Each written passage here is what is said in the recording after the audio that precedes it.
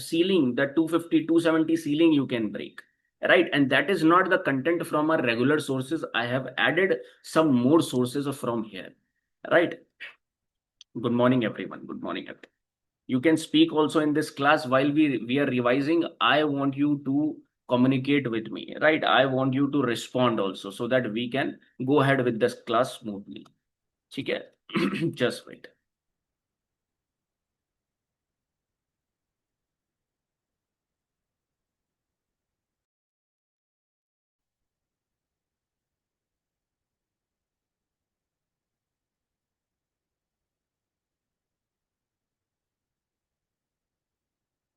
Right, miss.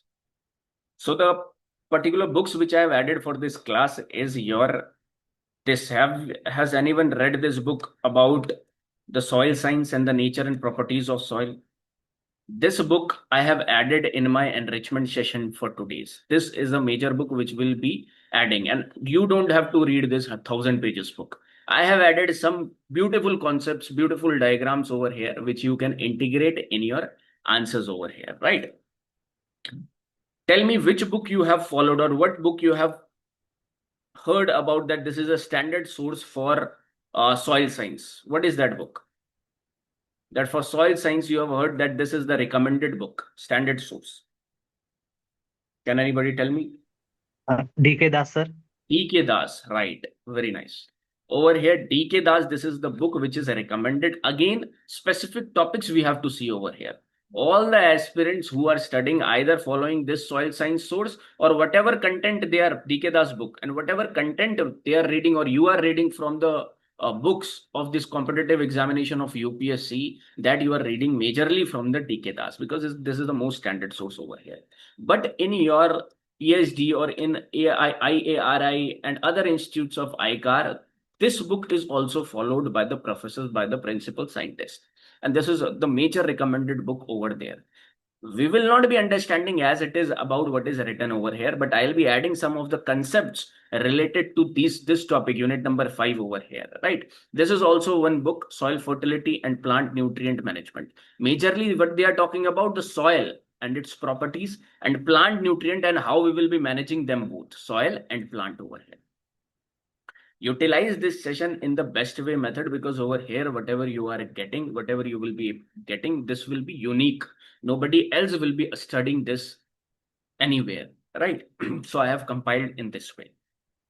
Other books are Handbook of Plant Nutrition, Introductory Soil Science also. These books also you will be finding. This already I am telling you that whatever content you are seeing in your notes or whatever content in other books also, all the aspirants are referring to this DK Das over here.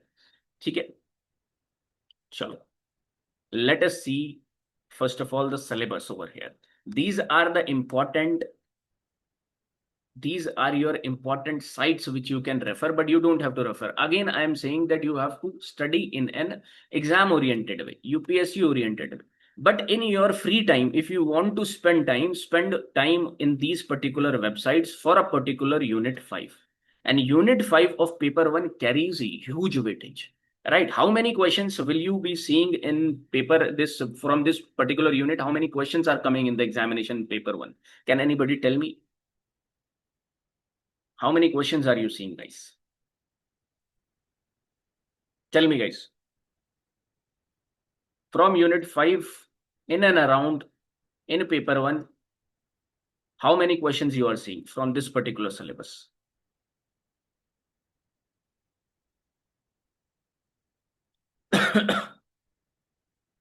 Tell me.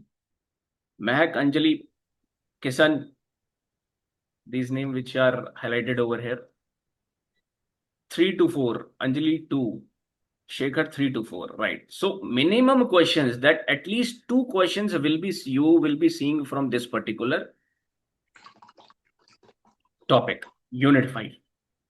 Okay, minimum 2 questions. Major or maximum 4 questions you will be finding. In 2024 mains examination, they have asked 3 questions from it. Major unit, major part you will be seeing from it. Okay. How we have divided it over here in this format. देखो, this is the syllabus line you all must be knowing. Everybody should ratify these syllabus line. Even if you don't have any points in the examination, you are not coming up with points. If you remember these syllabus lines, you can make up the points. 1 point on ecological problem, 1 point on problematic soil, 1 point on nutrient management of NPK, 1 point on the physical property, 1 point on the biological property. If this situation arises that you don't know nothing about that particular topic and you know that this particular topic is from soil science, then you can utilize this syllabus lines as it is too. Right? So in this way, you can go ahead with this. Now let us see how we have bifurcated these topics. These are the major topics over here, and in this session we will be trying to consolidate these topics over here, guys. We'll be trying to consolidate whatever topics over written over here, like processes, factors, soils of India, essential plant nutrients, other beneficial elements. Now over here, all topics are not carrying that much importance in the examination, but certain topics are very important. For example, in UPSC civil services, from last 20 years, soils of India questions have not appeared in the examination, but in Indian Forest Service, you will see 2 times they have asked question on soils of India. From here, soils factors affecting greenhouse gases emission, you will not see any questions which is coming in the civil services as well as in Indian Forest Service. Why they are not giving questions from here? It is because there are other important topics mentioned over here which will be coming first over here, right? Like over here, soil physical, chemical, biological properties, mineral and organic constitutions of soil, essential plant nutrients and other beneficial elements in soil. Direct questions they have asked from here, guys, and I'll be showing you the 2024 mains examination too. Again, I'm saying this time you, right now from June, July, August till November, October, this time is for making your optional strong. And by strong, I say that you prepare for the 300 plus marks over here. Your preparation is such. By my lectures, which I am assuming that if you have seen is as it is, then you will be seeing that you might be scoring, you can score 250, around 250 by those lecture itself. But for 300 plus, you need extra efforts, you need extra content, which will be happening by these sessions, guys. Again, I'm saying some people will be writing mains of this 2025 right now. Some people have just joined my lecture series and they will be seeing for 2026. And some people are already selected over here in civil services also, in state PCS service also. They want to utilize it for rank improvement. Right. So these are the different agenda you all are having. Again, we will not be wasting time. Whatever I have discussed in my classes, video lectures, that I'll not be repeating again. Okay, try to understand, be comfortable. This is going to be a long session. One by one, we will be covering every aspect of it. First topic which we have started in our class is from, can anybody tell me? And open up your mics, guys. Try to communicate. Try to be in sync with the class. Okay? The more you will be communicating, the more you will be engaging with the class. Tell me from what topic we have started our soil science and nutrient management topic. Tell me. Process and factor of soil formation. Process co-education, process and factors of soil formation you will be seeing. This we have understood it first. Then we have understood soil physical, chemical, biological properties. And then soils of India over here, that was the homework for you. We'll be discussing it in short again over here. And then mineral and organic constituents of a soil and their role in maintaining soil productivity. These four particular subparts, subunits are talking about the soil and its components basically, and its utility, its uses, their role. We will be discussing by these 4 units over here, 4 subunits over here. This will be giving you the overall idea about soil.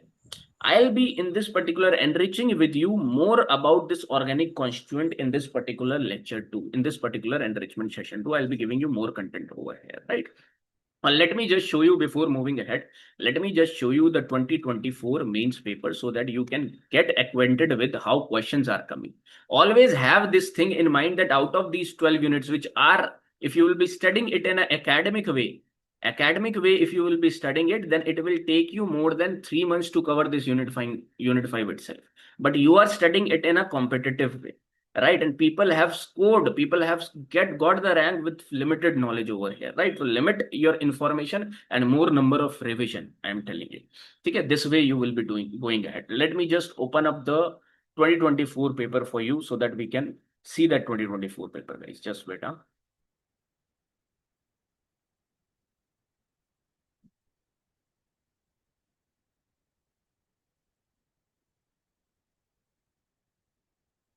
I hope you all can see this 2024 examination paper over here, guys. Just see over here. Dekho, over here, what is the format of this paper? That there are 8 questions divided in 2 sections. I'll be showing you. 8 questions are divided into 2 sections, section 1 and section 2. Printed in both Hindi and English, you will be finding.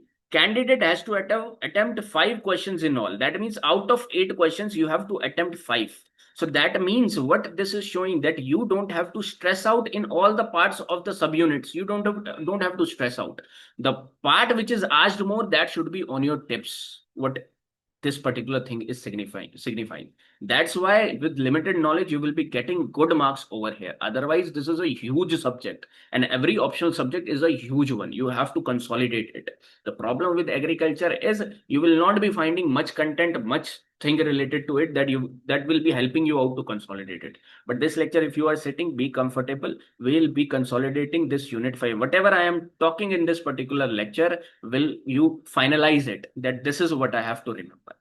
See over here that question number 1 and 5 are compulsory. Sometimes people read it incorrectly. They read it question number 1 to 5. They think that 1, 2, 3, 4, 5 are compulsory. Though majority of the people are good and they understand it, but sometimes mistakes happen, right? So question number 1 and 5, that means 1 and 5, 2 questions are compulsory.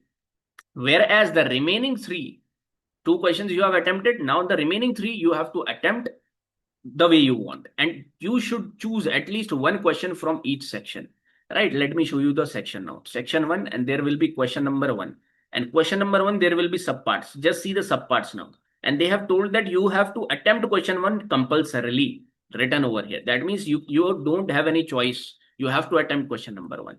Next question is 2, and there are 2 parts only. Now it is up to you whether you attempt this 2 question over here, 3 parts, 2 question is, or you have to attempt 3rd question, or you have to attempt 4 questions over here. It is up to you, right? Whereas in section B, you will be seeing again 5 is compulsory. There is no choice that you have to attempt 5 question, this 5th question over here. Or then there will be choice that either you attempt 6th part, 7th question, which is having again 3 parts, and 8th question over here, right? In this way, the whole paper 1 is there, and paper 1 is divided between 8 units. And out of this 8 units, today we are consolidating unit number 5. So let us search down the unit number 5 questions which have come in 2024 examination over here. Let me just refresh it for you guys. Okay, over here you see. Can you identify this question? Discuss briefly the principles of agroecology. What you will be understanding as it is, the syllabus lines are coming. This is unit number 1, guys. Right? As it is, they are giving you principles of agroecology. And if you have seen my lectures, as it is, we have understood the principles. Then over here, pulses productivity, unit number 2. Social forestry, unit number 3. Cultural methods, unit number 4. E part, you see, this is unit number 5 over here. What is this? You focus upon it over here, guys. This is the part where we study this part. Tell me, guys. What are the 2 steps of nitrification, and enlist microorganisms responsible for each? Write down the importance of nitrification. Where do you study this? Under unit number 5, under which head you study this particular nitrification part? Nitrogen fixation. Nitrogen fixation. Great, man. Nitrogen fixation over here. Under nitrogen fixation, you study about, and today I'll be elaboratively again making you a chart. In this session, I will not be teaching you. Teaching has already been done. In this session, I'll be telling you how to consolidate, how to make mind maps, how to make this representation better of your answer. This we'll be talking about too. So that means nitrogen fixation, you will be seeing this topic. Then this is your in physical environmental. This is of other unit over here. This is of unit number 2. Again, when we'll be discussing unit number 2 or consolidating unit number 2, then we'll be seeing this. Every unit wise we'll be going ahead. Okay. 3rd A part over here, you see, as it is, they have asked whatever you study in the class. What is Arnon and Stout criteria for plant nutrient essentiality? And give account of forms of each essential plant nutrient element absorbed by plants. That means give account of forms, in which form the particular plant nutrient is absorbed by the plants. Ionic form, or nitrate form. This forms they are talking about of every plant nutrient. If you have seen my lecture, I have told you that in what forms they are being taken up like this. I have shown you also. Again, we will be seeing in this particular class also. That means second question, you are finding it from unit number 5. Then over here, unit number 3, this is over here, you see third C part. See this third particular question will become favorable for you. Why? Because over here, 2 questions are from unit number 5. And unit number 5, you have done it very well. So in the examination, you will be choosing 100% this unit, this question number 3. Why? Because A part is unit number 5 and C part is also unit number 5. Whereas B is very easy, where they're talking about the unit number 3, forest and its product. Try to understand very carefully. Third C part you will be seeing, guys. Give account of soil fertility evaluation techniques. That means it is not about only one technique, you know it well. You have to know it a broad idea that what are different techniques, soil fertility evaluation techniques. And list the points to be considered along with soil test values. And list the points to be considered along with soil test values. Soil test values, so we have to consider.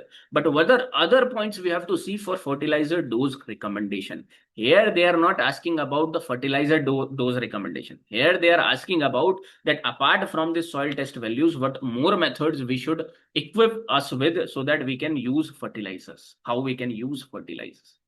I hope you must be understanding this. Again, this is your syllabus line topic.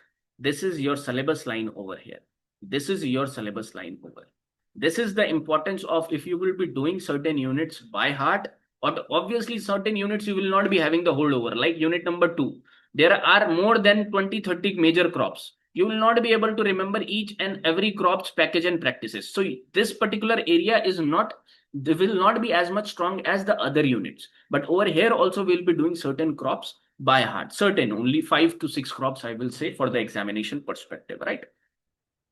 Okay, so this is the 2024 paper I have shown you, and where unit number 5 you will be seeing 3 major questions have come. Apart from that, we will be analyze it some other time when we will be seeing some other unit, guys. Okay, I hope this much you have understood over here. Let us move forward and let us see now our content of where we were studying that. Okay. Let us see over here.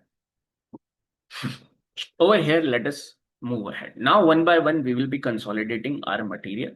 We will be starting with processes and factors of soil formation. Processes and factors of soil formation, guys. That means soil formation processes, or you can write it as soil formation factors and soil formation processes. Again, I have in the class, I have told you, I have taught you from the basics.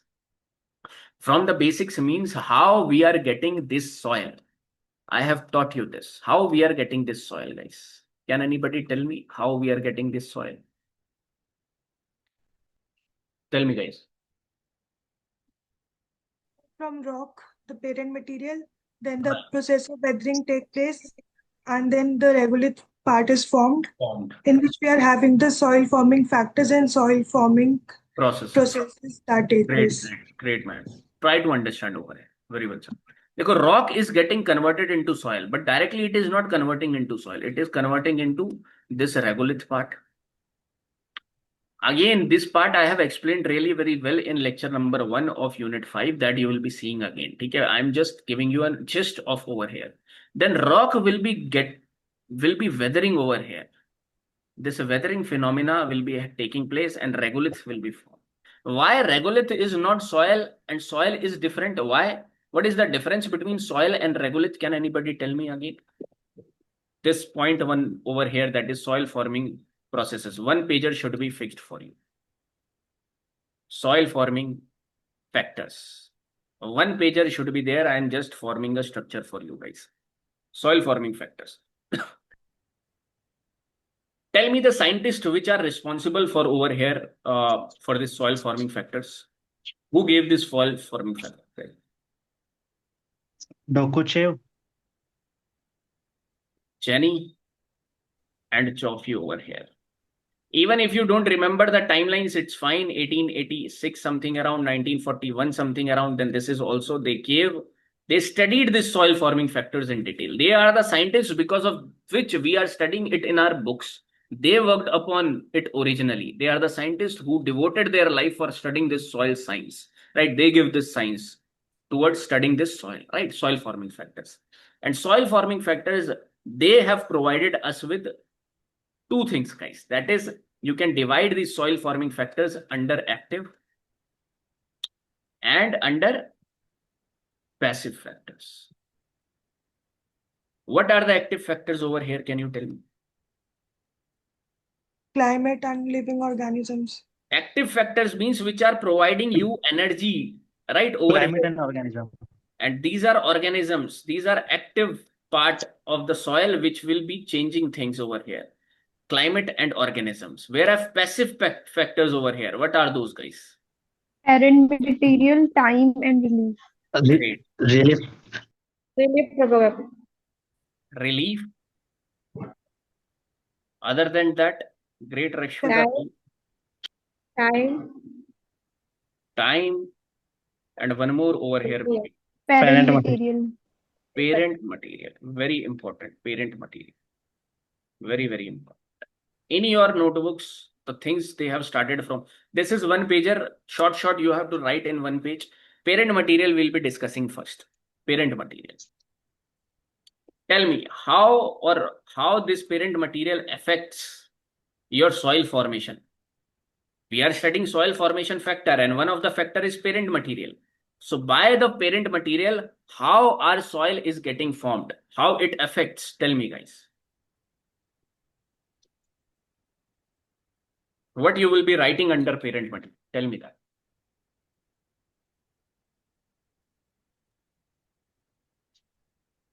Material इससे soil बनेगा future में.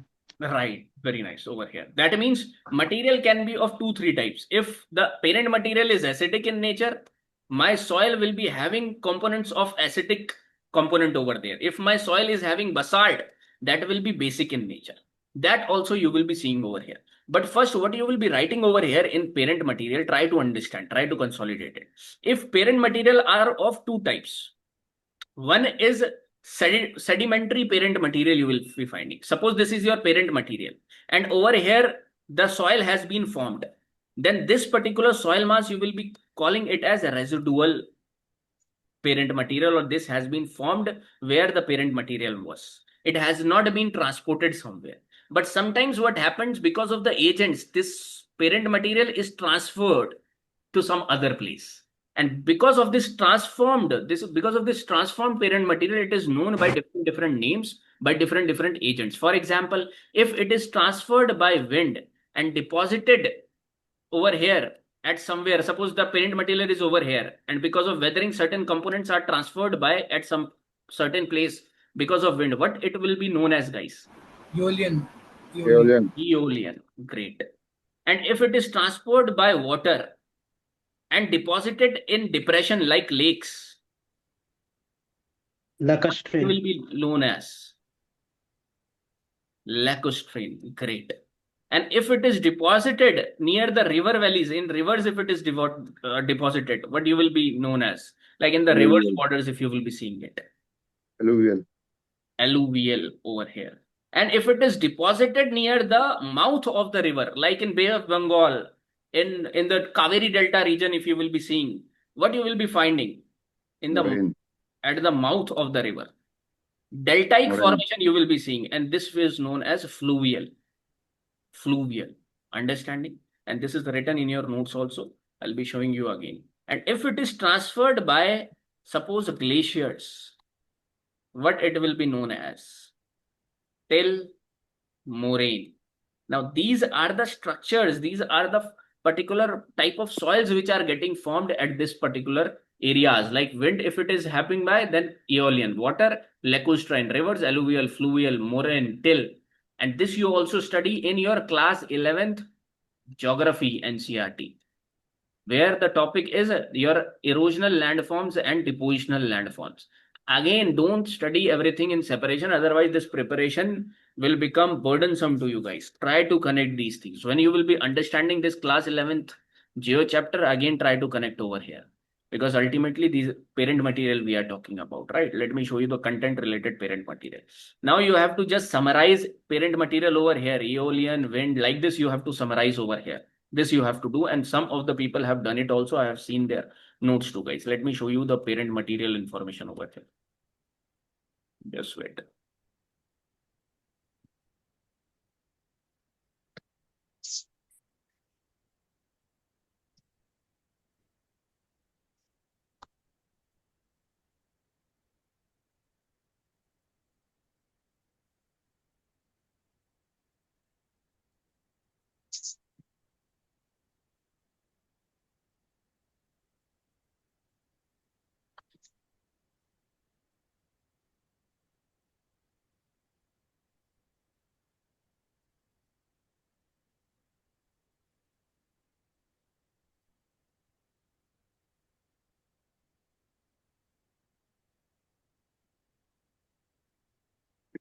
See this, guys, parent material.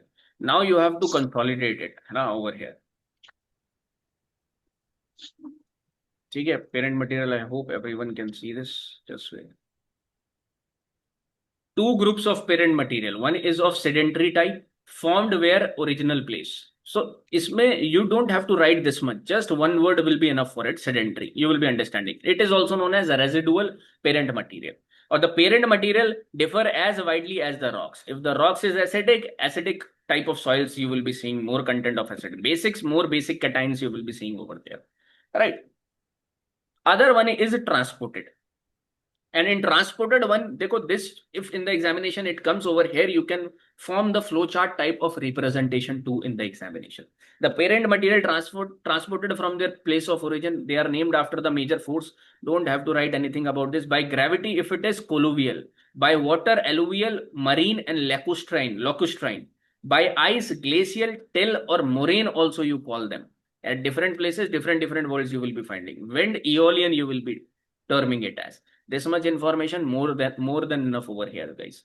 Colluvian, again, it is a poorly sorted materials near the base of strong slopes transported by the action of gravity. Generally, you will be finding it at the hill slopes over here, moved down by the gravity over here. Alluvium, you will be finding over here. Lacustrine, again, same things are written over here, guys. Moraine, it is because of the action of glaciers.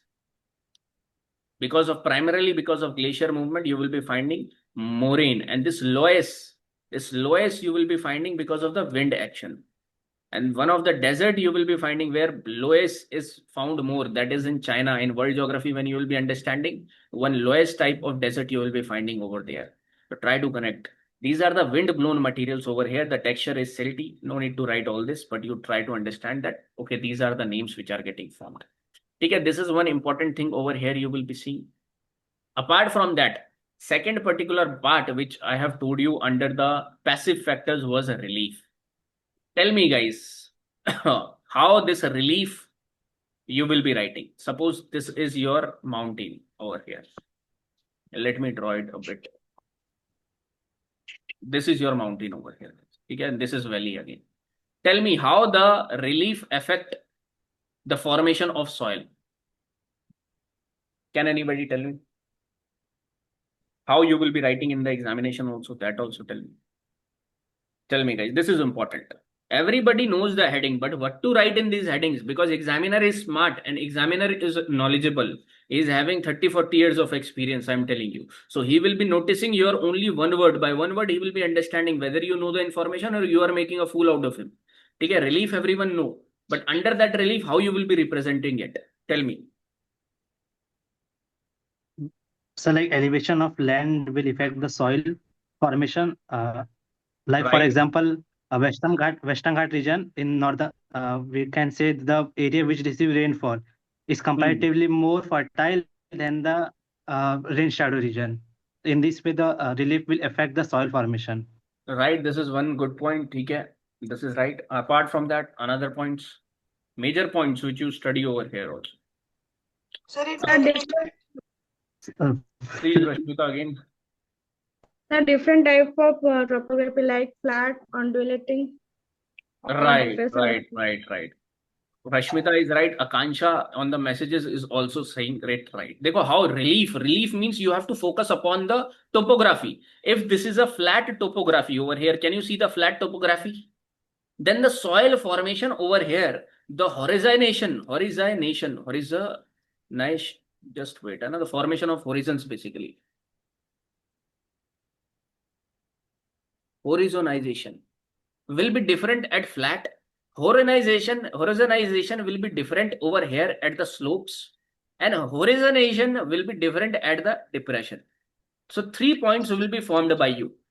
Again, focus upon 250 words, and 250 words, only 20 words you have to give to relief. If they will be asking you direct question on soil forming factors, only 20 to 10 words you can devote to relief.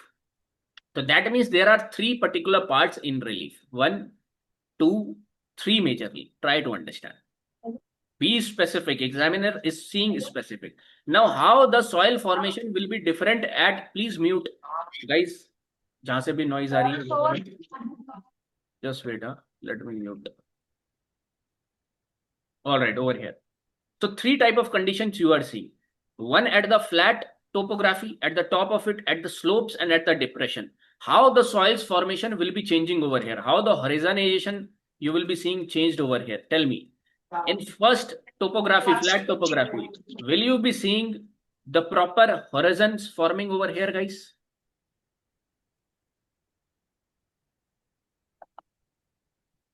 Yes, sir. Proper horizons means you will be finding A layer, means you will be finding B layer. Will you be finding E layer over here?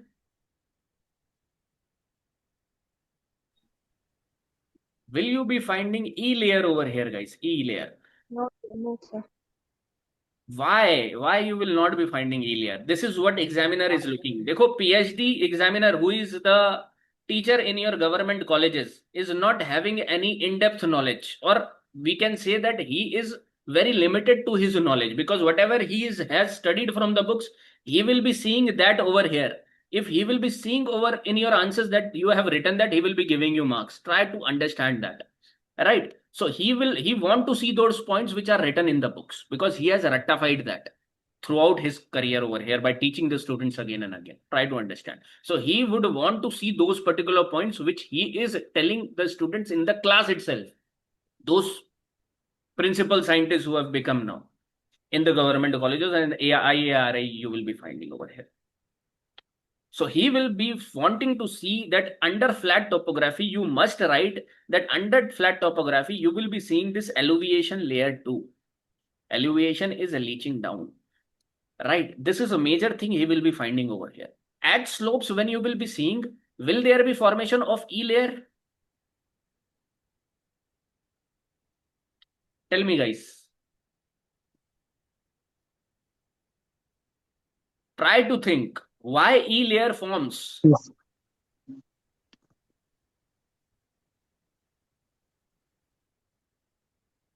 देखो, E layer is forming. Suppose wind is, suppose water rainfall is happening over here.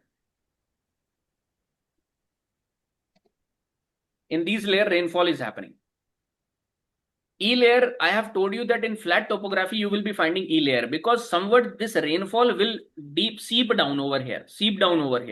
And because of this, the nutrients will be transferred to the B layer, and this layer is known as E layer over here. Alluviation, you all must be knowing if you have seen my lectures.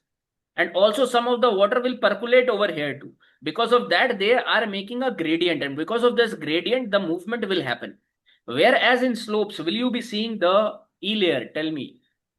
Slope, second part.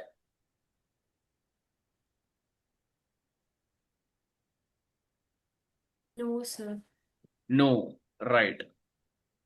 Good. यहाँ पर आपको over here you will not be seeing this E layer over here, guys. ठीक है? Why? Because over here the water will not get enough time to seep down. The water which is accumulating over here will be going ahead in the depression region. So no E layer formation you will be seeing over here. Small quantity of water will be absorbed by the A layer itself. So there will not be huge quantity which will be washing down certain minerals. So one prominent thing which you have to write, which examiner want to see, is that no E layer formation. This is the difference between the soil forming in the flat topography and in the slopes topography and in the depression topography. Now tell me the third factor, depression.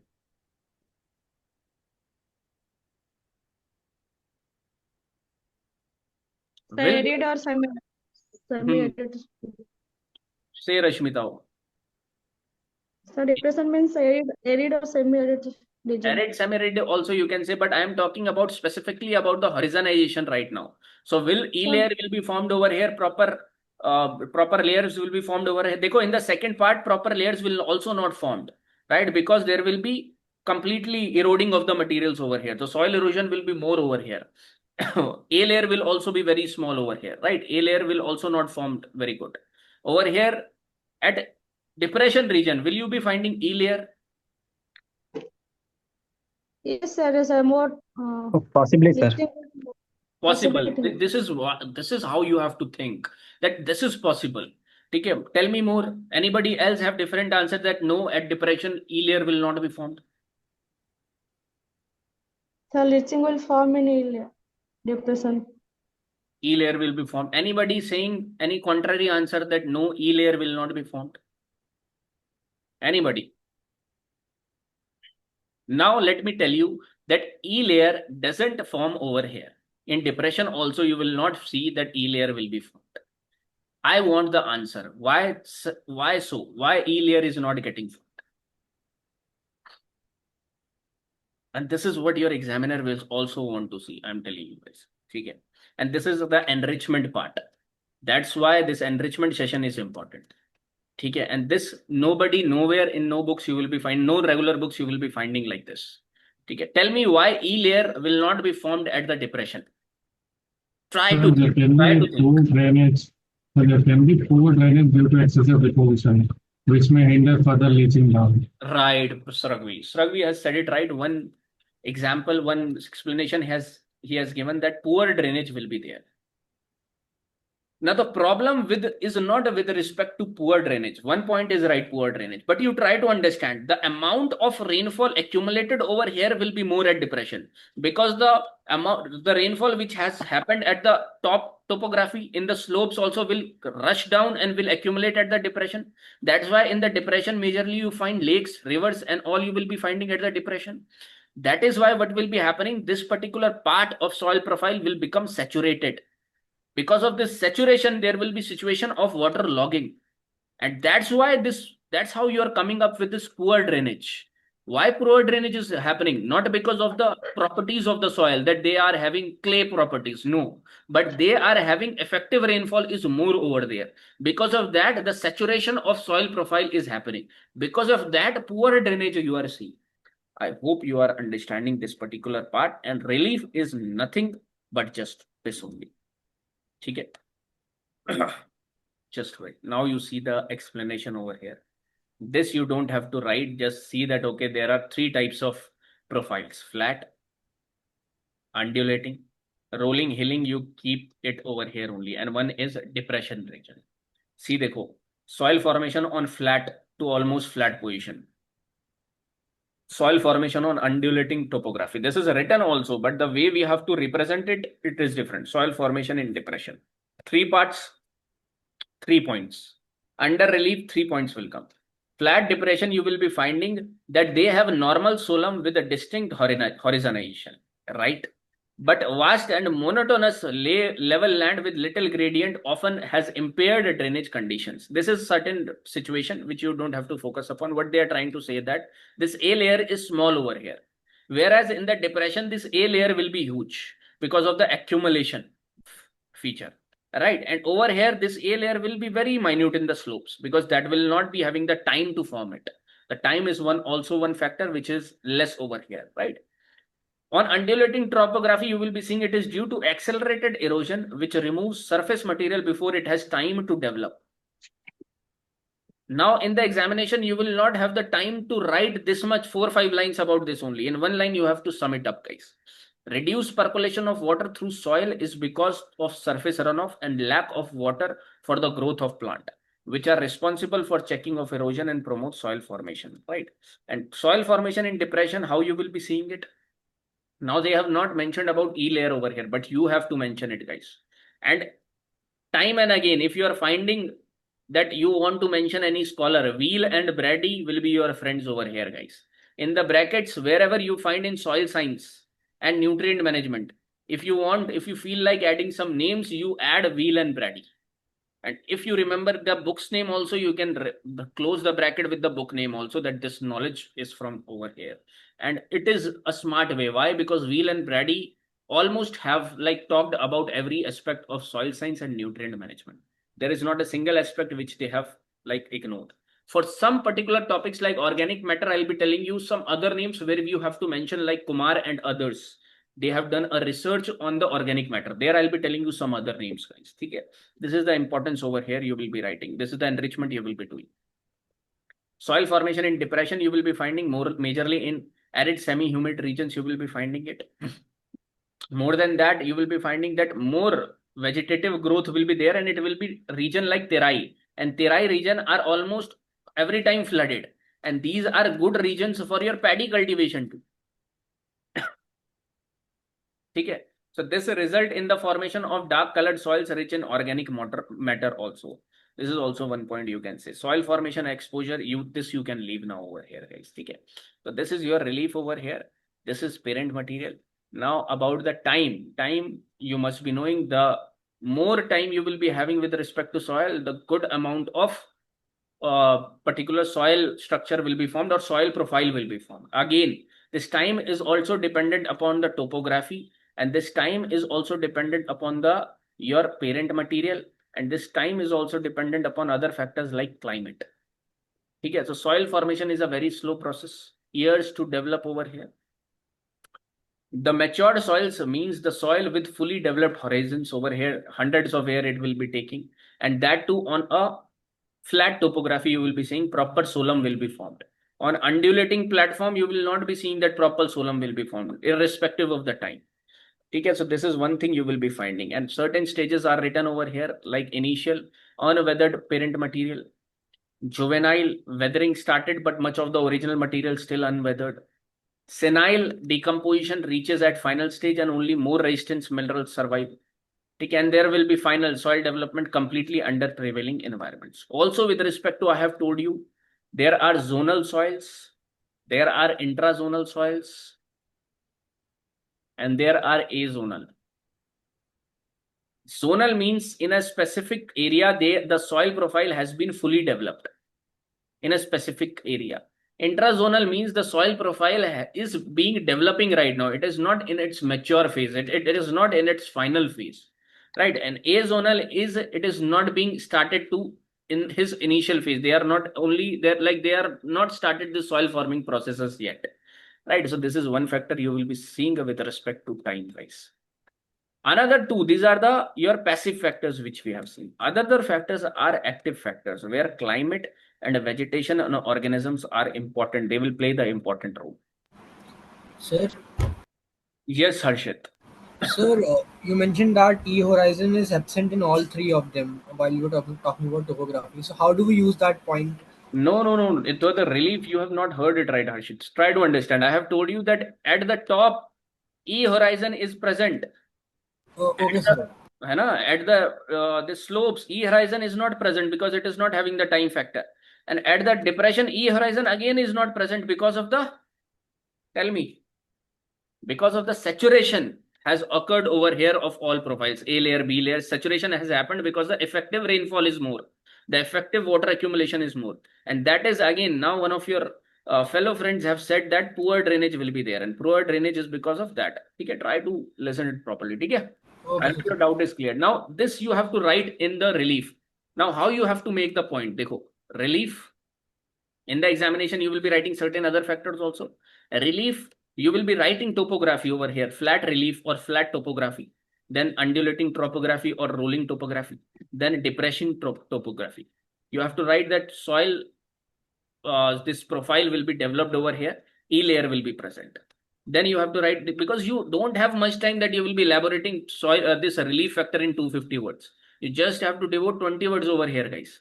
So rolling topography, no E layer will be present because of the time factor. Depression, E layer will again not be present because of the saturation and poor drainage. I hope you have understood it, right? Yes, sir. Now let us move ahead. Active soil forming factors, climate. Again, the way they have written, you don't have to write it in the examination, guys. Climate. How climate affects it? Obviously, we will be having several different climates all over our country too. In the world also, we are having different climatic zones. But climate, you have to represent how they will be affecting. Climate, again, I have taught you this in the class itself. That's why I'll not be focusing over here much more, because this elaboratively I have discussed. This is one temperature, and this is one over here rainfall. Now, when the temperature is high and the rainfall is high, this will be giving you a certain type of soil. Can you tell me what type of soil it will be giving us? When the temperature is high and the rainfall is high too, that means they are talking about this region, Western Ghat region, because over here normally this is near to equator, so temperature will be high. Why rainfall will be high? Because of southwestern monsoon. So in this region, a type of soil will be formed over here, guys, which is your laterite soil, which is laterization, one of your soil forming processes. Right? Right. Some Akansha Prakriti is replying also. Good. Okay, so that means you have to make the combinations now, guys. That how temperature is affecting the formation of soil and how rainfall is affecting the formation of soil. If the temperature is low and the rainfall is also low, what type of soil it will be forming over here, guys? Temperature is low and rainfall is also low. Then the soil profile will not be developed that much over here, you will be finding. Okay, they will be finding over here red and yellow soil type of soil will be formed over here. Okay, red and yellow soil, because sometimes you will be finding the more acidic cations or acidic part over there, sometimes basic cation over there, right? Whereas the most prominent feature you will be seeing in the arid and semi-arid region will be temperature will be high and rainfall will be low. And this will be forming your arid and semi-arid profiles, where temperature will be high, because of that evaporation will be more. And when these arid soils are getting formed, then there are chances that saline soils will also be formed in these regions. When your temperature is normal, or when your temperature is low and rainfall is high, then this will be giving you certain conditions of alluvial also, like in the upper Gangetic, lower Gangetic plains. This will be giving you other conditions, many conditions over here. Then you will be finding where temperature is low and rainfall is high. This is one with respect to the soil formation. Other with respect to that, climate does not affect only this particular soil formation over here. The climate is also affecting indirectly or directly to the vegetation too. And climate is also affecting the presence of organic matter. This you will be finding, you have to connect over here. So where vegetation will be more, where the rainfall will be more, the vegetation will be more over there. Where the accumulation of organic matter will be more, guys, tell me. This is interesting part. This is the forested region. High temperature, high rainfall. This is the grassland region.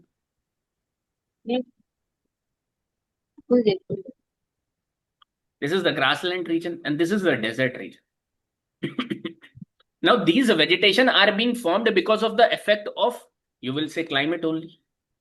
Low temperature, high temperature in the desert region, low rainfall. Grasslands, adequate, optimum temperature, optimum rainfall.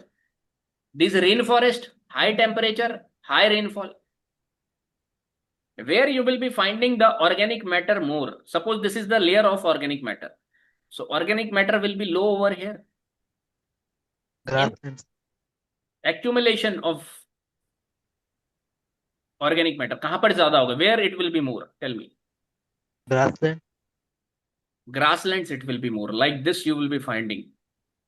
And then it will be less in what? In your forest. Give me the reason for it. The rainfall leaches. Leaching is more. Decomposition faster होगा और rainfall leach कर देगा. Very nice, very nice, very nice, very nice over here. ठीक है. Over here in the forested region, you will be finding more organic matter will be falling on the ground. But there will be not more accumulation. Why? Because decomposition will be higher because of high temperature. Because of high rainfall, somewhat leaching will be higher. Right? But the accumulation will be more over here in grasslands because the decomposition rate will be slower over here. That's why the accumulation will be more over here, guys. This is the confusion which I have seen it amongst the students, right? This must be clear with you. Just mute your particular mute, guys.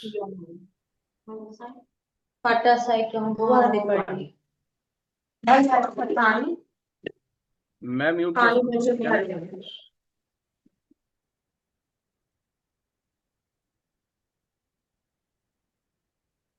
चलो ठीक है. So we were talking about this climatic particular part. Climatic part also you can highlight, not with respect to this, but you can highlight it with respect to high temperature, low temperature, high rainfall, low rainfall, like this. Right? Like this you have to highlight.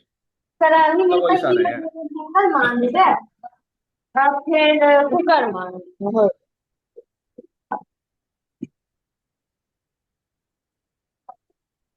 बेटा जिसका भी voice आ रहा है उसको mute करो जहां पर भी आपके डिस्टर्बेंसेस हो रही हैं. राइट? ठीक है. जब whenever you have to say something then unmute it. ठीक है. Otherwise it will be stopping the flow of the class. ठीक है. This you have to highlight over here. Climate affects the soil formation directly and indirectly. Directly how? By supplying water and heat to react with the parent material. And indirectly how? By determining the fauna and flora activities over there. ठीक है. Which furnish as a source of energy, and then it will be acting upon the parent material, and over the period of time it will be forming, like they will be releasing certain acids, salts, and then they will be forming a particular type of soil which we are seeing over there. Right? So this is climate over here. Precipitation, again you will be seeing how precipitation is responsible. Temperature, same things are written over here, guys. Okay. Another thing is organisms and vegetation, very very important over here. Organisms and vegetations are very much important because this will give you the organic matter over here. And the importance of organic matter in the soil is with respect to what is the role over here you will be finding, guys. Why organic matter is important over here? Tell me. How organic matter will affect your formation of soil? If in a particular soil organic matter is high, and if a particular soil organic matter is low, what are the characteristics of that soil you can say? First tell me about this case, that organic matter is high in a particular soil, and that is majorly because of high temperature or moderate temperature and high rainfall regions. You will be finding more organic matter. In the vegetative areas like forest, grasslands, you will be finding more organic matter. What do you mean by that? Acidic soil. You will be understanding that, okay, more, देखो, try to talk as per the fertility of a particular soil. Will the fertility of a particular soil will be more or not? Yes, sir. Fertility more. Fertility more. Sir. Will the CEC more or not? CEC later on. That's why you have to Yes, integrate all the points. CEC will be more. Tell me other points. Will the structure be better or not?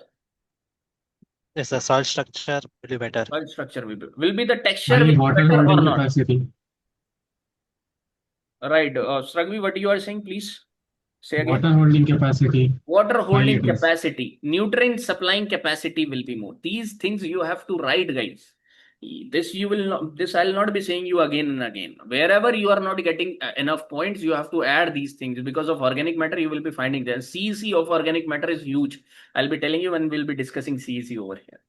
Structure, will organic matter will be affecting texture? No, texture is kind of permanent. Okay, and texture basically forms because of the parent material above which it has formed. Permanent texture remains permanent for most of the times, whereas structure is changing, and structure changes because of the addition of organic matter over here. So it will be having better composition of your soil over here, right? And because of that, vegetation will also be good for your humification. This humus material will be there, decomposition will be there, and it will also facilitate organisms. So organisms and vegetation are directly dependent upon each other. So organisms over here, you will be seeing that they will be helping to have the good aeration in the soil. Because of that, you will be finding they will be providing with good drainage also. And because of these actions, you will be finding that good water holding capacity will be there and flood-like situations will not be there. And because of that, good nutrient supplying capacity will also be built in the soil. So the regions having good organisms and vegetation will be having good soil profile formation. Okay, these are basic points over here. You will be writing. So the things which we are talking about was soil forming factors. How in the examination they have asked, if you will check the PYQ time and again, though this particular topic is not asked frequently, but whenever they are picking this topic, again I'm saying they will be directly asking you what are the different soil forming factors and explain it or elucidate it. Directly they will be asking. So you have to make this particular one pager over here. Okay, 5 will be there, chloropit, or arrange it in the form of active and passive guys. Okay. By this way, you try to format. Now moving on ahead, and we will be understanding the soil forming processes.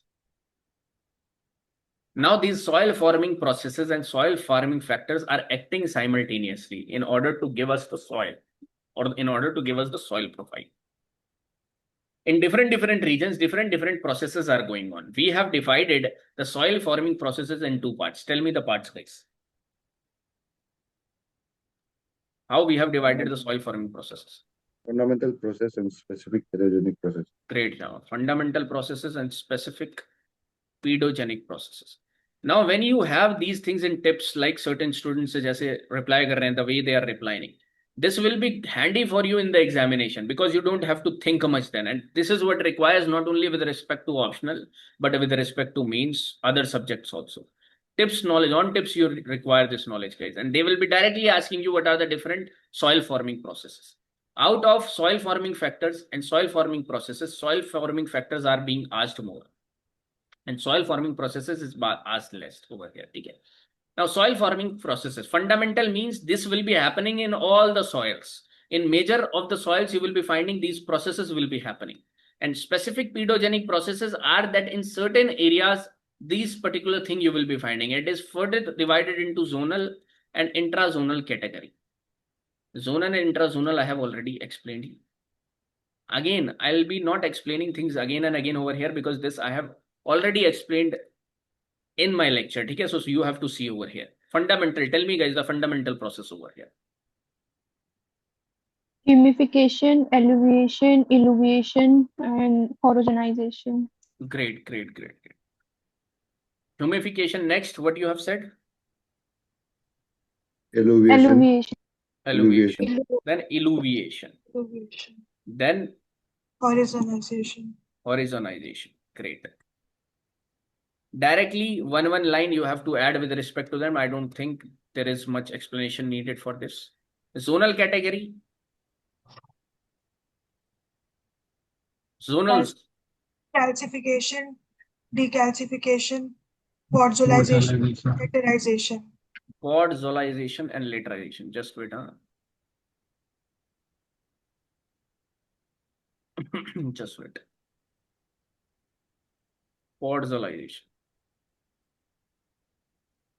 Podzolization and laterization. Calcification, decalcification, podzolization, laterization. One line definition should be with you. Again, I am telling you, these are broad topics. The podzolization feature is a broad topic you will be seeing in the temperate regions. But only one liner is needed for podzol formation. One line is needed for laterization problem. Okay? And that I have told you in the class also, and that is given in the content also. So here we don't have to enrich much. Limited content is needed. Intrazonal category, what you will be finding, guys? Glycization, salinization, desalinization, or solonization you will be finding. Solidization You will be finding over here. And one more, Pedoturbation. pedoturbation. ठीक है. Now what do you think? They will be asking question on pedoturbination alone and 250 words? No. So likewise, you have to fix this topic and move ahead in the class also. I have told you guys. Okay, let us see one by one. Very short, in a very short way, I'll be telling you because this has been already explained and you can go ahead or you go back to the lectures also, right?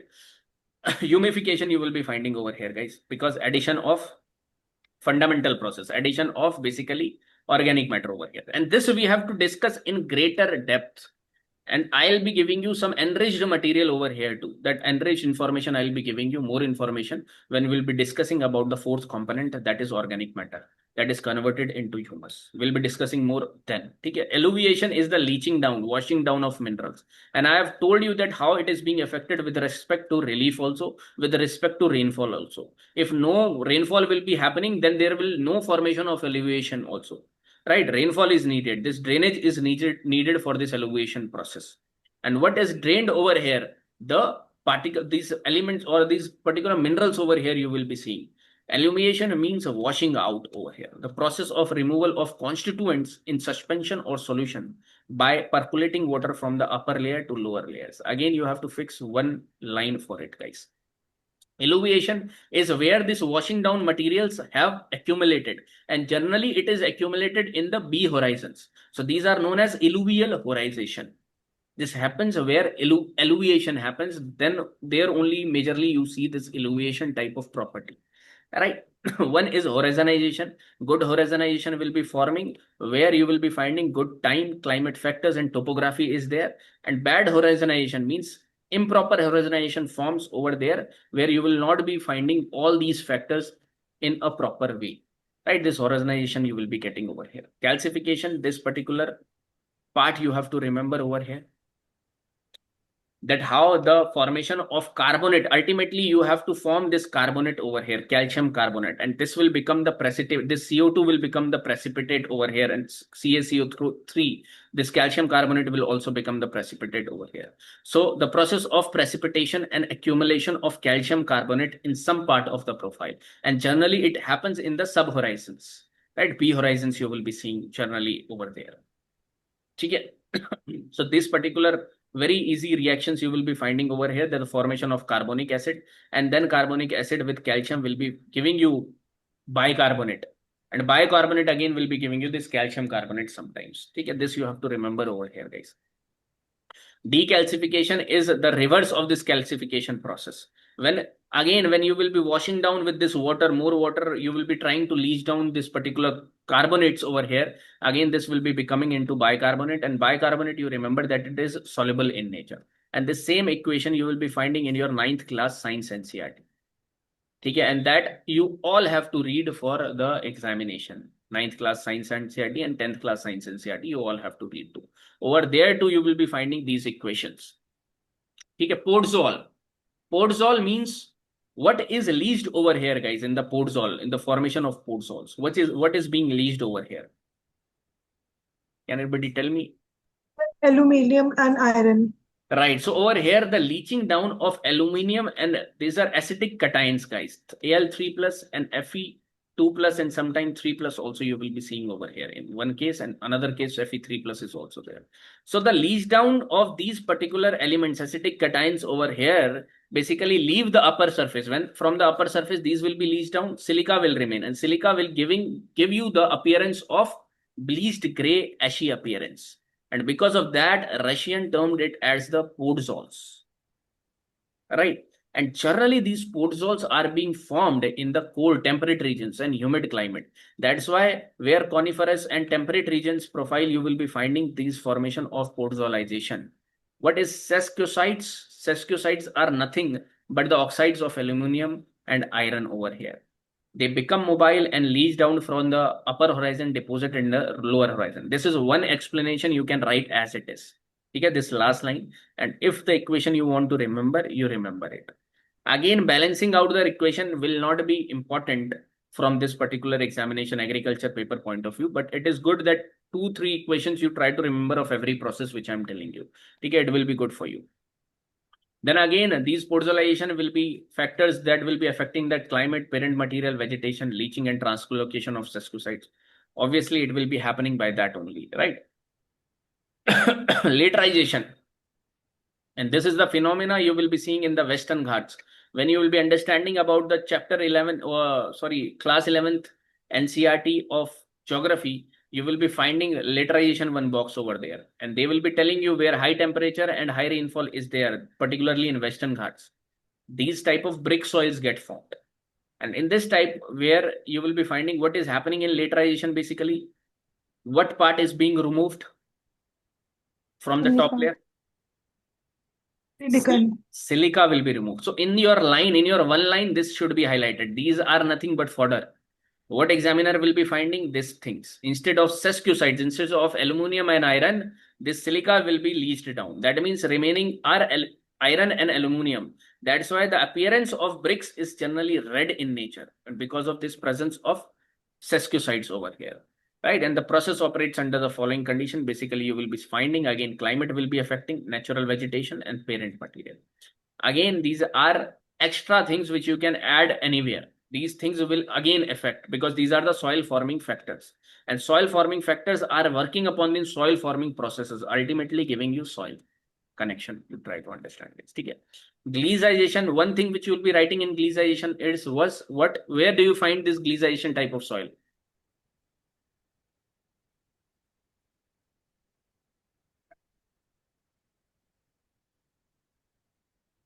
In the flooded region. That means in the heavy rainfall region, in the depression region, you will be finding this gleization process, which will appear bluish, grayish, and greenish in color. It is the process where the development of a glee horizon in the lower part of the profile is formed above the parent material because of poor drainage. And when poor drainage is there, that means waterlogged situation is there. And generally, waterlogged situations are happening where either the soil texture and soil structure is poor, also where the depression type of the relief will be bad or relief will be depression type. You will be seeing over there gleization you will be finding, guys. Okay, see this lower topographic position such as depression land where water stands continuously at or close to the surface. Brackets mein terai you have to write. Okay, the poor drainage conditions. So these points you have to add over here, guys. Other than that, apart from that, everything is fodder. Examiner will also be seeing this only. Again, this salinization is saline, where accumulation of salts you will be finding sulfates and chlorides of calcium, magnesium, sodium, potassium. And this I have explained really in depth in that how this saline are formed, how these acidic salts are formed in your saline chapter, so problematic soil chapter, and that will be explaining. I'll be explaining it in the end. Okay, problematic soil. That there you will be remembering, or there you will be seeing it in more detail. Desalination, where removal of salts will be happening by the leaching of excess soluble salts. Then solonization is the process of accumulation of sodium ions. Because if in a soil more number of sodium ion are present, what will be happen by that, guys? Tell me. What will be happening by that if more number of sodium ion are there? Soil structure deformation. Soil structure will deteriorate. And this process where soil structure will disperse, what we call this particular thing in the Flocculation. Flocculation and deflocculation. Deflocculation. Good. Deflocculation. You see my lectures again correctly over there. I have explained. If I will be explaining small things again, then we will be defeating the purpose of this class. Okay. Suppose again, but I'll be repeating over here because this is important. You have to add this information. Suppose these are soil particles. A good structure means that these soil particles will come together in forms of beds. Like this, they will be forming. So because of that, what is happening? Good drainage system is forming. This is called flocculation. Flocculate. The particles are flocculating. But when sodium has a property, when sodium will increase in this particular part, then sodium will give its effect of deflocculation. Means the particles will be dispersed now like this. And it will again emerge in the poor drainage situation and bad structure you will be seeing. I have explained in my lectures that why sodium contributes to this deflocculation. Again, you have to go over there, and I have told you that this is a monovalent condition, right? Because of the iron. Great. And why Ca2 plus and Mg2 plus are good? These are divalent. These are good what formation of soil structure, and they will be contributing to flocculation. Why? Because they will be holding two clay ions together. This you have to see my lectures. I will not be wasting your time and my time also explaining this again. Okay, over here will be enriching more information, new information. Okay, this is the same information which we had talked about, guys. Pedoturbiration, again you will be finding pedoturbiration means the disturbance in the soil, and this disturbance in the soil is good for soil aeration, for drainage part, and for the nutrient supplying capability too. So this pedoturbiration is happened by fauna, flora, and ergolic. Ergolic means that it is the mixing of materials in the soil by the churning process, while the swell and shrink clays, as observed in deep black cotton soils, you will be finding. Okay, so this is one part over here you will be seeing, guys. Fixate soil forming processes, soil forming factors. Apart from that, I have also taught in the lecture over here about the rocks, and rocks you will be doing it in your geography also, 3 types of rocks.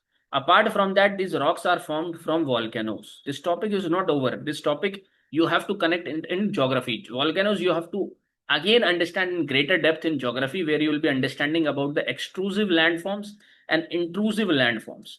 Can you tell me the name of any intrusive landforms, guys? Any intrusive landform? Bacolith. Dikes, bacolith, lapolith. Great. Really great, guys. Over here, this you have to rectify. This is batholith over here. These are dikes over here.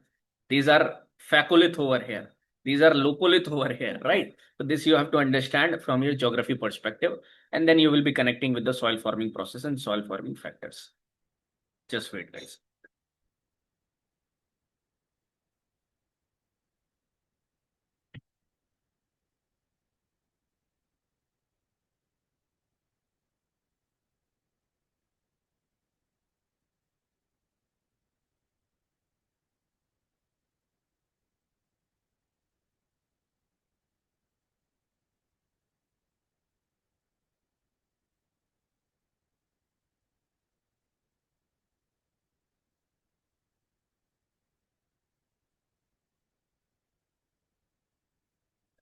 So from here, if question will come, then again, this is not very important topic.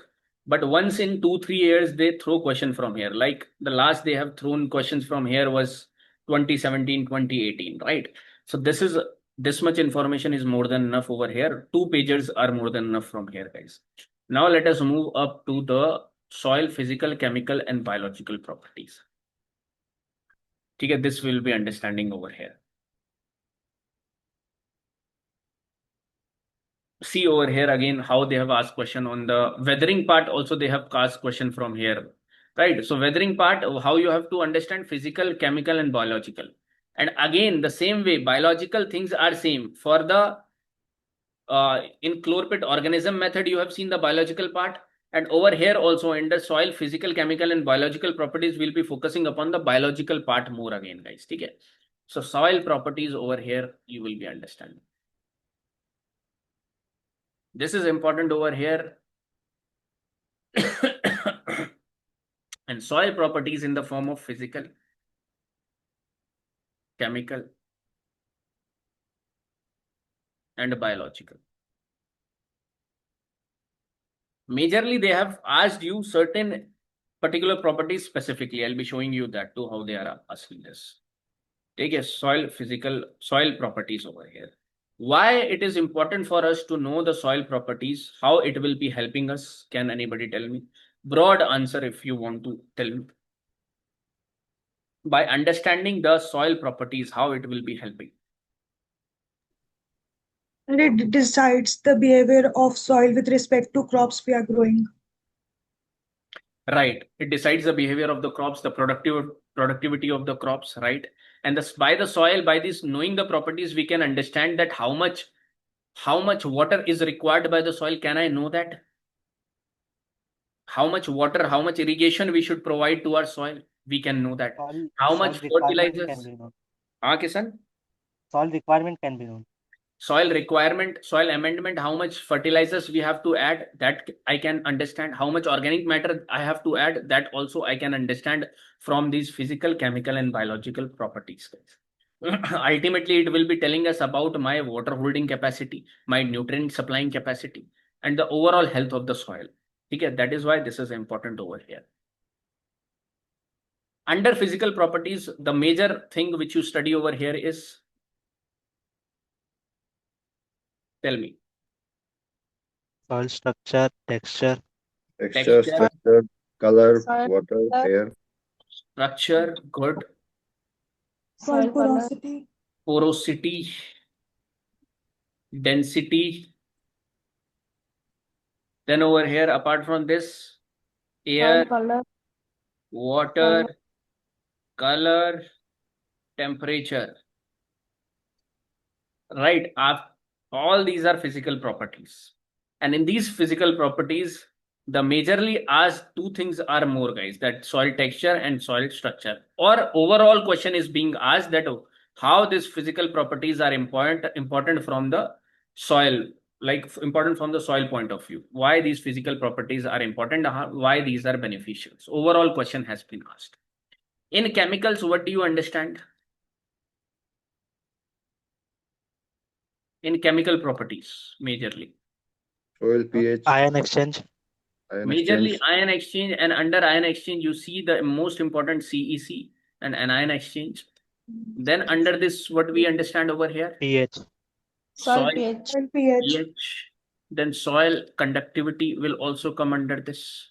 These are the major chemical properties, chemistry we understand of soil over here, right? And the most asked one is this CEC only.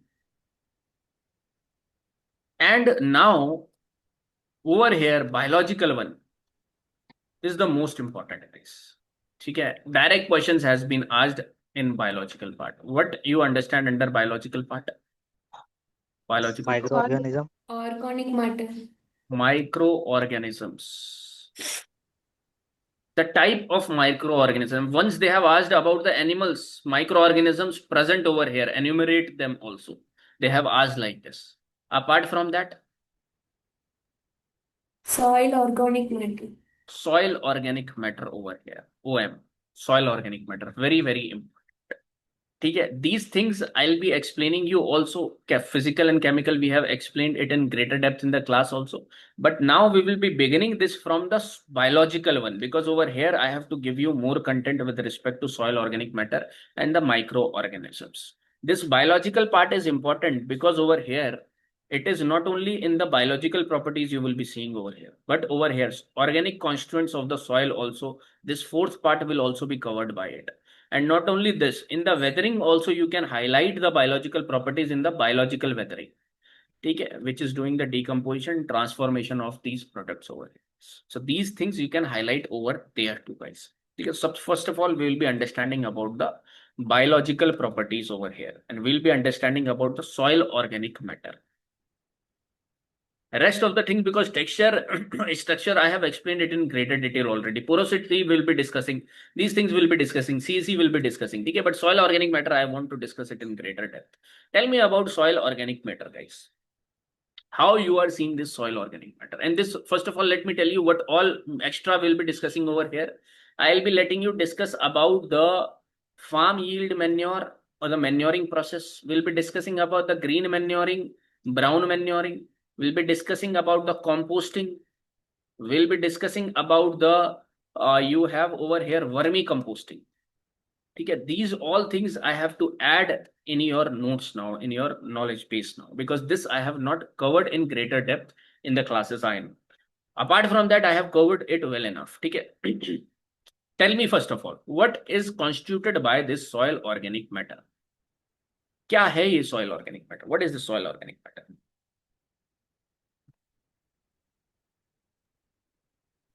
Flora and fauna in soil. This is containing your good over here. Fauna, that is microorganisms you are seeing. Micro and macro too, it will be coming over here. Organisms, that means in my soil organic matter, there are organisms present. And what more over here you will be finding? Soil and organic matter is containing my plant and animal residue over here. This is. Plant and animal residue. Just wait over here. Let me open up the different slide, guys.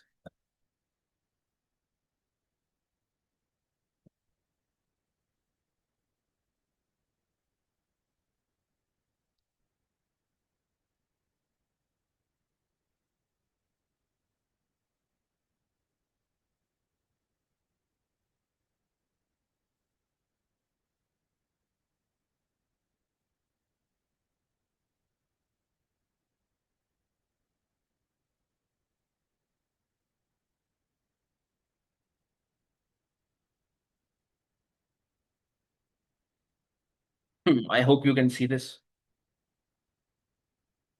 Now, this is the as it is definition in one line. You have to sum it up, and major of the things I have taken it from the FAO's particular article journal you will be finding in 2005 they have published, and that is freely available on their site too, FAO's. Okay, when you will be searching about the organic matter. Over there, you will be finding that soil organic matter is any material produced originally by living organisms. Organic means there is the work of living agent. And living organisms means it can be plant and animal. That is returned to the soil and goes through the decomposition process. And after some time, you will be finding that it consists of a range of materials from intact original tissues to substantially decomposed mixture material known as humus. That means humus is different. Organic material is a broader term. Under this, humus will come. Okay. So see over here. This is very important. Soil organic matter is containing your living organisms which are acting as the soil engine. This is very important image over here, guys. And it is also containing your partially decomposed plant and animal residues. Okay. Now, if these plant and animal residues are decomposed completely, then it will be forming my transformed products. Very important. Transformed products. And this is only in this category only you will be finding humus. Humus is not coming right now. When plant animal residues are completely decomposed, they are transformed material. In here also you will be finding certain undecomposed materials too. And which are unaltered means they are not decomposed completely. Means if the surface, if you are seeing a leaf, partially decomposed leaf, and you can see that, okay, this is the leaf remain, or this is a dead animal remain, then these are partially decomposed over here. Unaltered materials you will be finding over here. Whereas if the material is in powdery form, powdery blackish brown form, and you cannot say that, okay, this is a plant remain or an animal remain, then this is a different layer, and this is known as transformed over here. These are transformed basically.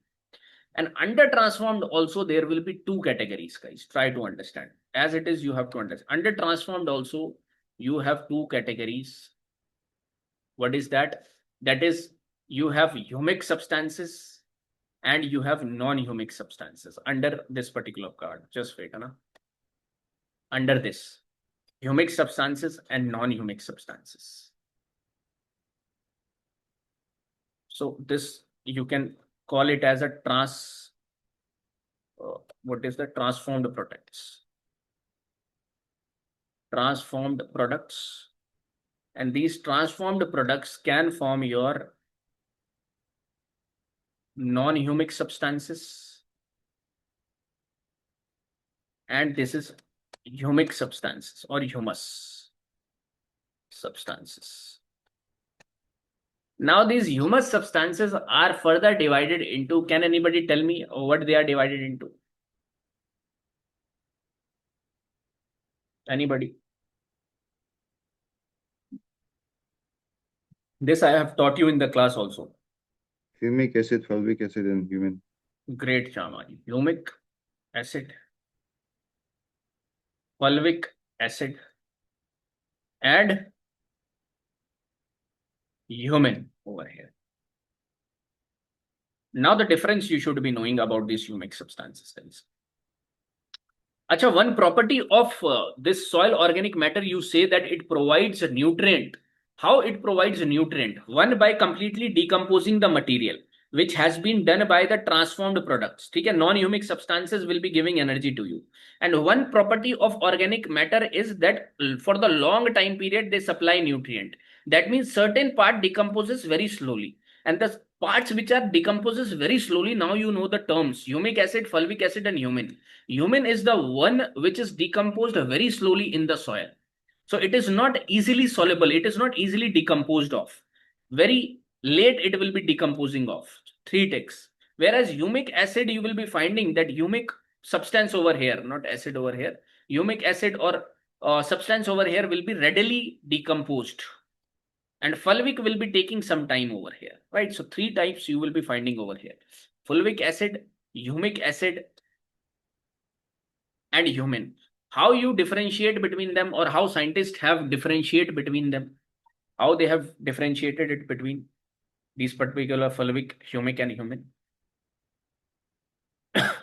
By utilizing the acid and alkali, that means base solution.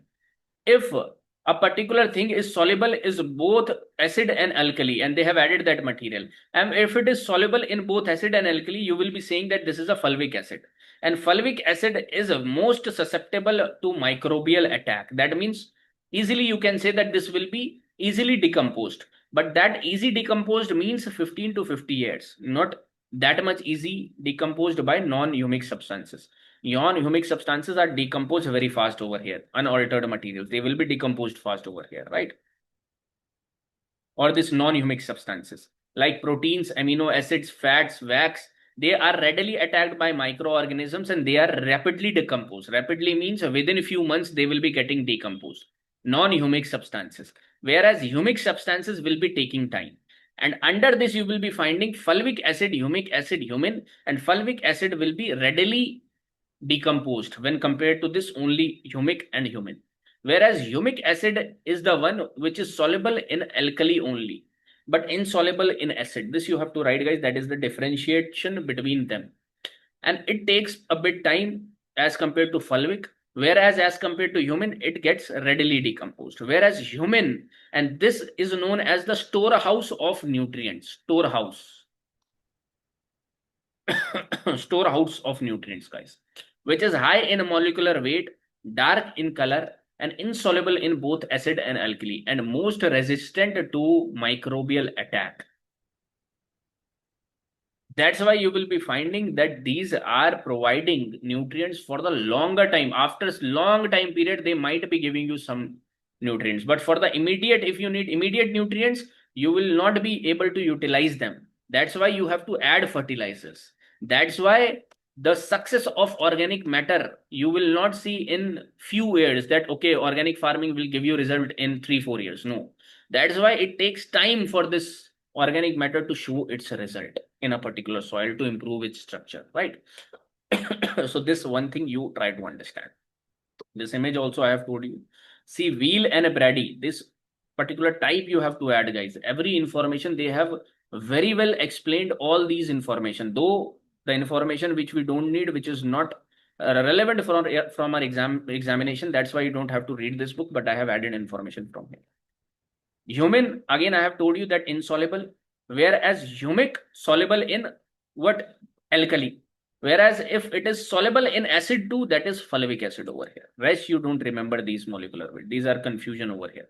Just you have to add these information, guys. I hope you are understanding this, what we have understood over here.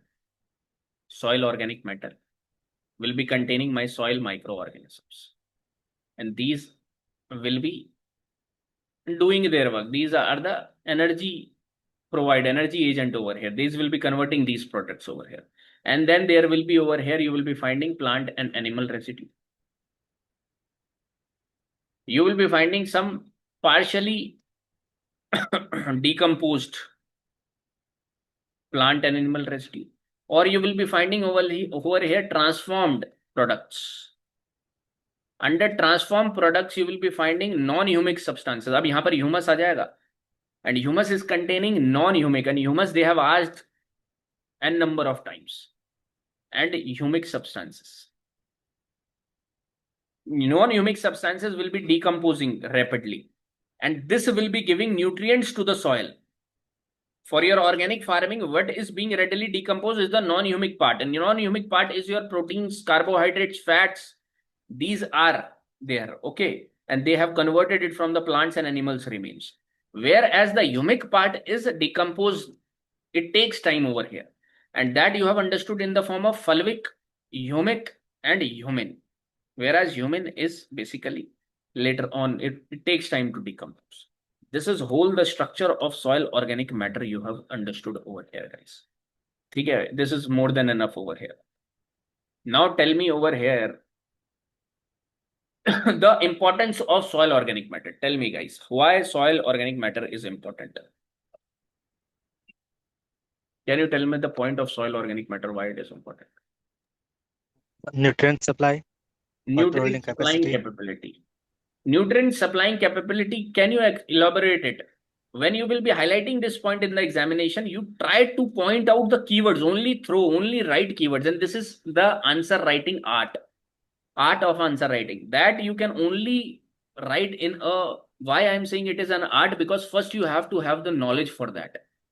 What I am seeing that people usually starts answer writing because before accumulating knowledge, before accumulating this content, and they directly start answer writing. So when you don't know any information about a particular content, how you will be writing any answer to it, and how you will be developing any art to it, right? So for the answer writing process, first you have to have the knowledge. Now you know that the soil organic matter is having nutrient supplying capability, and if you have to elaborate this point in one line, what all points you will be writing over here, guys? Tell me. Non-humic. Tell me again. Help Nutrient in cycle. proper Reservoir of nutrient. Reservoir of nutrients, right? It will be acting as a nutrient reservoir of nutrients.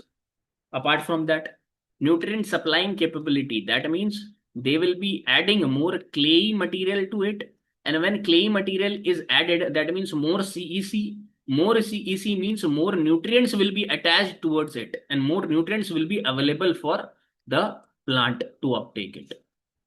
Right? This is one connection you can have over here. Also, it helps in building the structure. Good structure it will be helping. How? Can you elaborate it? Now, in one line, when examiner will be saying clay, CEC, nutrient, he will be understanding that you have knowledge. You are not bluffing about this statement, because NSC everyone can write a nutrient supplying capability will be increased. Even a non-agri students will be explaining this. But when you are adding this CEC, this particular uptake of nutrients in a particular clay material, that will not be written by the non-agri students, or the journal GS answer will not look like. I hope you are understanding this. Structure, how it will be improving the structure? Tell me. By adding humus. By adding humus, right? What is humus? What is humus doing? How? I am telling you. Structure, we are already writing the good structure will be formed. But how? Sir, to enhance the water holding capacity. Right, over here, water holding capacity will be improved. But first of all, I am asking how this structure is being made better by the soil organic matter. Why? By adding soil organic matter, structure is becoming good. Why? Flocculation. Flocculation, good. Like this, you have to throw the words here. You already know it. Just you have to write. Flocculation means, now why this flocculation is happening? Because it is acting as a glue agent. Because the enzymes produced by this decomposition of organic matter and the decomposition of these microorganisms in the soil will be releasing some enzymes. And these enzymes will be giving this sticky type of thing, stickiness it will be giving. And because of the stickiness, because of this glue feature, these particles will be arranging together and will be flocculating. And a good flocculation, then next point should be coming over here, water holding capacity will increase. Same point you write over here. I hope this is art. And how art is coming? First, you have to have the knowledge base. I hope you all are understanding. Work really hard for it, because limited knowledge will give you more dividends. You already have these words, like you have said flocculation. Okay, like you have said these particular, that how microorganisms will be giving you certain enzymes. This you have to write over here, guys. Okay, अब यहाँ पर आप देखोगे, you will be finding more information. Provide, Akansha is saying provide exchangeable cations, right?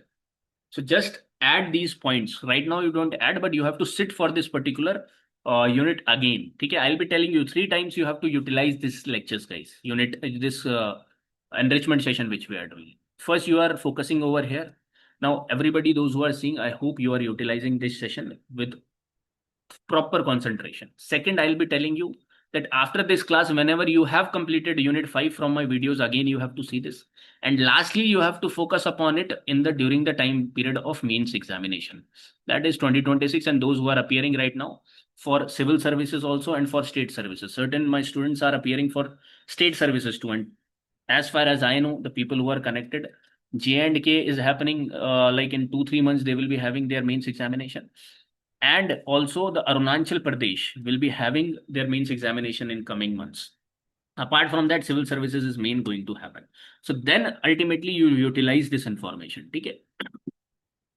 Soil organic matter, improve soil structure and aggregation.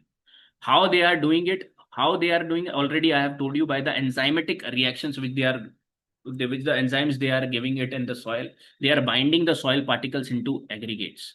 What is happening by that? Aeration, porosity, and root penetration is good. Okay, addition of farmyard manure, FYM will be added over here. Right, if you want to write some scholars, leave these scholars. For organic matter, you can add Brady and Wheel. Or in fact, you can write DK Das also. Okay, these particular scholars you can write over here. Enhances water holding capacity. How they are enhancing the water holding capacity? By increasing the porosity, and when porosity will be there, you will be seeing that good porous they are making these soils. So they are basically increasing the water holding like 10 to 100 times to weight in water. So this is improving both. I have a sandy soil, I have a clay soil.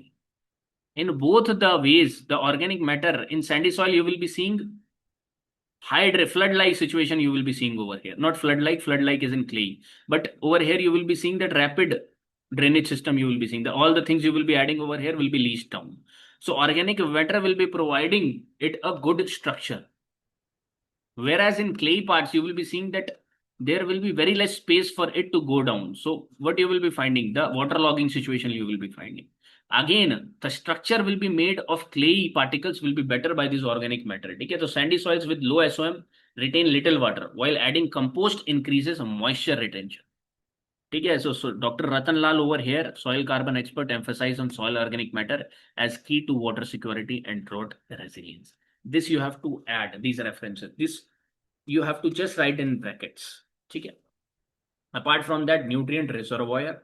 How nutrient reservoir, I have already told you. Again, same things will not be found over here, but you have to add things over here, right? You have to add that how non-humic substances, with the things which you are studying, are important for it, like the carbohydrate proteins of the enzymes of the microorganisms and the humic substances also. Okay, this is not written over here, but separately you are understanding. So you have to integrate this knowledge also. Supports soil micro. Now these are some miscellaneous points. Microbial life and activity this supports, which helps in the cycling process, nutrient cycling process, right? It buffers soil pH, detoxifies pollutants over here, because humus binds lead and arsenic, reducing their bioavailability in contaminated soil. This you will be finding over here. Critical for carbon sequestration and climate change mitigation. How you are understanding this? Climate sequestration, or sorry, carbon sequestration. Carbon sequestration. Now I have told you all the possible formation of soil organic matter. Tell me where carbon is sequestered, guys. Sequestered means stored in the soil. Tell me. Non-humic. Non-humic, you are going it correct. Non-humic is that content which is being readily decomposed. Readily decomposed means that these are available for the plants in minerals forms. Readily decomposed. समझ रहे हो? तो non-humic is not there, but you are saying it correct. You are going it correct. Then not non-humic, but under humic substances. I have told you humin, and humin takes 100 years to decompose. That means carbon is stored under this form in completely blackish, brownish form over here. And this is major form of carbon sequestration. Carbon is stored over here for now next 100 years. That is why these are important, because they are storing the carbon. If this would have readily decomposed, then this might have available to the plants, and plants will be utilizing these CO2. CO2 will be released too. So where is this storing capacity of soil? Storing capacity of soil is in human only, and only you know this, not a non-agri student or not a non-optional student, you can say. Okay, those who are not studying agriculture as an option. Understand this carefully. And when you will be finding deforestation is happening, when you are finding that temperature is becoming high because of climate change, what is happening? They are now, because high temperature, their decomposition rate will be higher, so they will start decomposing, and because of that, in the tropics area you will be finding more effects of climate change. This will try to connect in the unit number 1 also. So SOM, now you know, not only SOM, you will be writing in brackets human substance. Under humus, you will be finding is a major carbon sink, store more carbon than atmospheric vegetation combined. Conservation tillage, we will be understanding these tillage operations also, don't worry about it. Okay.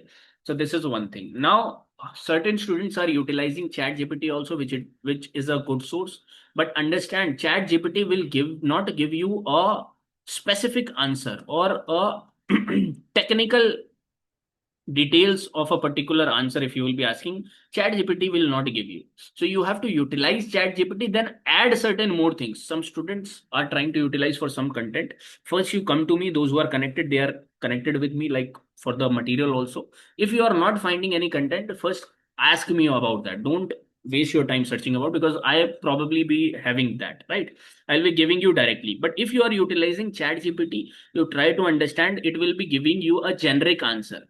No details will be there. They will never write you this human substance until you specify that, okay, I need it in a format of humic, non-humic. Then they will be giving you answer. But those who are reading over here and you have this content, more than enough, I am telling you. Okay. Improve soil fertility, generic over here, crop yields will be improved. Okay. And soil biodiversity. Then these are generic points. In the starting 4 or 5 points, you write very specific, you write in a technical terms. Next, even if you write, then there will be generic answer you can write, because not in every point you can give the specific details, right? So these are important over here, guys. This PPT is already available to you, I hope, and over there you will be seeing this, humic, non-humus. Composition of soil organic matter, if you will be seeing, that, okay, there is stabilized organic matter. What is this stabilized organic matter? Can you tell me?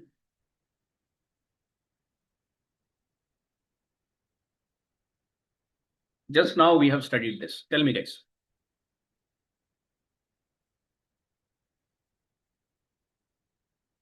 Stabilized organic matter. It will be available for a long time. Right. That means what substances we are talking about? Humin, fulvic acid, humic acid. Try to understand.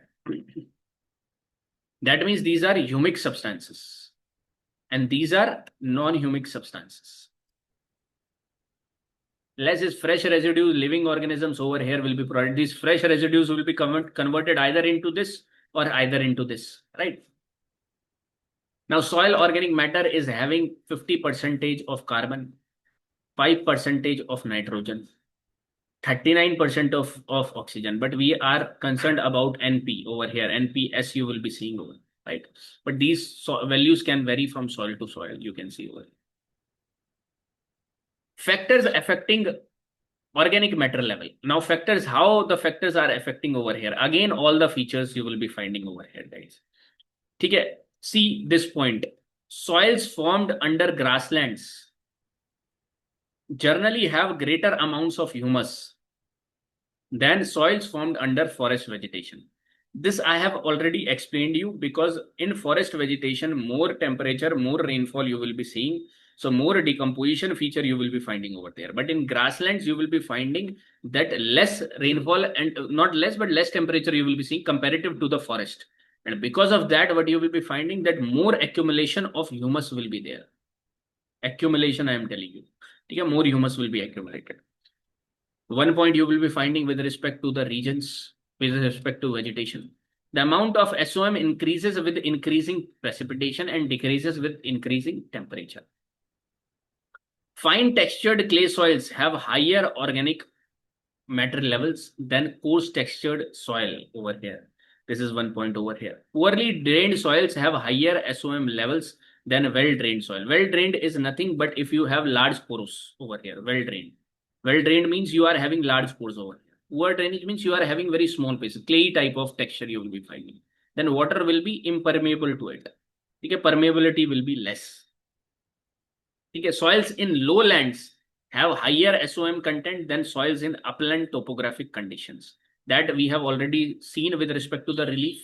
Over here, organic matter accumulation will be more rather than over here, right? So vegetation type and cover, crop cover, I have told you this. You can see climate.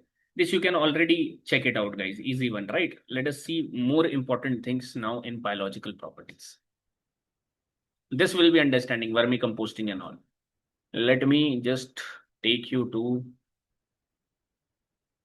the microorganisms part first of all. Okay, let us see this first of all, microorganisms. One, soil organic matter we have seen. Second is soil organic animals or soil microorganisms. Soil organisms contains microorganisms and macroorganisms. Over here, this classification is important. And in the examination PYQ, they have asked about the microorganisms already. Microorganisms are microflora, microfauna. Flora means plants, fauna means animals, right? And this classification of plant and animal, I have already taught you in paper 2 also. And in science, 9th class NCERT, very important, guys, because those I am letting you connect. This is one way that I am directly teaching you, but I am letting you connect with the things you have to already study. Okay, paper number 2, if you have seen or you will be seeing ahead in paper 2 also, I have told you the classification of living things, right? And that classification happens in the way of, can anybody tell me how you will be doing the classification, the Whittaker's 5 kingdom classification? In science 9th class NCERT also you have to study. Monera, Protista, fungi. Great. Protista, Plantae. fungi, plantae, Animalia. And over there you will, like in paper 2, you will be understanding, or in science also you will be understanding this. And when you will be starting my paper 2 also, I have explained this in a better way. Right now what I am trying to highlight is a plantae is your basically flora. In plantae also you have to understand the angiosperm, the gymnosperm, pteridophyta, thallophyta. In Animalia also there are several classes. And in Animalia, when you will be understanding, these are the classes of Animalia, protozoa, nematodes. These are springtails, mites, these are all the animals, right? And under animals, you will be finding different classes like nematodes and all, arthropoda and all, right? So this you have to understand in this way, that microflora is your bacteria, fungi over here. Microfauna is your protozoa, nematodes. Macroorganisms means their size is much more over here. And these are containing earthworms, millipedes, woodlice. And these 3 things which are mentioned over here are asked in your prelims, CSC, PYQ. Again, in recent years, they have asked about earthworms, millipedes, woodlices too. Plants, algae, roots. Okay. These are your plants type over here. Now let me show you the animal classification. Two animals we have to remember now. For example, these all we have to see. Okay. But how you will be understanding it, let me show you. Soil organisms. Soil organisms are important for, again, nutrient cycling, because they will be responsible for mineralization and volatilization. These 2 things I have already explained. Can you tell me the mineralization? What is mineralization?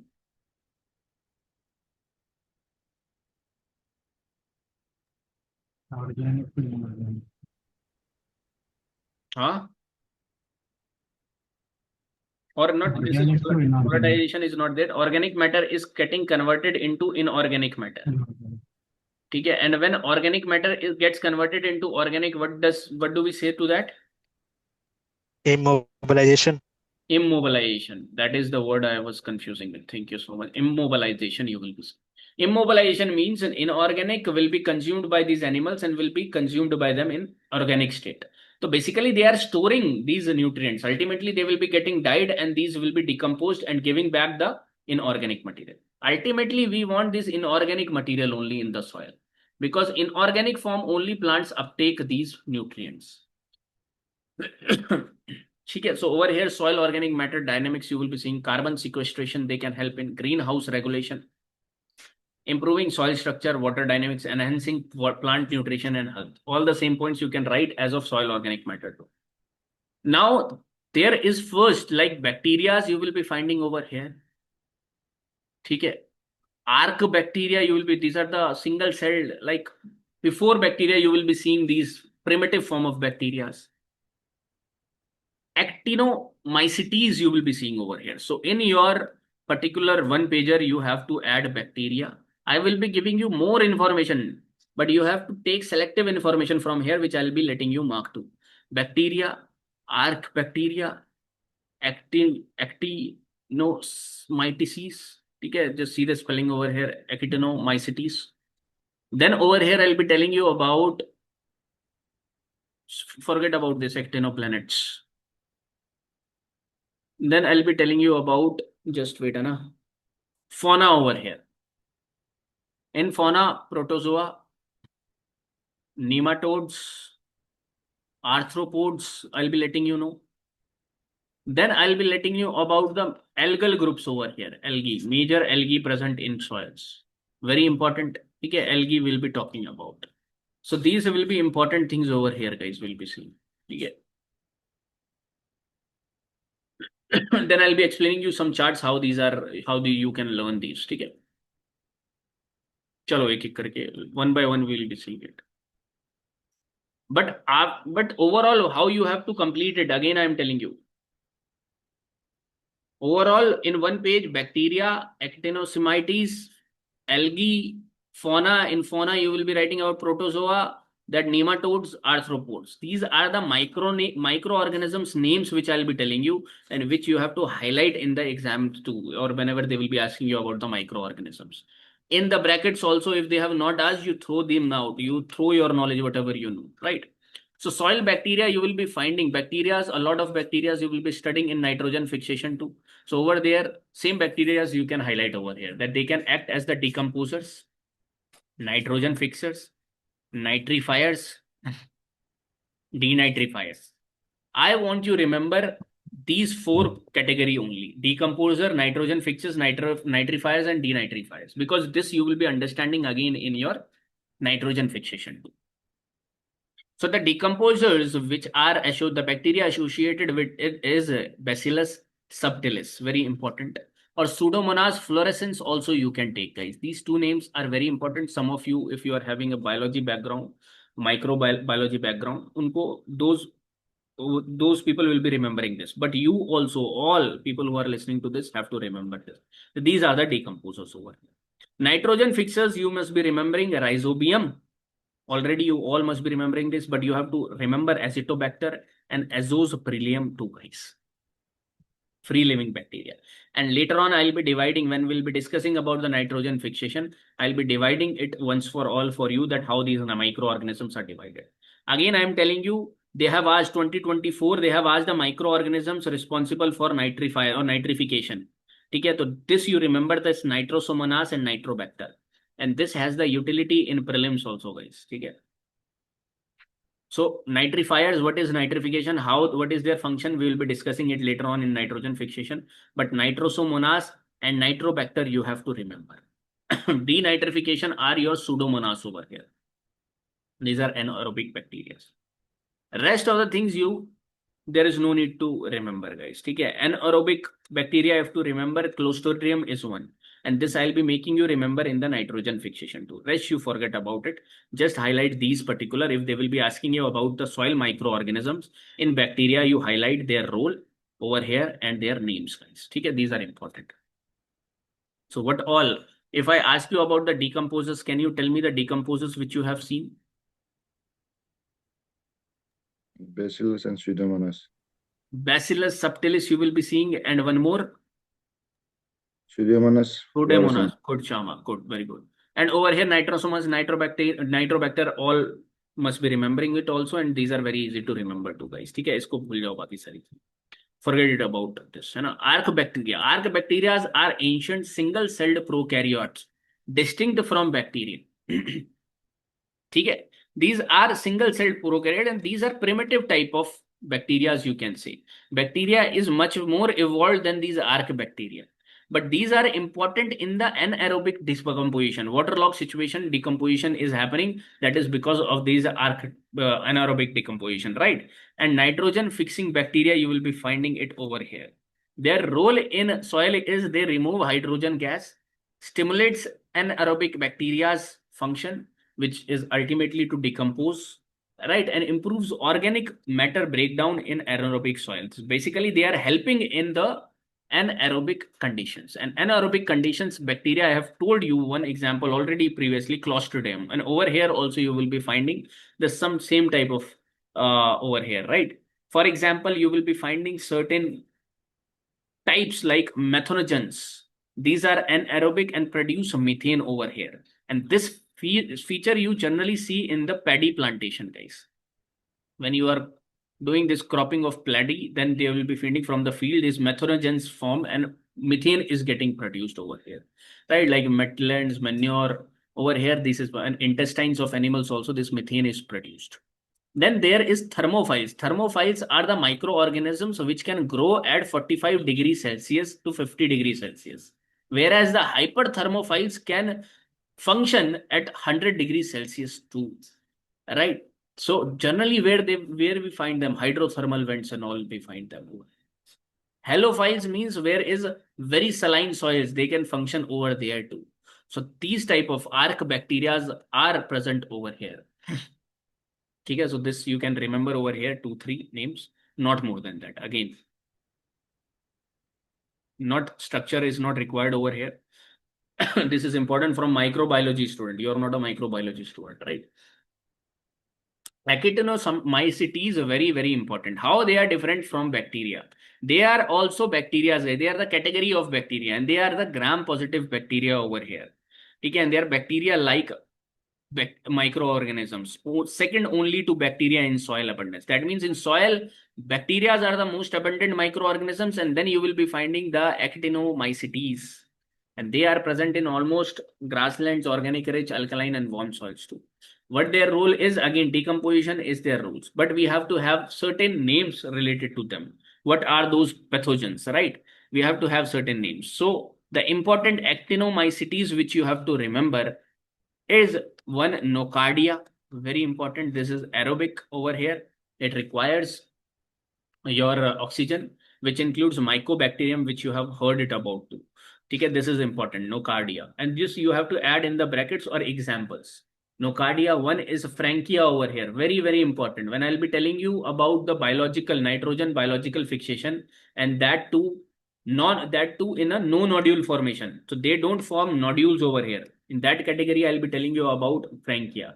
So nitrogen fixing symbiont in non-legumes. Okay, so non-legumes, I'll be telling you about Frankia. This is important over here. Streptomyces, this you must be heard about in medicines also, streptomyces. So these are important for the natural antibiotics, not from the soil point of view. So these two you can remember, guys. The rest you can forget, right? And apart from that, if you want to choose any more or anything which you have heard it somewhere or you want to remember, you can add it. Otherwise, these 2-3s are important over here. Okay. Significance, again, decomposition, antibiotic production, we are not concerned about this. Symbiosis, it is helping in nitrogen fixation, like Frankia over here you will be seeing. Okay. Leave this over here, guys. Now you come to the fauna category. Fauna category, we have a microfauna, micro animals like protozoa, mesofauna, which are having the size of 2 millimeter, nematodes, arthropods, and the role of earthworms, the farmer's friend over here, earthworms, ants, beetles, more than 2 mm. These are again important over here. Okay, what are their importance? Let us see. The protozoa you will be finding over here again help us in mineral nutrients. Bacterial population serve as food for higher trophic organisms too. What are certain nematodes over here, or what are certain nematodes over here you will be finding? Again, their function is like this you will be finding. Protozoa. What is protozoa? You will be understanding it in when you will be seeing my paper 2 or science 9th class NCERT. Over there, explanation is given regarding protozoa, guys. Okay. These are the type of animalia you will be seeing in animalia kingdom. They will be having certain type. Arthropods, again, they will be responsible for breaking down of this organic matter. Organic matter have to convert down first of all. They have to get disintegration. So this disintegration is the physical. The plant and animal residues are coming and they have to get disintegrated. So who are helping in disintegration? Arthropods over here. And this will be increasing microbial activity. Okay, they are the predators, control pest population too. And these accelerate decomposition, enhance nutrient cycle, transport and mix microbes too. And all these features you can add in every microorganisms. Okay. Earthworms, ants, what they are doing, they are improving soil structure, how they are making cavities. Because of that, soil porosity is improving, aeration is improving. Because of that, drainage is improving. Right? Mixing of organic matter they are doing. Okay.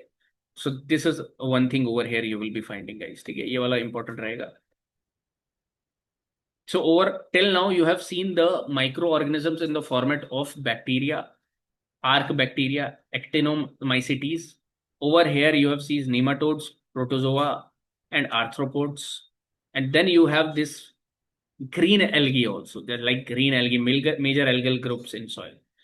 In certain soils, you will be finding these algal groups too. And dominant in acid soil, you will be finding like cholera. And majorly, where do you find this? In phytoplanktons, guys. Okay. In the aquatic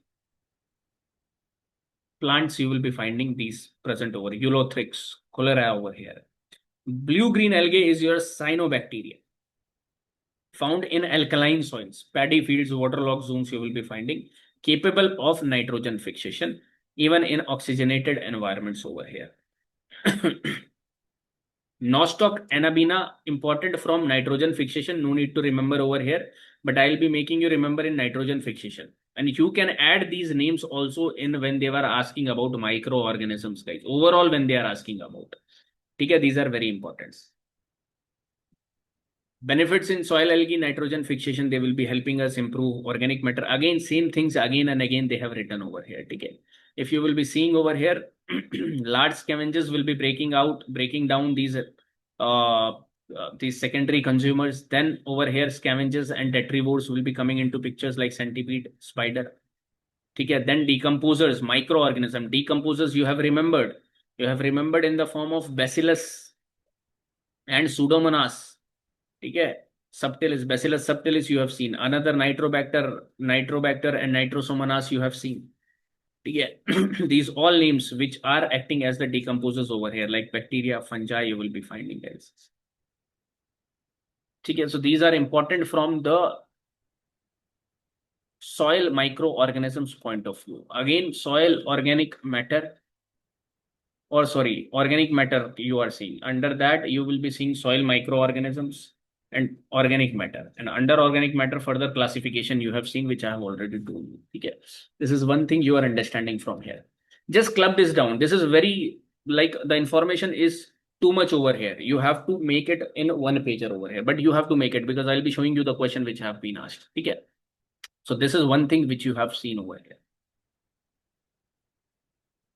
Next, we will be moving ahead and understanding about.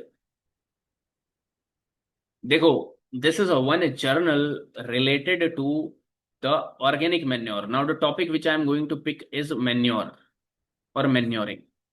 And the things which I have taken is from this journal, guys. You can mention these journals. These journals are accepted, and over here you will be finding International Journal of Plant and Soil Science. As per the International Journal of Plant and Soil Science, you can add information based upon it. Again, I have told you also these sources where I'm taking this manure part right now.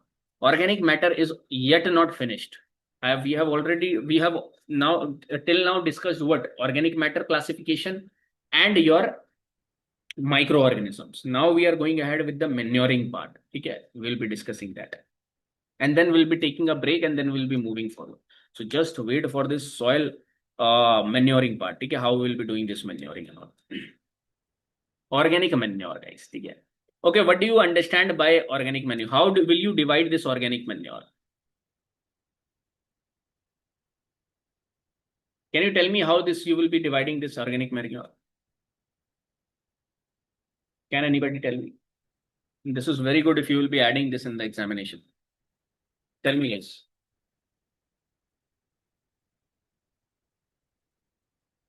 Tell me whatever you know about this.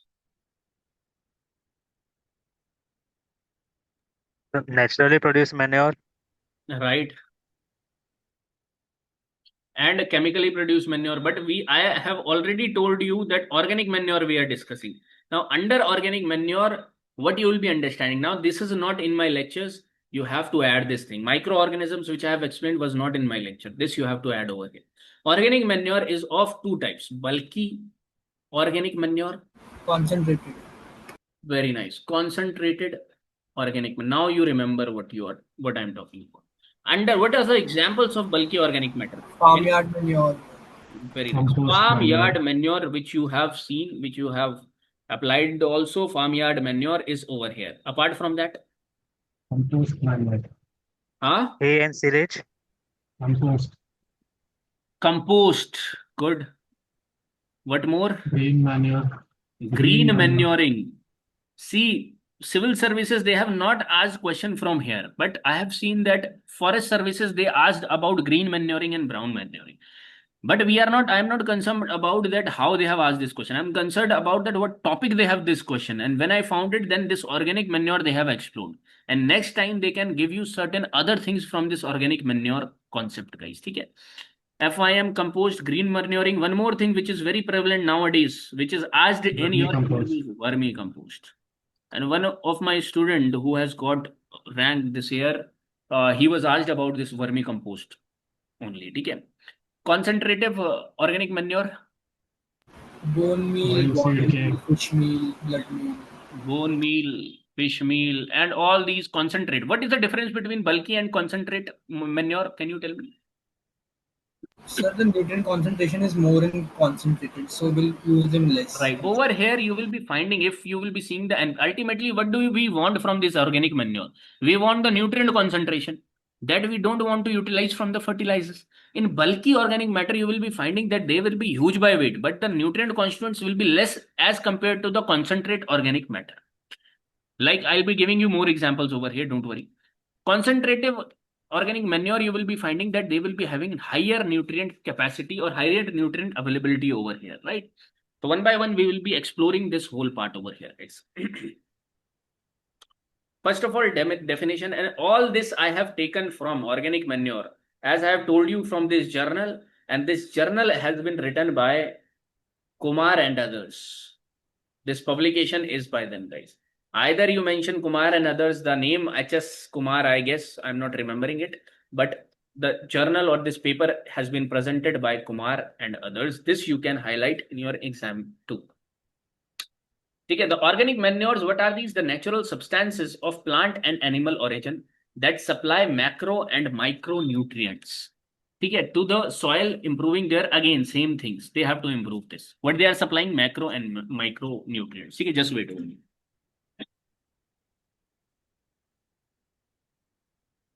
What they will be doing? Improve soil fertility, enhance microbial activity, increase organic matter content. Same thing is written over here, guys.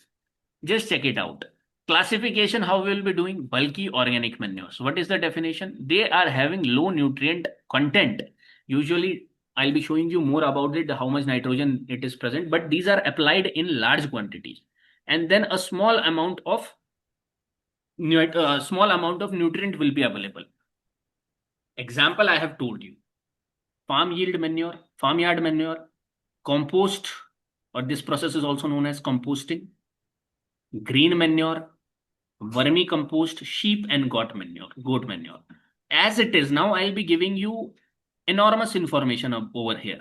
Again, you have to be selective because ultimately there will be 250 words which you have to write over here. The whole examination is not on this topic. So you choose wisely and I'll be helping you out that what you have to take and what you have to ignore from this particular content again. First, tell me what is the difference between this. Can you tell me the farmyard manure? Or what you have to know the difference between all of these which is written over here. But can you tell me the basic difference between this farmyard manure and compost?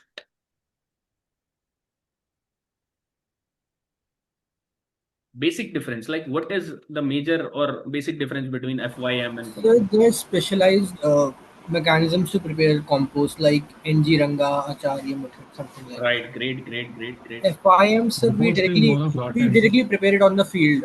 Whereas Field, for compost, we have pits and heap method, etc. right. We have to have deploy scientific method. Again, these are the elaborate explanation you are giving. I want simple explanation. What is the basic difference of farm Compost yield? is Say compost please. is rotten, guys. Rotten. Compost is rotten over here. And why? You are coming to point, Sragvi. That means what we are doing from farmyard manure to compost, we are basically reducing what? Composting is done to reduce what? The CN ratio. The CN ratio in farmyard manure, you will be seeing high. Whereas when you start composting, you already reduce the CN ratio, the wide CN ratio which is having of the organic material, you try to reduce it by this method of composting. And then Harshit was saying it right that you need over here, or you deploy these methods of NG HRA over here to do this composting method, which we'll be learning to. Green manure, vermicompost, sheep and goat manure. Again, positives, negatives, we have to know. Broad overview we have to take everything. Okay, let us see. First of all, over here, this is the classification: bulky organic manures. Second is concentrated organic manure. Concentrated organic manure is having high nutrient content, and they are particularly used in smaller quantities. Examples: oil cakes. What is oil cakes? These are basically the left out of these oils. ठीक है, इनका जो waste होता है, the waste of when we produce some oils from, for example, we are producing oil from groundnut, so the waste product is being accumulated as oil cakes. Now these are rich in certain contents, guys, certain nutrient contents. Blood meal, the slaughterhouse, from the slaughterhouse we take this blood and accumulate it in powdery form, package it in powdery form. This is blood meal, high nutrient content over here, similar as bone meal, fish meal. And poultry manure comes under over here if it is concentrated. Right, so they are rich in NPK and directly supplies to the field over here. Faster nutrient release you will be seeing, and supplement or partially substitute chemical fertilizers. Okay. This is one particular differentiation. Till now in civil services, neither in forest services, they have asked the difference, or they have asked about this bulky and concentrated. But under bulky, they have asked about green manuring, guys, and composting already. Okay, so that means you have to know the overall view of it. Nutrient content low, high in concentrated organic manure. Quantity applied will be high over here, low over here. That's why bulky. Examples I have already told you. This much you must be getting over here. Speed of nutrient release will be slow over here and faster over here. Cost, the major problem with concentrated organic manure is 85% of our small and marginal farmers cannot utilize this particular thing over here, that is concentrated organic manure, because they are relatively expensive as we compare to the bulky organic manure. This is where the problem is. In concentrated organic manure, you have to prepare it industrially too. So over here also one difficulty is processing is difficult over here of concentrated organic manure. ठीक है, organic matter contribution यहाँ पर high होगा over here in bulky organic manure, and over here low to moderate. Concentrate contribution they are asking about, but when you will be seeing the nutrient content will be low in bulky and high in concentrated organic manure. This is the table you can utilize later on. The same table is written over here. Again, this table is given by the Kumar and others research paper. ठीक है, this you can see. Try to see over here, then we'll move forward.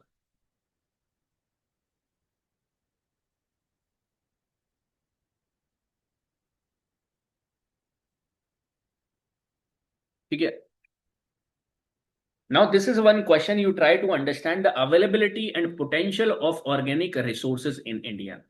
If we cover this waste product which we are getting from our animals or municipal waste, if somehow we can utilize this as our nutrient recycling in our soil, then somewhere we can basically go ahead with this organic farming. Otherwise, we cannot think about organic farming right now. And more, I'll be discussing about this organic farming in a separate unit where it is a topic also. So why it is important? India generates huge quantities of organic waste. but only a fraction is being utilized effectively, right?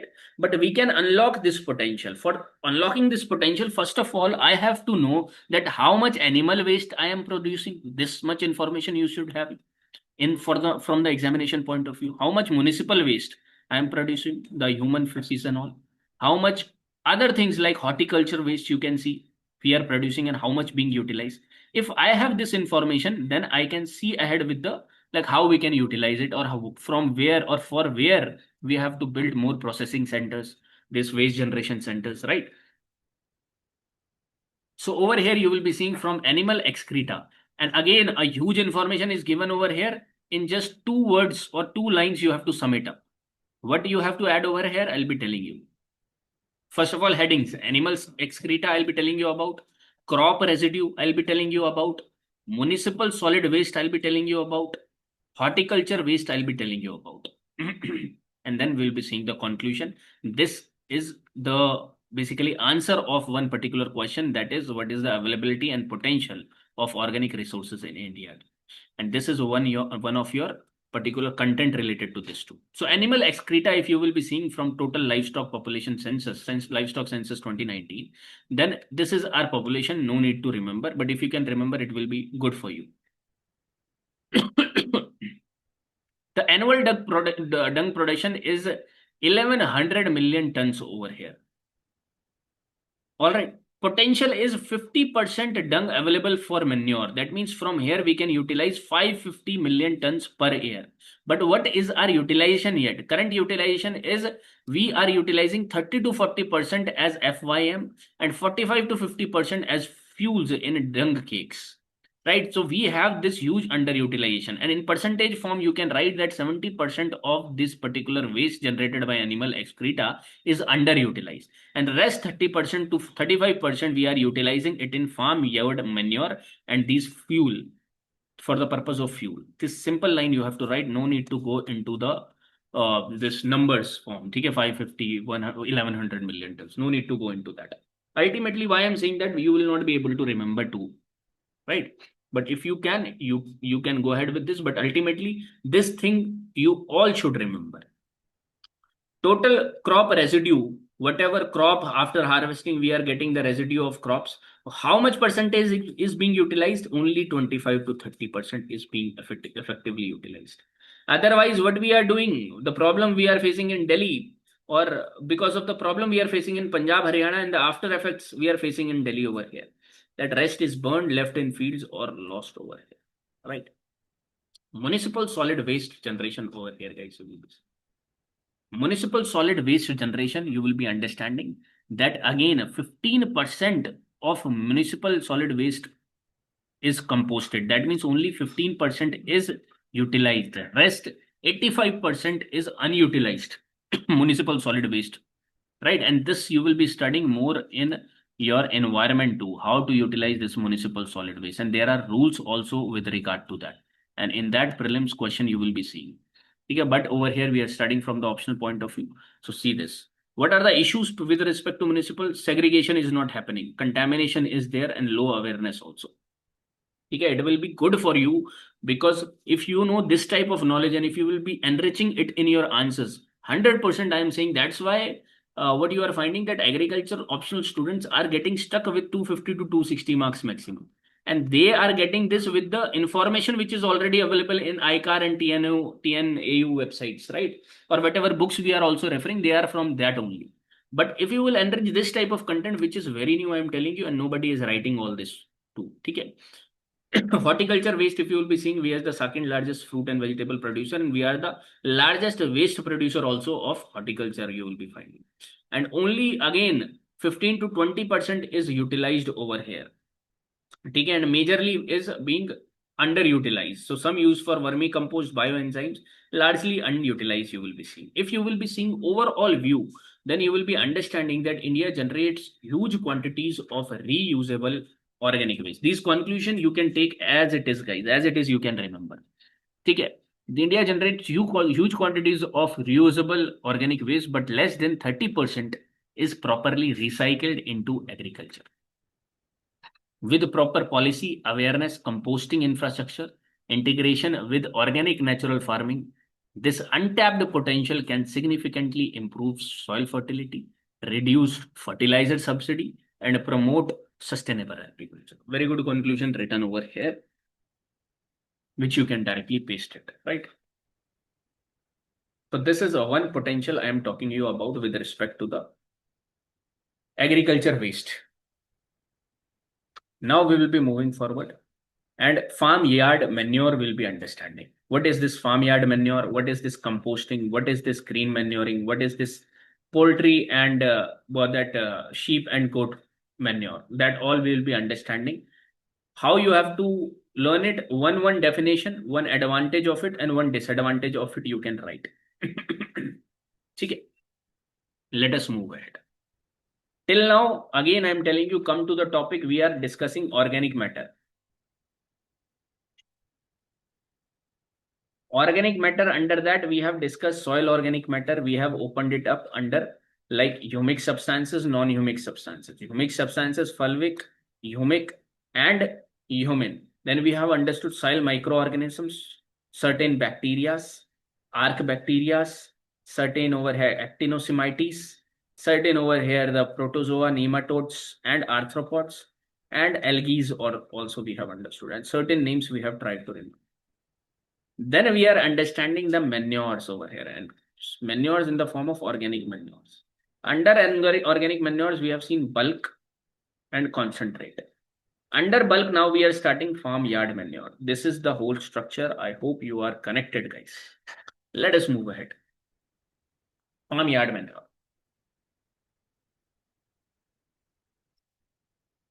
Now it is the well-decayed mix of dung and urine produced by the farm animals along with their bedding materials. What is bedding materials? Can anybody tell me? Suppose where we keep the cows. Right. For example, you are keeping kettles over here.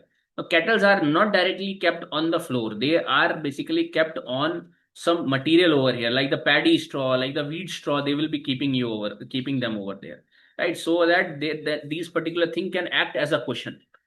Okay, so these bedding materials they are talking about, and the roughages fodder that could not be consumed by them, right? So this is a farmyard manure. Again, the waste products of the animals, the bedding material, also the fodder which is underutilized by them. They have not eaten. The cattle have not eaten, right?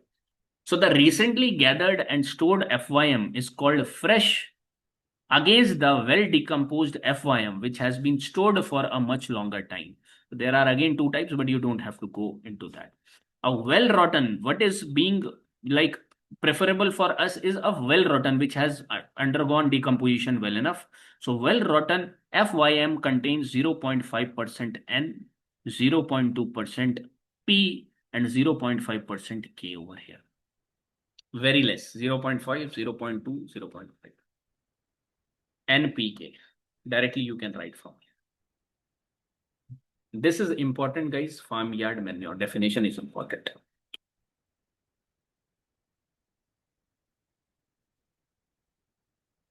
Now this is that how you can create these particular manures. Okay, generally, let me go. First, you understand this. Now this is for only understanding purpose. No need to write it or remember somewhere. Just few things you try to see. This is being shown that the composition of raw material used to prepare FYM. Okay, and NPK content in animal refuse, manure, and other organic raw materials used for FYM preparation. If you are taking cattle dung and urine mixed, you are getting 0.6% of nitrogen, 0.15 phosphate, and 0.45. Can you tell me that which is having the highest amount of nitrogen, phosphate, and potassium in these categories? Can you tell me? You will be finding that this is maximum in the sheep waste and the horse waste over here. These are maximum. Cattle waste over here you will be finding. And that too particular urine you will be finding that these are maximums over here. Okay, the quantities are more. So it is important that when we are preparing this farmyard manure, we should have more. So these are the factors which are affecting the FYM preparation. You try to understand. Over here, when we have this coal household over here, then this wood, Kazurana wood, we have These are also having certain traces of NPK. No need to remember. But this you try to understand, rather than dung, you will be finding more in urine part than NPK quantities. This you try to have us, like you are having an informed things about these particular cattle, right? Again, the excreta is having how much particular weight you will be finding. Again, no need to learn it, no need to basically remember it, but overall understanding is required. The amount of excreta produced per year by different animals depends upon the age and weight of the animals. Acha, tell me, okay, which particular animal will be giving you good nutrient? Which animal waste will be giving you good nutrients? Old animals, old age animals, or young animals, guys? Which of them will be having good? Old animals will be having high nutrient percentage in their waste. Why? So because young में तो protein intake करते हैं, so nitrogen is used up. Right. So simple. देखो, in young you will be seeing good metabolism, so all these will be well utilized by them, all the nutrients in the food. So when they're waste, you will be seeing there will be no nutrient, very less nutrient content. Whereas old, most of the nutrients are available in the waste products. So that is the factor again I'm telling you. The total quantity of fodder and concentrates fed daily. What type of fodder you are feeding your particular cattle is also making them like what type of material they will be giving us. Okay? So you will be finding that horses waste over here, you will be total excreta like this, and you will be finding that they are giving us the maximum amount of excreta over here. Okay? Again, no need to remember, guys. The common farm animals like bullocks, cows, buffaloes produce large amounts of dung and urine. Over here, if you are getting a slight idea about that there is difference between the amount of dung produced and the nutrients available in that waste is different among different animals, then also you can frame certain points. Okay? Then also you can utilize it. Then there is a chart I have shown you. Again, this is the paper published by Yavalkar over here. And he has done the research upon these waste over here, guys. Okay? Over here, you will be finding the difference NPK amount. Nitrogen you can get like it, but phosphorus and potassium you will be getting in the form of this P2O5 and K2O. You can see again over here, in horse you will be finding that good amount of NPK is produced. Whereas in sheep and goat manure also you will be finding good amount of NPK is being produced. Okay? In bullock also you will be finding good amount of NPK, guys. Very important over here. Now this part is important. Factors influencing the composition of FYM. First of all, FYM definition is more than enough. Then I have told you the classification based upon their waste materials. That is not that much important, but overall idea you have got. Now factors, what factors are influencing? Species of the animal. What type of species I am taking? Sheep and poultry manure is richer in NPK than cow, horse, pig manure. Keep it in mind. This you must write whenever questions is appearing on this. This is what examiner is looking, guys. I'm telling you. Okay. So you can highlight. Now this chart is not important, but you can see over here, sheep and goats. You will be finding nitrogen 1.35, 0.05, 2.10 over here. You will be getting. Others you will not be seeing as much as in sheep and goats manure. So you will be finding huge percentage of NPK in there. Age and condition of the animal, I have told you that from the old and sick animals, the waste we can get more nutrients. So manure produced from old and sick animals than produced from young and healthy animals retain more nutrients from food over here. Task of the animal, manure from bullocks will be richer in nutrients than from the cows producing milk over here. So animal producing milk absorb more nutrients from their food compared to animals that are working or at rest. Understand, those who are like used for milking process, they are utilizing more nutrients from their food. That's why they are not good for the manure process. So task of the animal is one particular factor. These factor you have to write in small headings, guys. Very important. Quality of the feed and fodder. What type of fodder we are giving them? Is this higher in NPK amount? If that is higher, then our waste product will also be higher in that particular amount or nutrient. Method of storage is also very important. Under ordinary condition, the storage FYM suffers loss of N as ammonia, volatilization will be happening. There will be seepage will be happening because of manure heap. Loss of potash also occurs. With bad storage, losses of plant nutrients will be there, right? So this you will be finding. Type of bedding material utilized, very important. Though there are 6 factors you are seeing, and 6th is type of bedding materials. FYM composition varies considerably according to the nature of the material used as litter. For example, over here, when you are seeing this, no need to remember, but again, when you will be seeing that you are having millets, pearl millets, bajra, it is having one of the highest nitrogen, potassium, or sorry, phosphorus and potassium amount. So among this, if your bedding material is of bajra, it will be having more organic nutrients over here, right? This you are getting understanding from this particular table. In one line, you can write this, that as compared to paddy, wheat, we are getting more in bajra, jowar.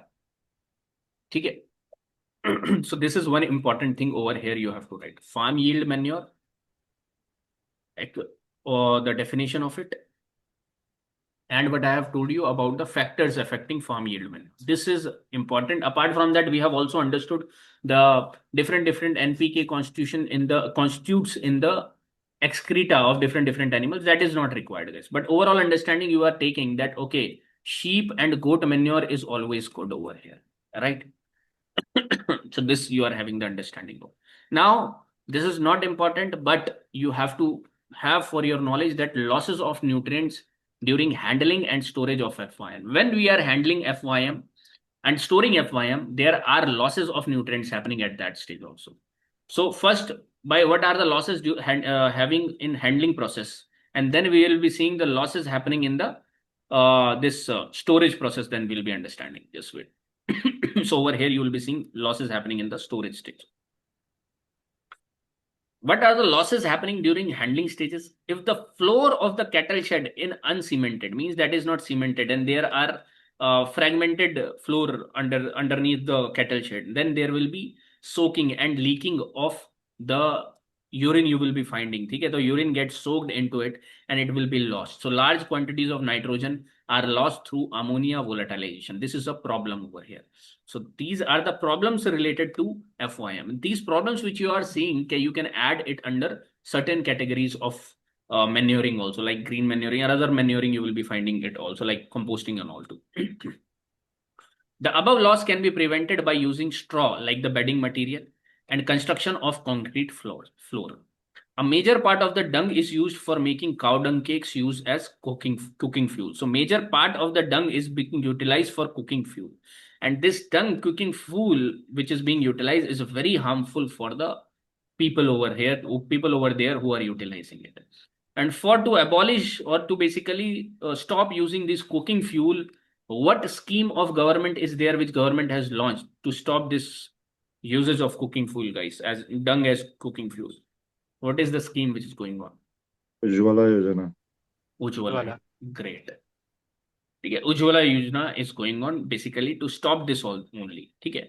When animals go out for grazing, no efforts are made to collect the dung dropped by them too. This is also efforts are not made over here. Okay. So these are some common points you will be finding. Again, some losses are happening because of these dung beetles. Then dung beetles, I hope you have seen over here. They basically accumulates a large amount of this manure over here and they displace it from one place to another for themselves. So can bury dung 250 times of their own masses in one night. Rolls dung into round balls which are used as food source or breeding chambers. Okay. Now this is not at all required. But those for you who want to understand that how these are created, FYM is being created by 3 methods. Like this is one pit method, second one is trench method, and third one is heap method. Heap method is the most easy one to prepare. Okay, and commonly prepared by them, but it has a lot of disadvantages we'll be talking about. Trench is one good method.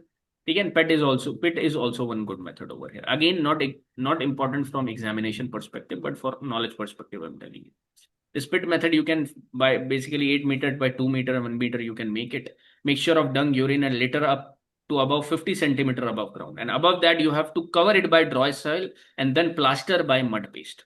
And dekho, in your free time, try to see the videos. The people are showing it on YouTube by their own channels, like Krishi channels on. All you will be finding, they are basically making it and showing you how you do it. In your free time, try to devote your time over there. 150 to 180 days it will be taking, around almost around 3 months you will be finding, or 3 to 6 months you will be finding over here is being utilized. Usually 10 to 12 tons of FYM per pit we can get from here. Okay, and one animal 5 to 6 tons of FYM we can get over here. Trench method, you are talking about CN Acharya method, guys. This is given by CN Acharya over here, and one of you was talking about this also. So this is the range they have talked about. Okay, length, breadth, and height. Like 6 to 8 meter it can happen, 1.5 to 2 meter, and 1 to 1.25 meter it can happen. Now no need to remember. Again, I'm telling you, first you have to do the important things, then the less important thing you have to do. And this is less important over here. What we are doing over here, mixture of done urine soap later is decomposed in layers until it becomes 50 centimeter above the ground again. Then we have to cover it with additional 50 centimeter deep soil or wood ash soil layer, and then plaster by mud paste over here. Again, same 30, like 5 months to 6 months it will be taking for your FYM to prepare. Now it is a long method over here. Heap method, very easy method and most commonly used by farmers also, and this you might have seen in the villages whenever you have gone to the farm fields also. Sweepings, cow dung and litter are collected, heaped at one places like this. What is happening over here? Huge volatilization will be happening, leaching will be happening, washing down of these particular nutrients will be happening over here, right? So over here, greater than 35%, 25%, 4 to 6% potassium is lost. And the time is also long. 6 to 9 months you will be finding that it will be required. These are FYM. And over here, the methods of FYM and how we are losing it, one at handling and one at storage also, how we are storing it. So cattle dung and wasted fodder are collected daily in morning and transferred to the manure heaps in an open space. How we can lose it? By leaching majorly and volatilization majorly. If we have not covered it well enough, if we have not plastered it well enough, then it will be lost by volatilization. If we have not made the cemented floors, okay, then we will be losing it by leaching over here. Okay. So these are important things over here. You have to see how we can prevent FYM to nutrient losses, how we can prevent it. First of all, use of chemical preservatives also we can do, and manure heap sites also. Select the manure heap site at raised level and make a concrete floor over it. That is how we can minimize it. Again, less important content from the examination perspective. One is biogas plant also we can utilize if we want to minimize the losses happening while handling FYM. How we can use it? Biogas slurry, which is quite rich in N than the original ingredients due to addition of living and dead microorganisms. So biogas slurry we can utilize.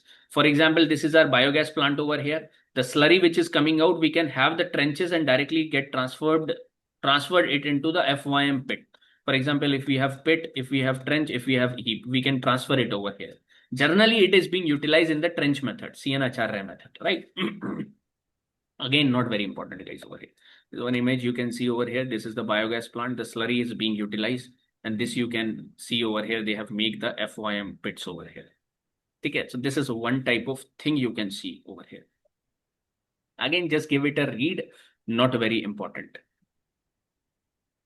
Sheep and goat manure, guys. It can be applied through the fields in two ways. The sweeping of sheep goat sheds are placed in pits for decomposition, and it is applied later in the field when they are decomposed.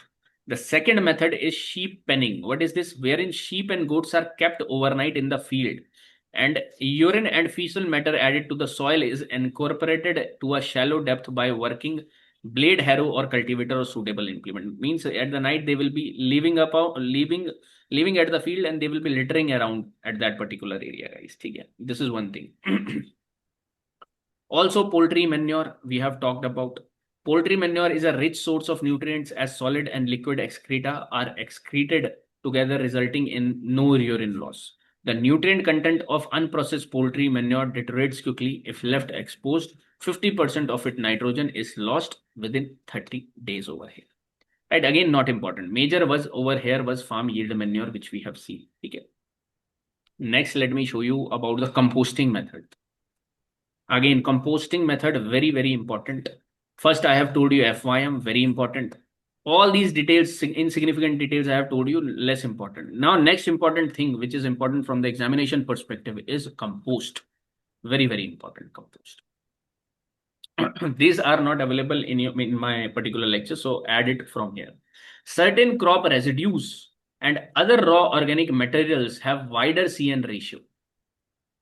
Whenever we are utilizing these crop residues and other raw organic matters, having this wider CN ratio can be employed to produce compost. How composting is done? Composting is a process by which the CN ratio of crop residue and other organic materials is brought down between 10:1 and 15:1. I hope you must be understanding this. This is the real definition of composting. That means we have to basically bridge the gap of CN. For example, if it is 100:1, we have to bring it down to 15:1 or 10:1. And I hope you all must be knowing there should be no confusion between this CN, and I have well explained it in my lectures. From there you can see. Okay, that why it is required that less CN ratio should be happened. Why? What problem will be happening if I have wide CN ratio like 100:1? What problem you will be facing in the soil? Can anybody? Immobilization, sir. Microbe action difficulty. Right. There will be immobilization will be happening, and because of immobilization there will be deficiency of nitrogen in the soil. You will be seeing, because all the soil nitrogen will be taken up by microorganisms. Very nice. And this, if those who have not well understood it, see my class again on lecture number 3 of soil science. You will be understanding.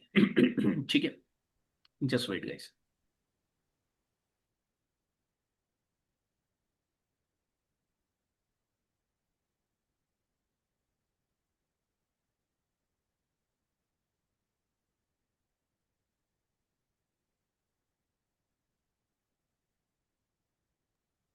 Okay, guys, let us move forward.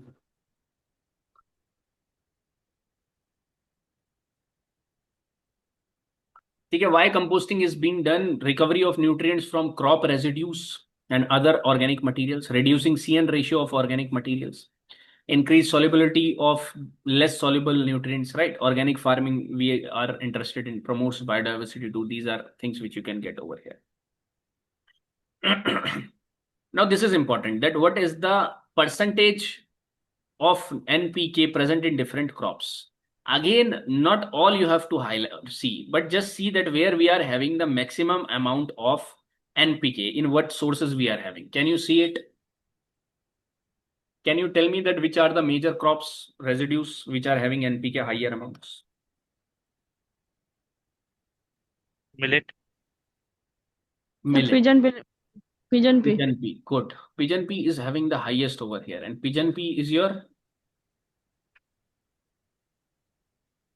Leguminous plant. Leguminous plant. Pulse over here you will be seeing. Okay, oil seed is having less over here. Next is pearl millet over here. That is your coarse millet. That is your coarse grains, basically. Pearl millet, bajra. These you can mention that, okay, these are having higher NPK quantities as compared to other crops. So the table is useful for that. How composting is done? Composting is again done in 2 ways, guys. One is anaerobic composting, and second one is aerobic composting. And I have highlighted in the same way merits and demerits you have to understand. Okay. Simple, you have to understand it and write it in the examination, because directly they will be asking you this. Composting process, it is a microbiological decomposition of organic matter into a relatively stable amorphous brown to dark brown humus like material. Under control condition, in 3 to 6 months we can get it. What is being fed over here? Agriculture waste, organic residue undergo intensive decomposition under thermophilic, high temperature microorganisms and mesophilic conditions in heaps, windrows or pits with adequate moisture. And heterotrophic microbes like bacteria, fungi, Actinomycetes amount for most of the decomposition, as well as the rise in temperature that occur in compost process. Okay, this is the simple process. What is this anaerobic composting means? Yahan par, over here you will not be getting the supply of oxygen over here. And this is also known as the Bangalore process, developed by C.N. Acharya at IISc Bangalore. Very important. And it is utilized for anaerobic composting method. Where decomposition is done, absence of oxygen. Now it is used to make town compost employing city garbage and night soil filled in pit over here. Depth of pits is 1 meter, while the length and width of it depends upon the amount of city reuse. No need to remember this particular point over here. Okay. Again, this is the way how you will be making this particular pit. Again, not needed, but you see this soil mixed with urine can be substituted for human excreta over here. As compared to aerobic composting, no turning of compost is required in this method. That means the way you have settled it down, like 15 centimeter layer of vegetable, thereafter 5 centimeter of human excreta. This sequence of layering is followed until the pit is filled 30 centimeter above the ground. There is no requirement of turning the compost because this is an aerobic process. In aerobic process, you have to convert this particular thing, and you need a converter for that too. Right, so we will be seeing it. Merit uses less water, labor than other methods, as turning is not required. Very important point, which your examiner will also be searching in your answer. Lesser work involved over here, and lesser nutrient losses will be happening. Demerits are huge because over here weed seeds and diseases can survive due to low temperature. Temperature is not that much high over here. When aerobic respiration is having, more energy will be developed over there, right? And because of that high temperature, it will be reaching. So the process of decomposition cannot be controlled. The first-hand experience of composting is required due to complexities. And also anaerobic organisms dominate, and oxidation of carbon is not complete over here, right? And because of that, it can produce a lot of methane, organic acids, and hydrogen sulfide also. In absence of oxygen, above compounds accumulate and give strong odors and may even be phytotoxic too. Okay, problematic to the plants. Anaerobic process take longer time than aerobic composting. So it is taking your 3 to 6 months over here. Now let us see the aerobic composting where oxygen is required over here. So this process is happening by organic materials are exposed to oxygen for faster decomposition, simple one-liner. Then these microbes live aerobically and produce carbon dioxide, ammonia, water, heat, humus upon the degradation. This heat generated destroys many human, plant pathogens and weed seeds. This is one merit you are getting over here. Okay. This is preferred over anaerobic process, and initially in 2-3 days, the temperature in the compost is around 20 to 50 degrees Celsius. And the mesophilic organisms also multiply because higher the temperature, higher the growth of microorganisms, which again make easy decomposable organic compounds over here, such as sugar and amino acids. What are these categories? Where we'll be putting it? Sugar, amino acids, carbohydrates. In what category of organic matter? Can anybody tell me? Non-humic. Non-humic. This is what I require. Immediate answer is non-humic. Mesophilic organisms generate heat by their metabolism. Again, they will be raising up the temperature 50 to 70 degrees Celsius, where their own activities become suppressed certain times because they are also have to work in a certain range. But you will be finding that thermophilic fungi means higher temperature they can withstand, then dominate and continue the process and raise the temperature further to 65 degrees Celsius, killing pathogens and weeds. It's very important. After above, the curing stage starts and the pit's temperature declines gradually after that. During curing, another group of thermophilic fungi starts to grow and decomposing the cellulose and hemicellulose. Hemicellulose and cellulose are hard to decompose. So they decompose a bit later on. So immature compost poses a variety. You have to have a mature compost where the ingredients are decomposed completely. You cannot have this immature compost over there because it has certain risk, right? So merits are less order in comparison into the anaerobic composition, not very important merit, but this is very important, guys. Nitrification of ammonical forms of nitrogen is facilitated, which leads to the reduction of ammonium volatilization losses. Very important. The nitrates formed by the process of nitrification can easily be made available to whom? Plants for uptake, and this I'll be highlighting in the nitrogen fixation also. Reduction of greenhouse gases compared to anaerobic composting. Anaerobic composting is all about methane emission, and methane emission is all about GHG emissions over here. When greenhouse is coming into picture, climate change will be coming into picture. Climate change problems will be seen. Then there is one aerobic composting, one important process you must be heard about, this Indore process. Important process. In this, it is developed by Sir Albert Howard at the Institute of Plant Industry in Indore.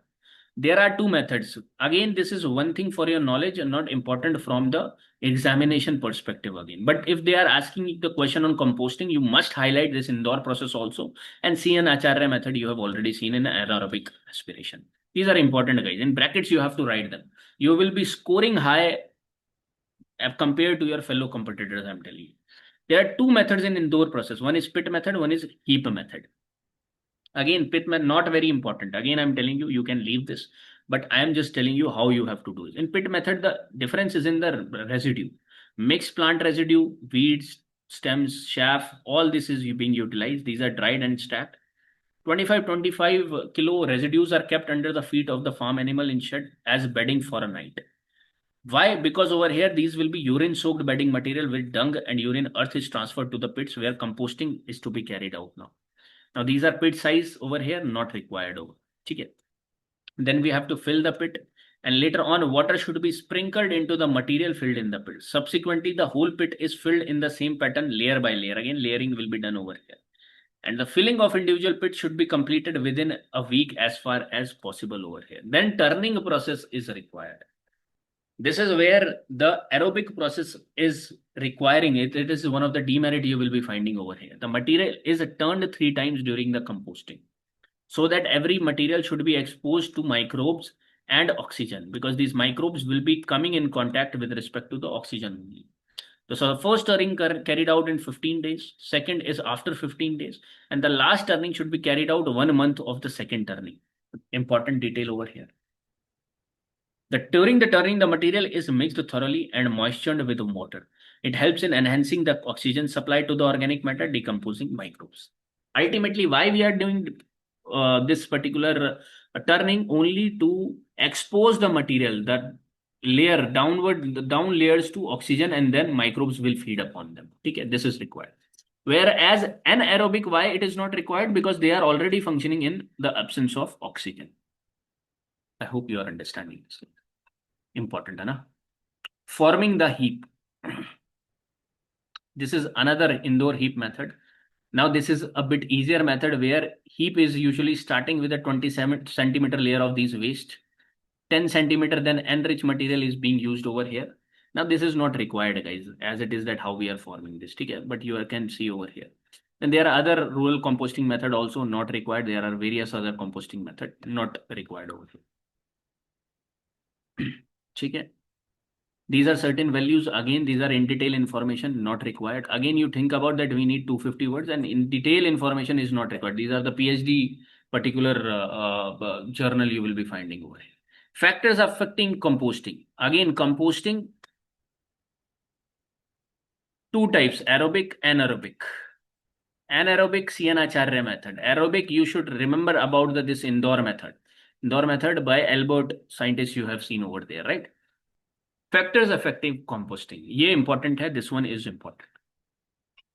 Particle size of the raw material. The small the particle size will be there, the higher surface area will be there. And higher surface area will attract more microbial activity and that further lead to faster decomposition. So for faster composting, the big biomass should be converted into small piece first of all, right? Then moisture content. Too much or too less moisture affects the composting. Thus, optimum level should be maintained over here, guys. Air circulation is very much important in the aerobic composting over here. Whereas in anaerobic conditions, it is not required. This air circulation is not that much required over here. One is CN ratio of the organic materials. The wider the CN ratio of the organic material, slower will be the composting. As simple as that over here you will be finding. Okay? Narrow will be the composting or narrow will be the CN ratio, then you will be finding faster nutrient released over here. Okay, so this is very important from here. So this is one method you have seen. Dekho, what we are talking about, the organic manures. Under organic manures, we have seen FYM, composting. Very important. Definition, factors. Definition, types, factors we have understood. And we have learned about the making, how we will be constructing this also. But construction is not important from your paper point of view. That is important from the agri-engineering point of view, but not from this point of view. Okay? FYM, composting is done. Now you see the vermicomposting. Again, these are single page information you have to page. Okay, make. Vermicomposting. Just wait for 1 minute and then we'll be starting with the vermicomposting.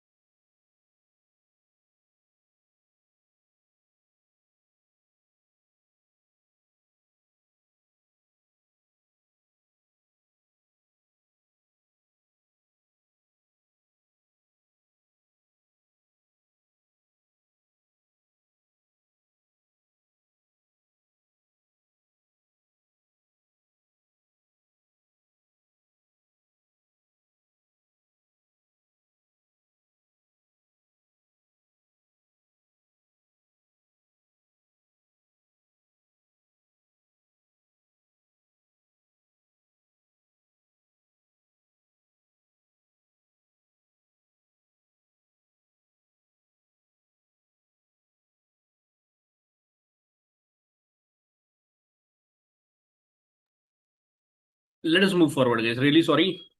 First, we'll be completing this particular organic manure part. Vermicompost we'll be seeing, then green manuring, brown manuring, and one or two more concepts. Then we'll be taking a break. Okay? And then we'll be moving a bit fast. And I'll be telling you what components we have already discussed in my videos. I'll not be explaining that again. But more things I have to tell you over here. Okay? This is with respect to the organic manure or organic matter. Later on, we have to, with respect to plant nutrition, also we have to see some more content, guys. Okay? So again, let us move forward with vermicompost. An organic manure produced by earthworms over here. These are the vermicompost. Over here, worms are being utilized and majorly earthworms. It is a blend of earthworm castings. Organic materials include humus and the living earthworms and their cocoons. Each kilo of worms can consume 1 kilo of organic residues in a day's time. So it does not need any turning and aeration as it is done by the earthworm themselves. Okay, they will be making their way in this compost. What we are doing, we are doing nothing but in the compost we are adding now these microorganisms, majorly earthworms over here, guys. Okay, and you will be finding there are different type of earthworms, and by this you will be knowing more about the microorganisms. This you have to understand from vermicompost, and high chances that the question will be either on vermicompost or from organic manures. You will be seeing one question definitely this year also, or in 2026 also you might see a question on this. Type of earthworms, there are two major types of earthworms you will be finding, guys. One is apianic and epigenic over here, which are the surface living worms. They will be on the surface over here. Epigic, you will be finding they are the burrowing worms. They will be going in the subsoil layer, you will be finding, or sub-manure layer you will be finding. Epigic or manure worms are reddish brown in color. They do not process the soil but are efficient in composting of organic waste. When maintained in captivity under semi-natural conditions, they remain active throughout the year. Right? This you understand over here. Like the earthworm species over here you will be finding. No need to remember these earthworm species, but this fetida is very important. So fetida you can take out over here. Okay? These are very common over here. Among this, देखो, Acinia fetida, a red worm, is most commonly employed for vermicomposting in India. That's why I'm saying that this name you try to remember, Acinia fetida. Ignore the rest. No need to remember this.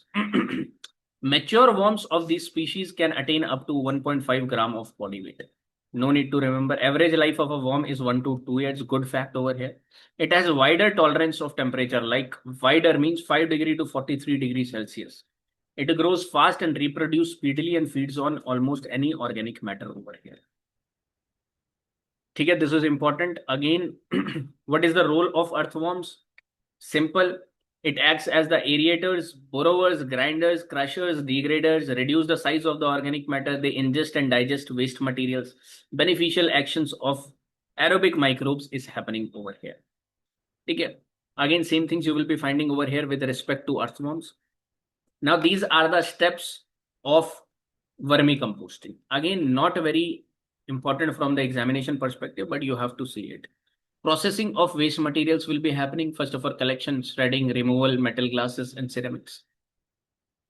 Step 2 will be having pre-digestion of organic waste by heaping the material along with kettle dung slurry. This process partially digests the material and fit for earthworm consumption. This pre-digestion is also important to decrease the CN ratio also. The preparation of earthworm bed will be happening then. A concrete base is better where earthworms can enter the loose soil and nutrient losses in watering cannot happen over here. Beds are filled with organic materials and worm applied. Then collection of earthworms after vermicompost collection. Sieving the composed material to separate fully composted material and packaging will be happening.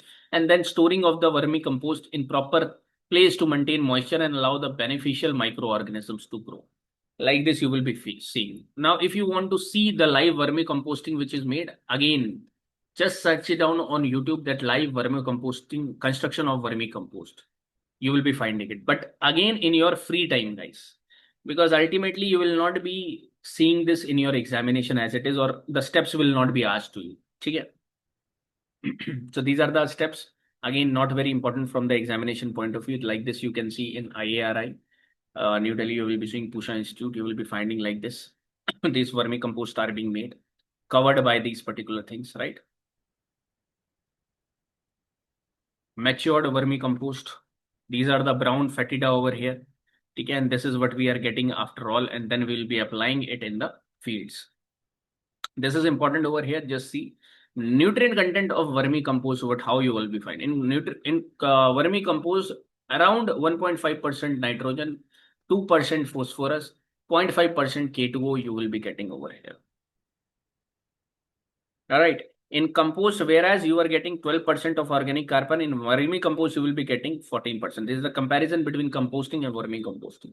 Nitrogen 0.8, over here 1.6, phosphorus 0.4, over here higher phosphorus quantity, higher potassium quantity also you will be seeing over here. All right. So this is one comparison between composting and vermicomposting you will be seeing over here. Then again, factors, what factors affect vermicompost production? Again, over here you will be seeing that the temperature, moisture, because the worms have to, or the earthworms have to apply over here and they have to work. So they need certain temperature, aeration, pH, organic matter quality, and CN ratio is important over here. Also, the species of earthworm is important, and feed supply rate also affect this process. And all these factors should be optimized. And this optimum level of some factors are given in this particular table. That moisture content should be, and this is important. Moisture content should be 60 to 80%, temperature 15 to 28 degrees Celsius, pH not highly acidic, not highly basic, neutral 6.5 to 8.5. Aeration should be there, feed quality free from toxic, non-biodegradable waste like plastic and all should be segregated. And light should be there. Earthworms are light sensitive, so vermicompost bin should be kept in dark or covered. Or basically, light sensitive means there should be less light or no light on the surface, and underground, so you don't have any light at all. So to avoid the direct sunlight, you will be seeing the mulches are also being utilized above that. This is important table, guys. Directly vermicomposting factors over here you will be seeing. Certain benefits. It is rich in essential plant nutrients, provide excellent effect on overall growth because all quantities are provided in, all quantities of nutrients are provided in good quantity, right? So vermicomposting is free flowing, easy to apply and handle and store, and does not have bad odor too. So these are certain benefits of vermicomposting. You read out and you have to make it a crux again. Only 4 or 5 points you try to take out from here, because over here this important points you see. Vermicompost enrich in beneficial microflora such as N fixers, P solubilizers, and cellulose decomposing microflora, guys. And vermicompost contains earthworm cocoons and increase the population and activity of earthworm in the soil. These are certain benefits of vermicomposting you can see. Now let us move ahead with green manuring. Very important, green manuring. Again, FYM, composting, vermicompost, and now green manuring we will be seeing, and these are important from your bulk organic matter, or sorry, bulk organic manure. And then in concentrating organic manure, then these are less in number, also very straightforward. Okay. Green manuring. These are utilized where intact green material is mixed into the soil to enhance its present productivity under the arable farming systems. That means we have to deploy it as it is, intact green material. And this green manure crops are usually leguminous, but can be non-leguminous as well. But if it is non-leguminous, then we have to check its CN ratio. So over here, the major thing is about CN ratio. Again, there are two types of green manuring. Green leaf manuring you will be finding, and green manuring in situ you will be finding over here. What is the difference? Let us see.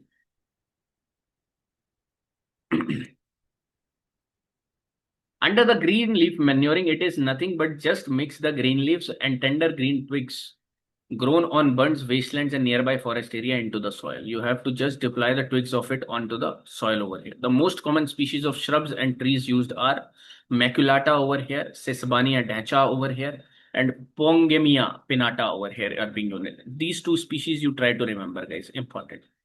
And green manuring in situ is the green matter is produced by growing the crops right in the field and then mixed in the field at the right stage. This is also being utilized, and this is also being utilized in our country by the farmers over here, where you will be growing in one line that for the green manure, you are growing certain crops like Sesbania and Pinnata over here. And then you are utilizing it in the field itself. This is green manuring in situ.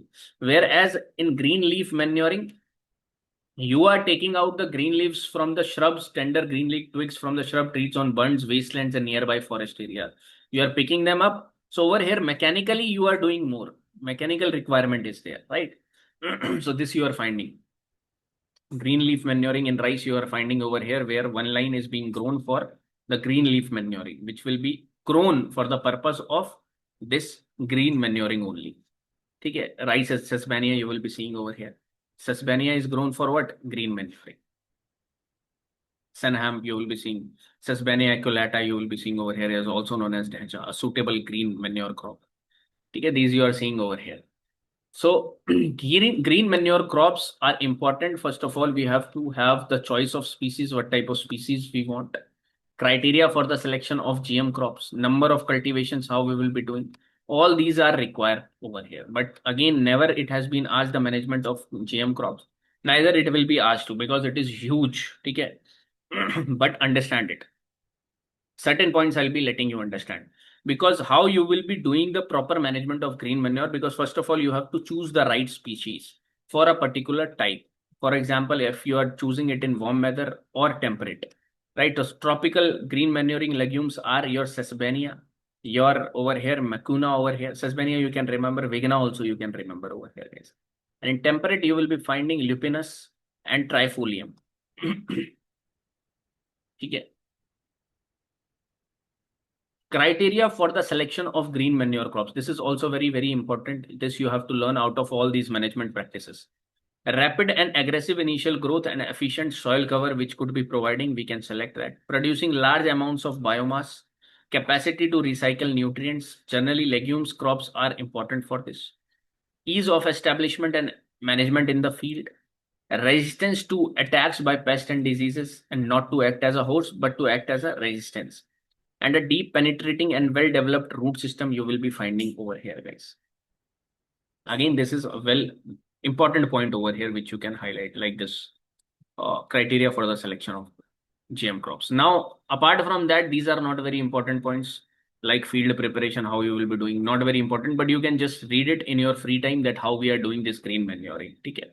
Seeding rate are different for different GM crops like Sesbania aculeata, you will be finding in normal soil 50 to 60, in the salt affected soil 60 to 70. Cowpea is being utilized, cluster bean can be utilized, soya bean can be utilized like 50 kilo per hectare you will be finding. Again, these are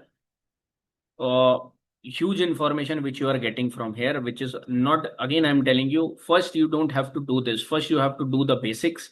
Then if you want to add something, then you can see this. Otherwise, directly they will not be asking you about this. Okay. How question have come directly, they are asking you to define what is the difference between the green manuring and brown manuring. Okay. Simply they have asked this once only. So you can see all this, not very important, I'm telling you.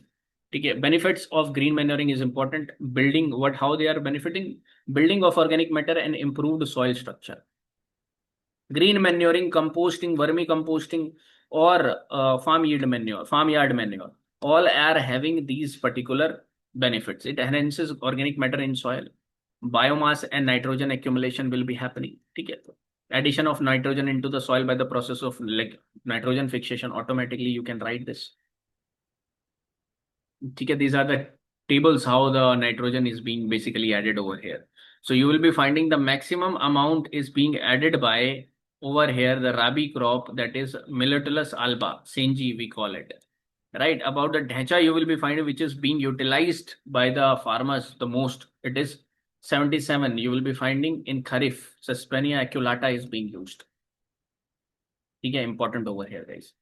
Then enhances the activity of soil microbes also. Recycling and improving the availability of native soil nutrients. Same information is written again and again. Okay, it can improve the physical properties also. Okay, it can, by how physical properties like the structure it can improve, like such as gums, waxes, and resins are formed. Because of that, flocculation will be happening. Okay, which help bind together the soil particles as granules or aggregates.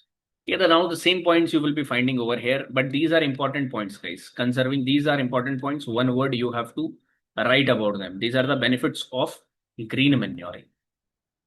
Now let me tell you about, forget this economics of green manuring. Let me tell you about the brown manuring also. Brown manuring is a technique where a leguminous, over here brown manuring, can anybody tell me the basic difference? Like what we are doing in brown manuring and what is being employed in green manuring? Kya difference hai basic? Can anybody tell me? In one word, if you want to tell me that, okay, this is being utilized over. So you don't kill it in green. Right, say. Again, Harshit. So उसमें incorporate करते हैं directly. Brown में तो we kill it and that is why the leaves turn dry and. Right. Why brown we are mentioning? Because over here we are utilizing this herbicide also. Herbicide is being utilized in this brown manuring and it is being converted over here. Okay, so understand it. Where is in which a leguminous crop is grown alongside with the main crop and then killed at a specific stage. And that is why the dead plant material is left on the soil surface to decompose and form mulch. Hence the term brown indicating that dried dead plant nature over here. Right. So over here we are not utilizing first of all the microorganisms, but instead we are using these herbicides. Fast growing legume like Sesbania aculeata is sown with just before the main crop. And after certain time, the legume reaches the good biomass, it is sprayed with a selective herbicide which will be killing like 2,4-D, which will be killing the Sesbania over here. Right. So common crops utilized are Sesbania aculeata, sun hemp, dhacha, moong or cowpea over here, and along with herbicides you will be seeing.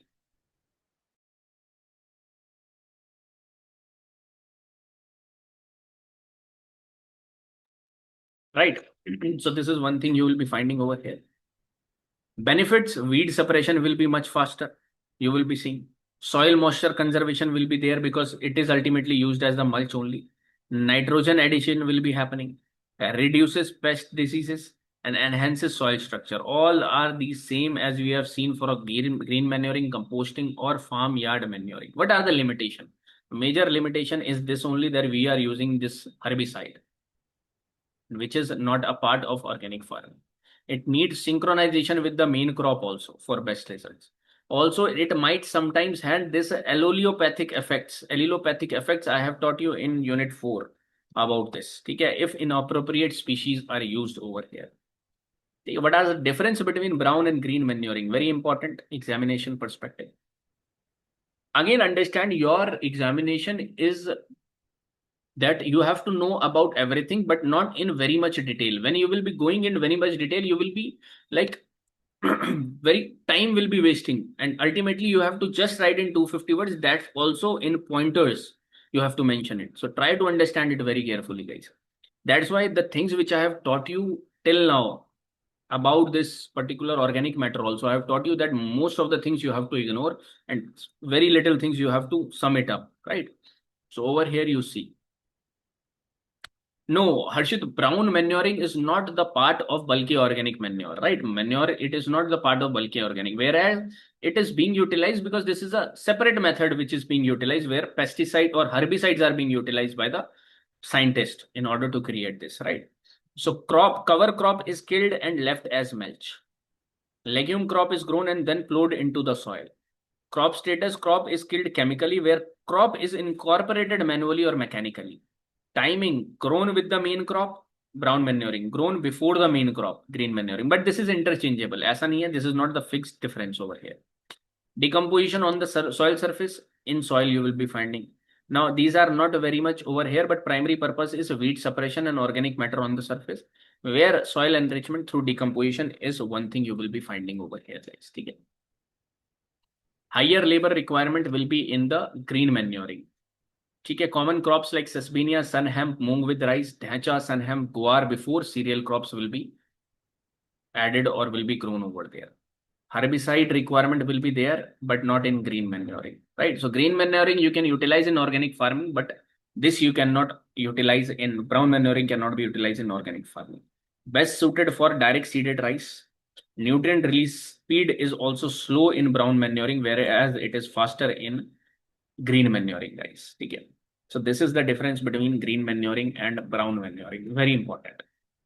So ultimately, if you will be seeing, we have seen bulky organic manures in this FYM, in this compost, vermicompost. So one page you will be making on this only, where you will be writing the highlights, and then you add some more pages, the information of FYM, compost, vermicompost, and this you have to make also from this slide and from this particular class also, right? Vermicompost, and then I have told you about green and brown manure. This is major, and from here you will be seeing the question again in your examination. Now, concentrated organic matter question will not come from here, okay? Because these are basically complex methods you will be finding, like concentrated organic manures over here. The only difference is higher concentration you will be finding of NPK. Because the raw materials of plant and animal origin, we are making it directly. Oil cakes. From the blood of these animals, from the slaughterhouse, we are taking the blood of these animals and we are making it in we are drying it, then making it in a powdery form. Fish manure, high in nutrients again. Okay, concentrated organic manures contain oil cakes, bone meal, fish manure. Let me show you some of this if I have added over here. Just wait. Just wait, guys.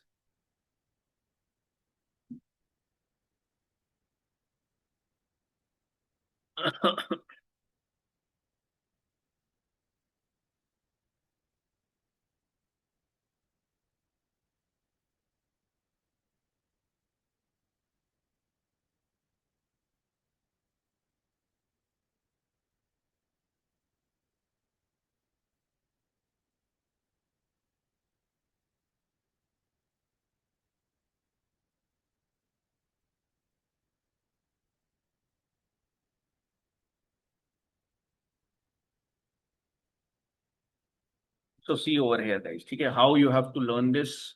It is not very important, but again over here, like you have to see like the oil cakes. What are oil cakes? Oil cakes after the extraction of oil from the oil seeds.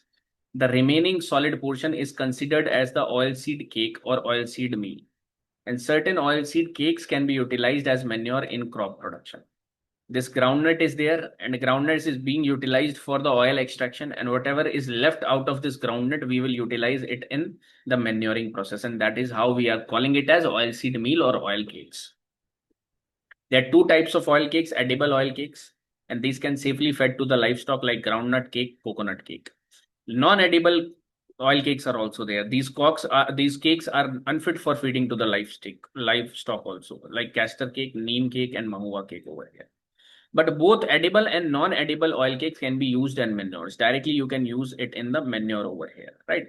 Or if you want to, these are edible, then you can feed it to the cattle. Ultimately, they will be giving you some waste product, which will be rich in proteins or nutrients, right? So this you can understand. Nutrients present in oil cakes after mineralization are available in just 7 to 10 days after application. That's why concentrated organic material or organic manure are having not only higher concentration, but they are fastly available too. Oil cakes need to be well prepared before application for even distribution and quicker decomposition. Okay. Now these are different types of oil cake over here, you can see. Just add it in the example, no need to remember every one of them. You know? Extraction, how extraction is being done, you can see the explanation over here that these are done by 3 methods. Khani pressed, kolu, you must have seen that these are rotated over here and oil is being taken out. One is by the expeller press. These are machine made, and solvent extracted also. This is not needed for the examination, again I'm telling you. But for your information, for your knowledge in your free time, if you want to go ahead with this, just read this particular thing. This is the machine made, this is the Ghani method. Okay, over here, Ghani method, by this, we take out the natural oil from the oil seeds, right? But not needed for the examination, guys. Okay. Other concentrated, this table is important now. With respect to the blood meal, meat meal, fish manure, raw bone meal, you will be finding the nutrient percentage over here. And the highest nutrient percentage you will be finding in a blood meal. That nitrogen, phosphorus, and potassium is huge in these blood meal, then meat meal.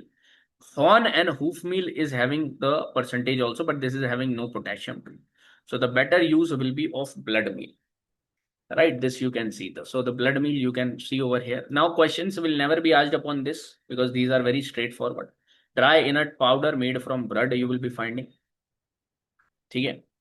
Meat meal you will be finding over here like 10% nitrogen, 2.5 and 0.5% from the dead animals you will be seeing.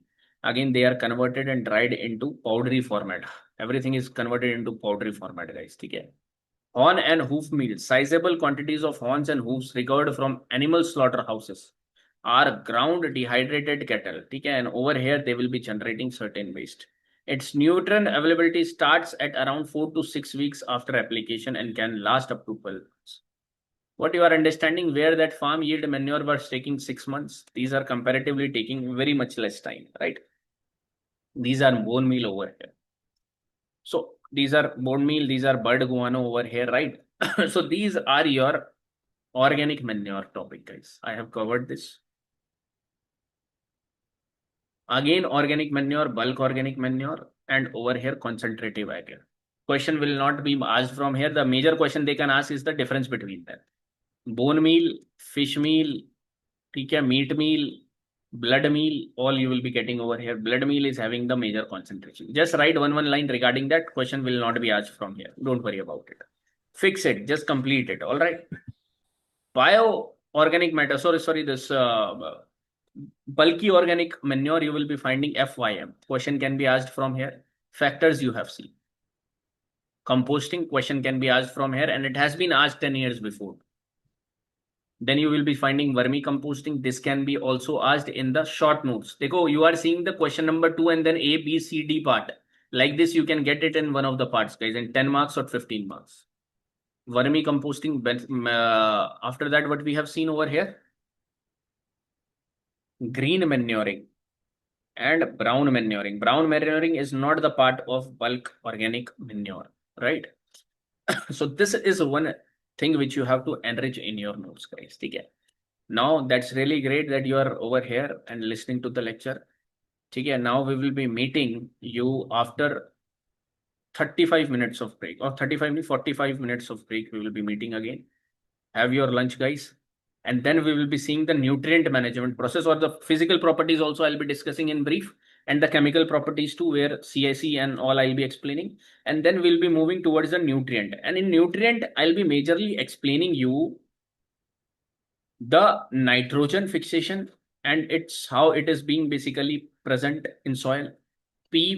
Potassium fixation and all I'll be explaining. And oh, sorry, this phosphorus and potassium fixation I'll be talking about. These are the major things which I'll be letting you know, guys. Okay, and with respect to that, I have some enrichment also which you have to do with respect to that.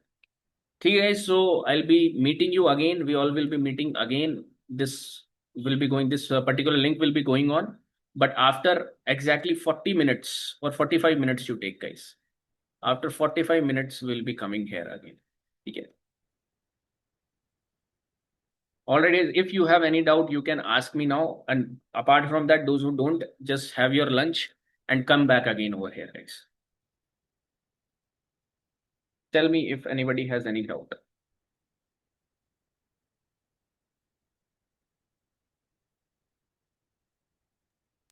So this meeting is being recorded, so will it be uploaded somewhere? It will not be right now. It will not be uploaded. It will be like recording only, right? But later on, I'll be letting it upload on these particular our subscribers only, like for all you people. But later on, it will be happening, not right now. Okay. So इसका PDF. Iska PDF I'll be providing in the channel itself. You all have joined the channel, na? Private channel. Yes, so sir. over there, I'll be putting it over there, right? ठीक है? And sir optional में 20 से 20 question रहेगा जो आते रहेंगे, उसमें कुछ क्वेश्चन रहेंगे जो नहीं आ पाएंगे इतना प्रिपरेशन के बाद भी. हाँ Kishan?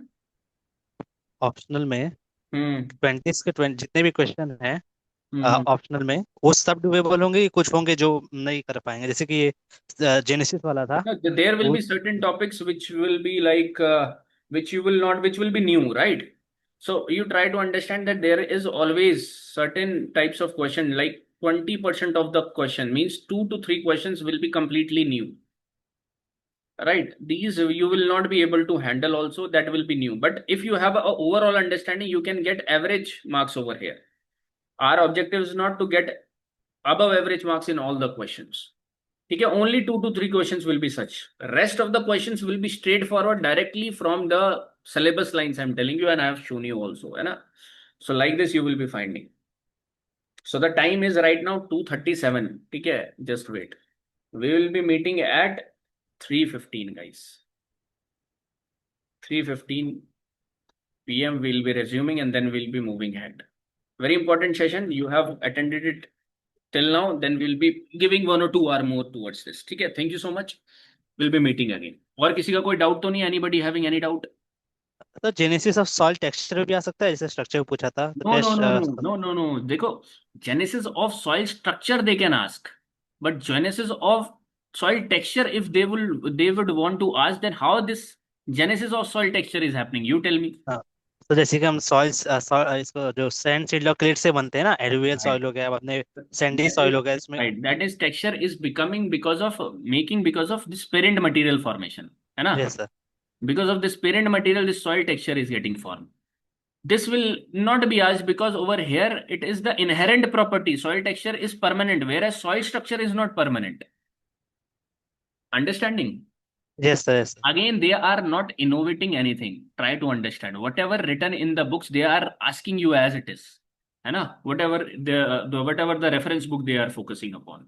So they are asking the things as it is. Okay, sir. Genesis of soil structure is mentioned in one of the book. That's why they have asked it directly. है ना? ठीक है, ठीक. All right, Kishan.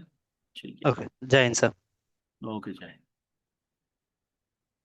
Okay, Mike. Thank you. Thank you, Shrag. We will be meeting again. Okay? 3:15. Come back again. I'm leaving it right now as it is.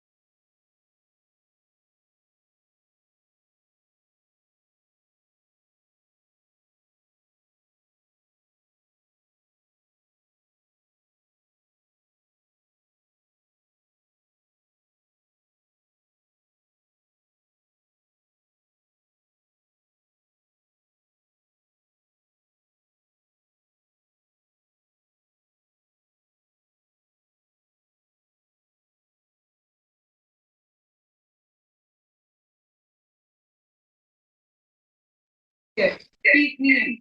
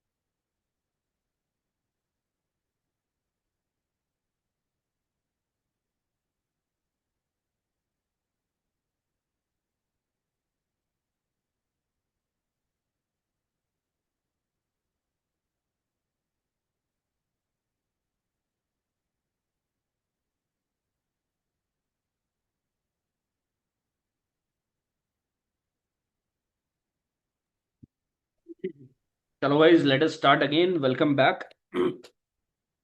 Please confirm if you can listen my voice. Am I audible? Is the screen visible? Confirm it, guys. Yes, sir. Okay, great. Yes, sir. Great, Mag, Kisan, Shrakvi. All right, guys. Let us resume. Okay, so till now we have seen under the properties, biological properties, we have focused upon more, and I have given you more content with respect to biological matter or biological properties. Now you have to just concentrate it, just make it a crux format, and you are good to go into this biological properties. About this physical properties, now I am letting you know. Now these properties we have discussed it also, physical properties and chemical properties too. Physical properties, let us see first. And over here, soil texture is important, and questions are being revolved around soil texture and soil structure more. Elaboratively explained in my lectures too, over here. Now tell me about, help me out in understanding the texture, guys. What is texture basically? Can you tell me soil texture? So proportion of sand, silt, and clay. Right. Relative proportion of sand, silt, and clay. How you will be dividing sand, silt, and clay as per ISSS classification I have told you about. How you will be doing the classification based of sand, silt, and clay? Based upon the size, first of all. Can you tell me the sand size? 2 mm to 0.2 mm. Silt size 0.2 mm to 0.02. And less than 0.2 mm is your clay particles. Again, if I ask you that which of the sand texture, now as per this you will be finding relative proportion, somewhere sand will be more, somewhere silt will be more, somewhere clay will be more. And we have textural triangle with respect to that. No need to remember the textural triangle, but we have different type of texture. Textural triangle have never been asked, but you must be knowing that that might be sandy clay, sandy silty, sandy loamy, like that you will be seeing, and I'll be letting you show that too. But can you tell me that out of this particular textures, sandy soil, silty soil, clayey soil, which of the among I'll be having the good water holding capacity among which textured soil, guys? Good water holding capacity. Clay. clay will be having good water holding capacity, or water logging situation will happen over here. It will not be impermeable. It will, it will not be permeable to the soil, because this is hard over here. So clay will have less, you can say, permeability, whereas sandy will have more permeability. So in between that, silty or loamy soil is having better water holding capacity. All right. So this, let us see these particular details. Just wait around.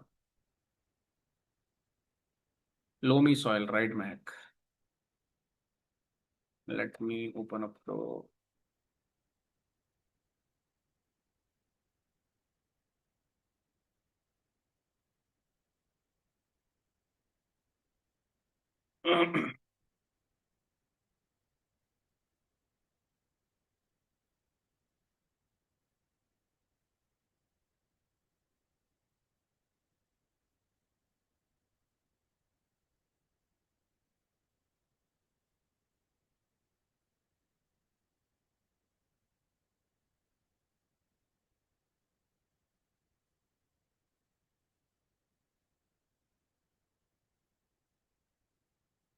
So this is over here, sand, silt, clay. This I have taught you in the class also.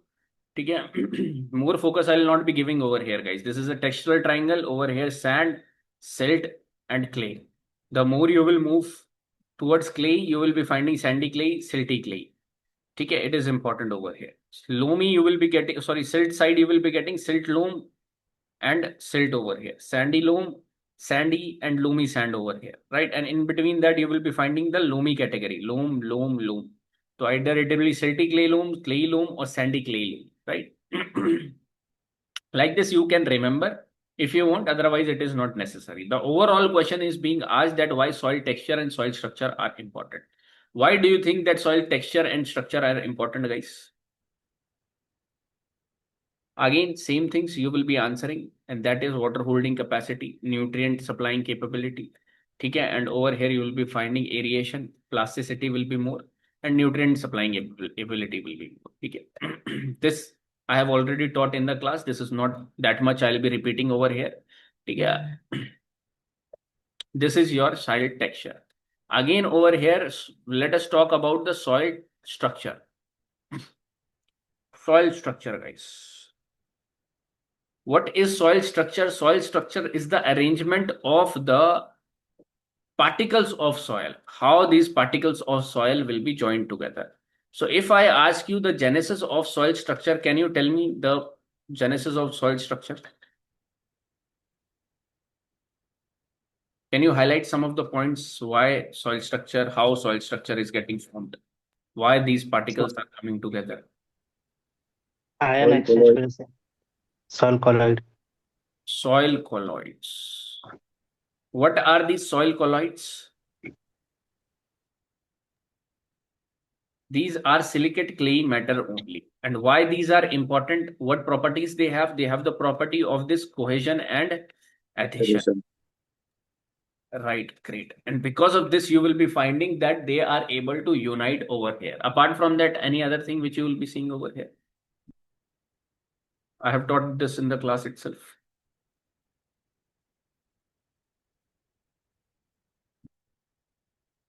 Any point you are able to remember? Genesis of soil structure asked in UPSC 2023 as, I guess. Electrostatic force. Electrostatic force is one important thing, and CEC and electrostatic force are connected with each other, guys. Okay, better CEC will be there, so better more and more cations will be attached, and more cations, then the divalent cations properties are that they hold two clay particles together, right? And that by that way there is a cluster of particles will be forming. You have said organic matter, that is also right. What is the feature of organic matter in soil structure?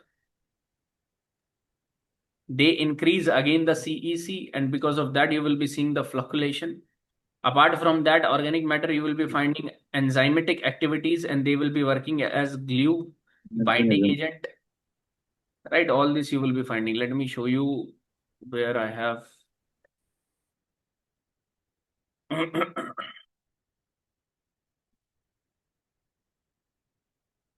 देखो, this ISSS classification of sand, silt, clay we have done in the class. I hope you remember it.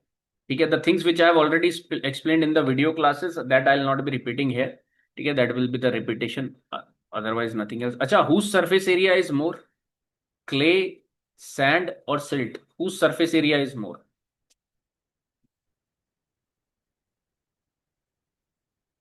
Tell me, guys.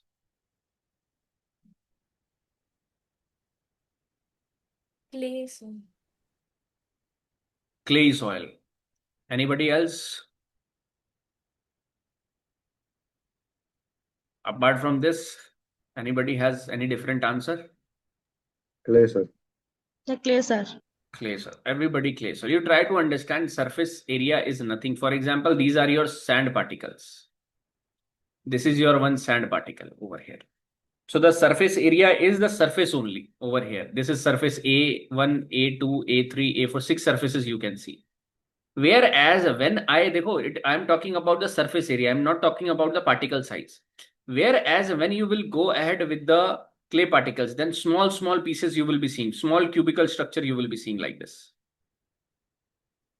That means surface area will be increasing. How? See this diagram.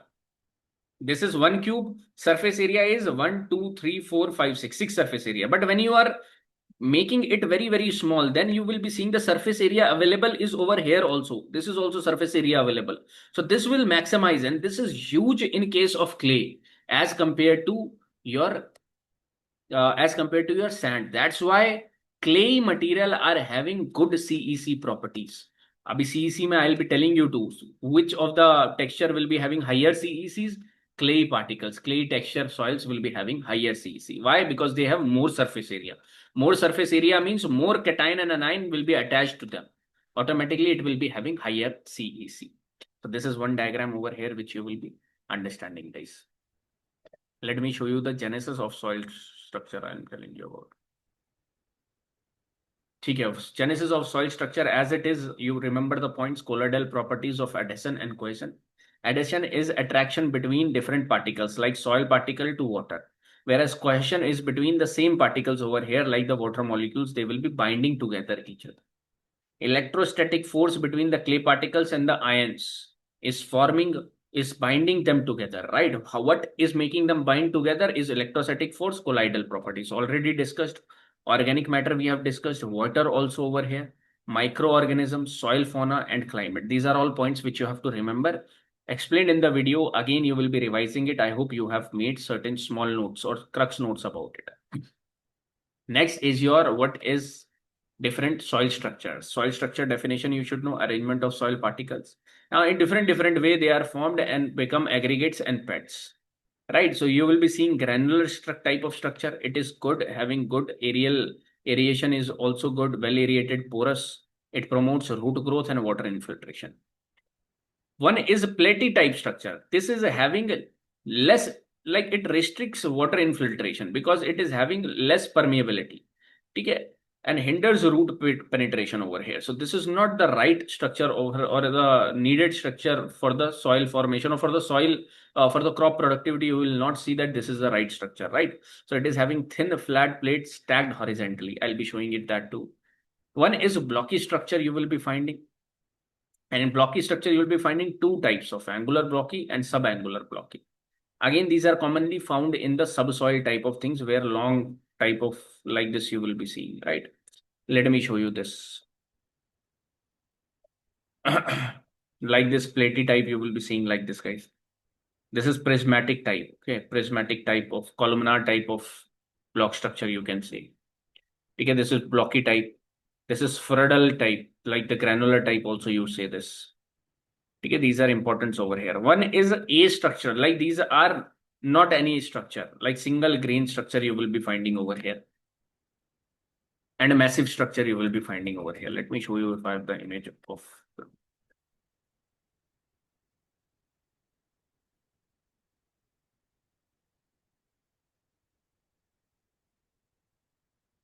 See this particular type over here. You can see the platy type. Massive is one block. This is a granular, like you are not finding any structure over here. Structureless, you can say. Okay, this is platy type. This is granular type. This is blocky type.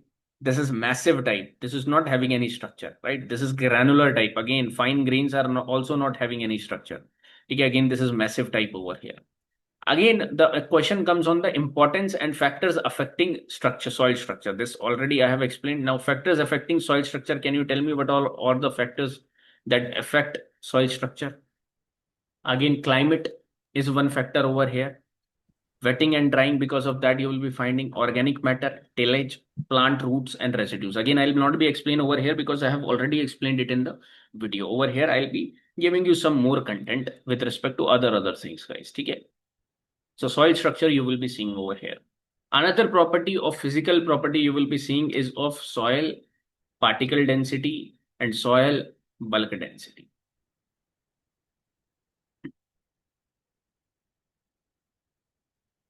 Now tell me that which of this soil particle density and soil bulk density, out of these densities, which of the densities is fixed and which of the density is variable? Tell me. Which of the density is more or less fixed and which of the density is always, like you will be seeing, variable over here. Particle density is fixed, right? Particle density is fixed. Right. Particle density. Great.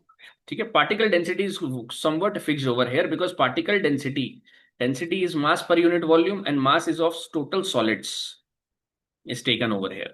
And solids are more or less permanent in a particular soil. Whereas bulk density include your mass per unit volume, and over here the total mass of pores is also taken. Right. Air pores, the pores, macropores and micropores are also taken over here. So that means it is variable because of that, because of the micropores and because of the macropores. That's why soil bulk density is variable in nature. Also tell me that which of the soil, or that means it is variable, that means certain factors will be affecting them. So what is the factor? Can texture of a soil affect the soil bulk density? Yes or no? Can texture Yes. of... Yes. Yes, If I sir. say I have sandy soil, the bulk density will be more or less? More. More. Because over here, as compared to clay soils, it has a less number of pores. More number of pores it is in clay. And if I have a clean soil, I'll be having more soil bulk density or less soil bulk density? Less soil. Less. Less soil bulk. Great. Connecting it right. Okay, so let me show you this particular part also.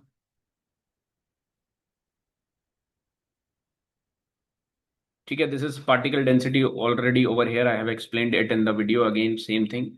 Bulk density you will be finding over here. So, bulk density is affected by soil texture and structure over here, right? Pore space you will be finding, because since the bulk density is related to the combined value of solids and pore spaces, hence soils with higher pore spaces will have lower bulk density. Example, clay soil. Similar. Compaction, what will happen by the compaction? It will increase the bulk density. Okay, so this you can remember. Organic matter, what it will be doing? Organic matter is lighter than equal volume of solid soil and is more porous. Hence, it will have a higher organic matter, will have lower bulk density, because ultimately soil organic matter is also increasing the pore spaces. Right? Because of that, also you will be finding lower bulk density. Now, this is about particle density and bulk density. One more thing we have to discuss, and this is value addition over here, is tillage types, guys. What is soil tilth and tillage over here? This is a new material. This I have not explained you also. This we will be seeing over here. Soil tilth refers to the physical condition of a soil in relation to plant growth, especially how well it supports seed germination, root penetration, aeration, and water retention. Okay. 2-3 things I have told you: always highlight water holding capacity, nutrient supplying capability. Now add more 2 things: seed germination, root penetration, guys. These also you have always to think from this mindset. And with respect to soil only, you have to think it, right? So good tilth means friable, well aerated, moist soil with balanced aggregates are present. Where tillage is, why we do tillage? So that we can improve the soil structure. So tillage is the mechanical manipulation of soil using tools and implements to create ideal conditions for growth.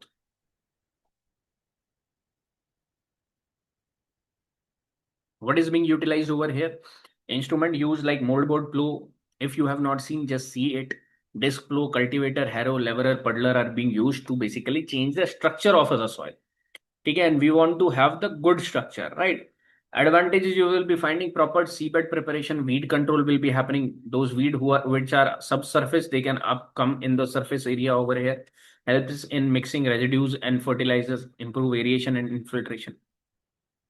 Disadvantages क्या रहता है? Causes soil erosion, destroyed soil structure, and leads to loss of organic matter. Right? These are certain disadvantages you will be finding over here. But the important part is there are types of tillage. How many types of tillage you will be seeing? One is of primary tillage, and then second is your secondary tillage. Important. The first major operation is to break and convert the soil invert the soil in depth of 10 to 20 centimeter. Like over here, they want to like upturn the soil over here, right? So this is the primary objective of the tillage over here. We want to loosen the soil so that there will be good seed germination can happen, root penetration could happen, kill weeds, improve soil aeration. Again, same thing you will be finding over here. And implements which are used are this. Whereas if you will go to the secondary tillage are the operations that follow the primary tillage. What we want now, we want more finer products over here. So it will break the clods into more smaller aggregates, incorporating fertilizers, puddling in rice fields, and level the land for irrigation or planting. And the implement used are over here, written over here, guys. These are secondary tillage methods you will be finding. Primary and secondary tillage. What do you understand by conservation tillage, guys? Can anybody tell me? No or minimum tillage. Conservation tillage.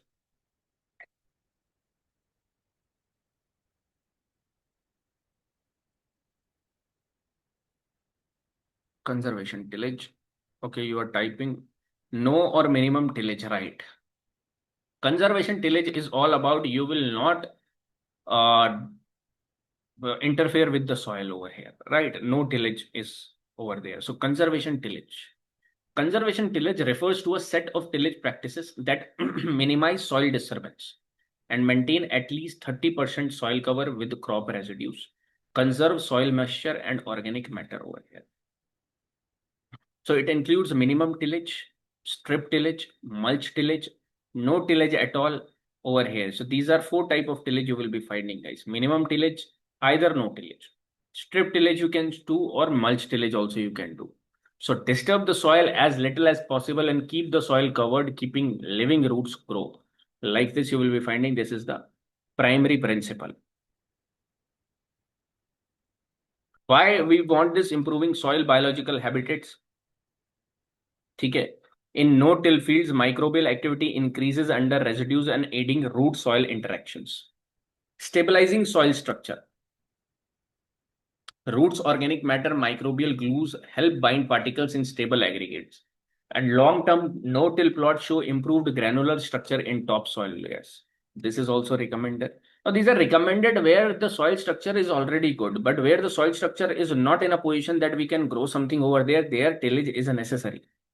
Conservation of organic matter, you will be finding residues are left on surface and decompose slowly and adding carbon to the topsoil. Conserving organic matter you will be seeing, and physically protecting soil surface also you will be finding over here under conservation tillage, guys. Advantages, you can see soil tilth improvement, organic matter buildup, water conservation, less erosion, biodiversity in soil. Easy part, easy topic you will be seeing in conservation tillage, guys. Okay. Challenges, what are the challenges in conservation tillage?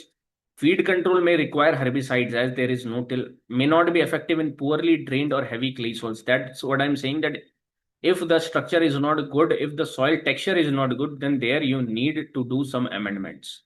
Pest and disease carryover under residues you will be finding, and need specialized equipment also.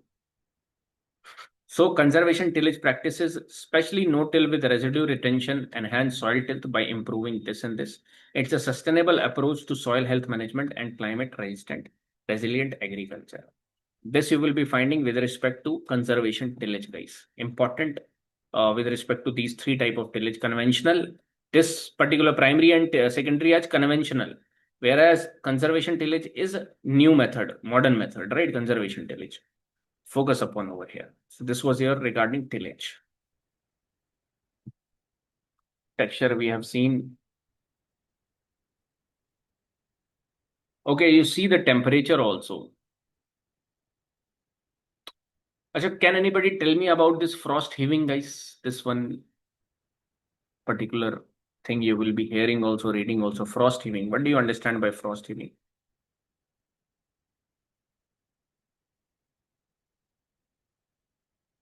Can anybody tell me?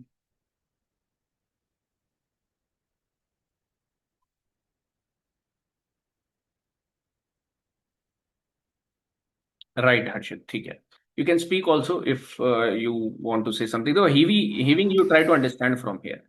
Try to understand from here. Heaving is nothing over here. देखो, what happens when there is a very extreme temperature, very low temperature, you will be finding that these ice layers will be formed over here, right? Like this ice layers will be formed. Okay, and over the period of time, this ice will be setting like this, and the root which you are seeing initially like this will be break down over here, and the whole upper surface layer will be covered with ice. Why? Because there is retention of soil water also, and this soil water will convert into ice. And over the period of time, because of wind and other factors, you will be finding when there will be normal temperature, this might get uprooted over here. You see, this is uprooted over here, guys. Okay.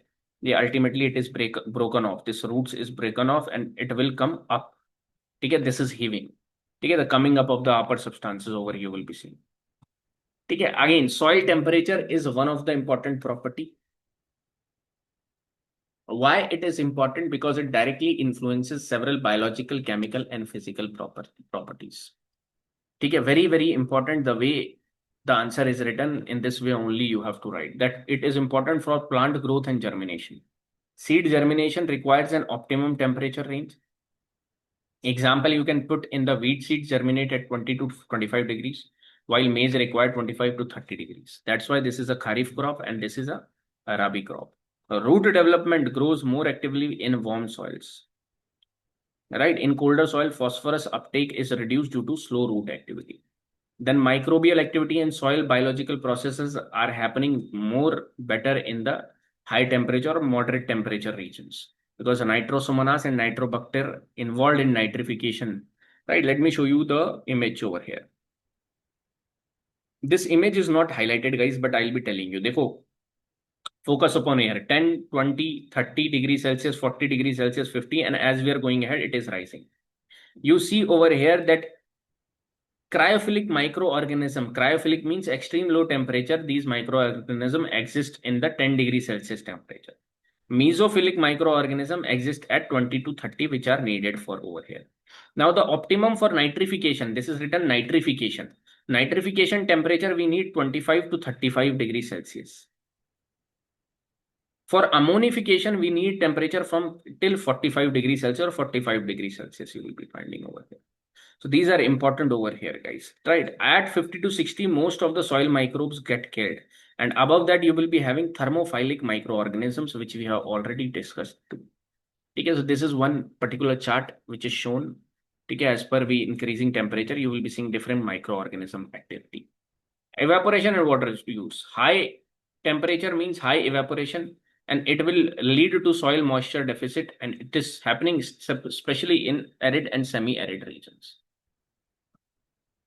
Okay, this you can understand. Soil aeration and gas exchange also it helps in nutrient availability and chemical reactions too.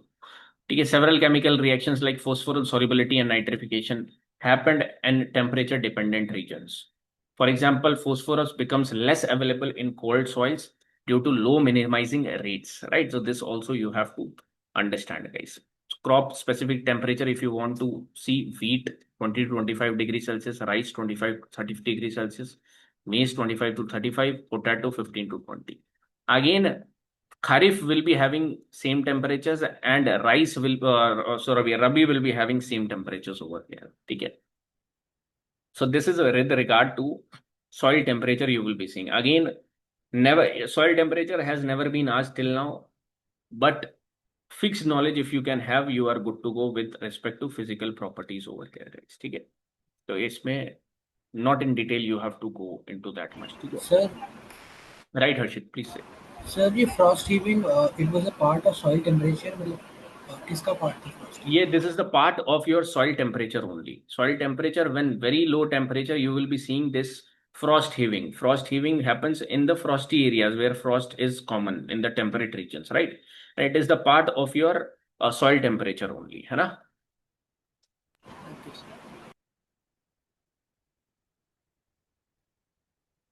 ठीक है. So this is one thing you will be seeing over here. What is the effect of soil temperature on physical, chemical, and biological properties? On the physical properties, what you can see, guys, how soil temperature is affecting. Can you tell me, try to think about the physical, how soil temperature can affect the physical properties?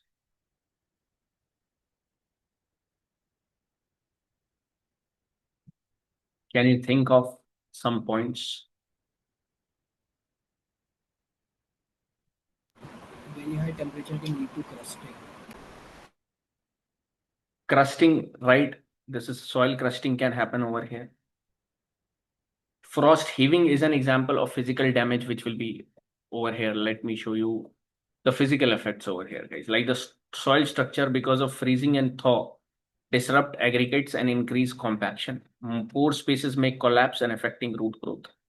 Moisture retention will be, there's a cooler soils, you will be seeing that now they can retain moisture longer. But if it will convert into frost, then you will be seeing the frost heaving type of condition. Warmer soils dry faster, less water availability. Bulk density, what will be happening? Heating and drying can increase bulk density by reducing pore spaces. And this is not good for our seed germination, root penetration, and water holding capacities. Okay, simple points you will be finding over here, guys. Chemical effects, what you will be finding, because of the high temperature, nutrient solubility will become like cold soils, you will have less active mineralization and low nutrient availability. It requires high temperature. Nitrification bacteria work best at 30 to 35 degrees Celsius. Very important. And the oxidation and reduction reaction which happened in warmer soils, it gets speed up, and in colder soil, it gets hindered. Right? This is chemical effects you will be seeing over here. Biological effects, you will be finding the plant processes like seed germination requires optimum soil temperature. If it will not get it, then you will be finding the dormancy and delayed germination type of thing. Some crops needed cold treatment like vernalization. This I have explained in paper 2. Some crops like wheat and barley need cold treatment to basically requires exposure to low temperature for a defined period.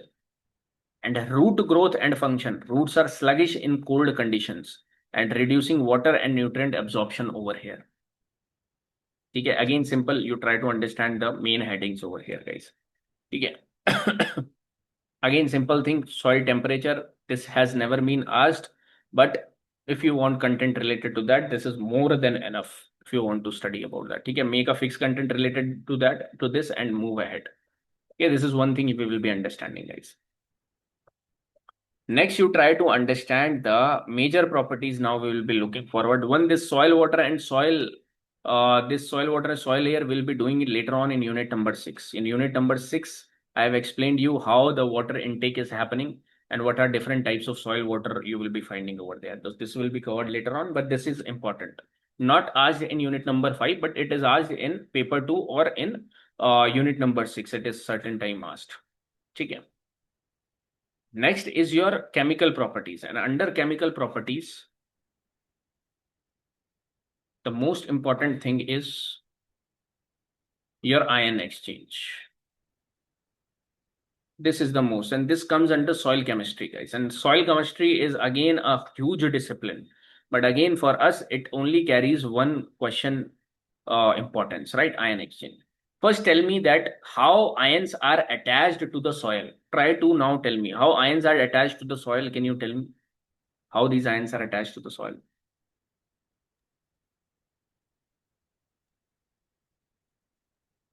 Clay matters, sir.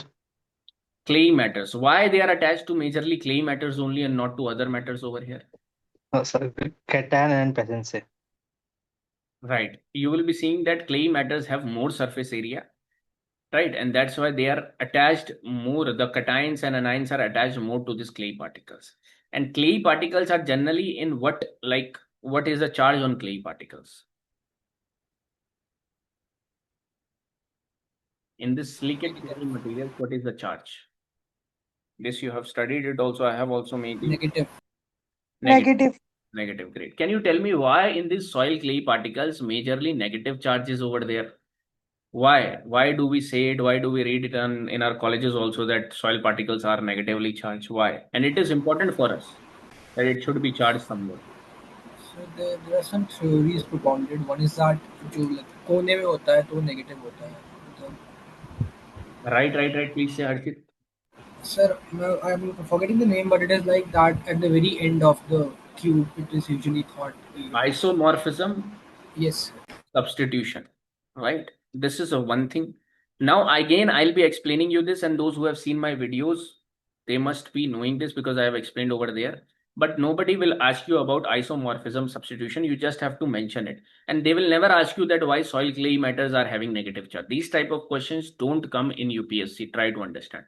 But because why they don't come in UPSC? Because these are easy things. They assume that you know this. Isomorphism substitution is nothing, but it is like that when silicon and aluminum is 3 plus, silicon is 4 plus. What they say is the same type of material, the same type of matter size. For example, this silicon and aluminum comparatively are of same size. So sometimes this is being replaced, silica is being replaced by aluminum. So what will happen by that? Silica 4 positive, that means it will be combining with oxygen molecules over here. So when aluminum 3 positive will come, so over here when it will substitute it and silica will go away and aluminum will be there. So one electron will be over here which is left because this is 3 positive, this is 4 positive. So one electron will be left and the net charge will be on a particle, on one particle will be negative, which is helpful for us because this negative charge is only retaining, the process of adsorption is happening on the surface of clay particle. The second is edge effect. Right, on the edge you will be seeing that these clay particles will be attached. The third is Goldsmith's law. No need to understand, guys, but I have added this Goldsmith's law that this is having over here. Let me show you also.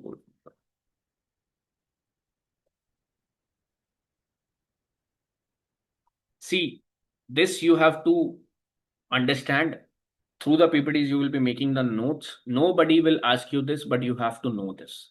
One is charge of soil particles, why they are generally negative.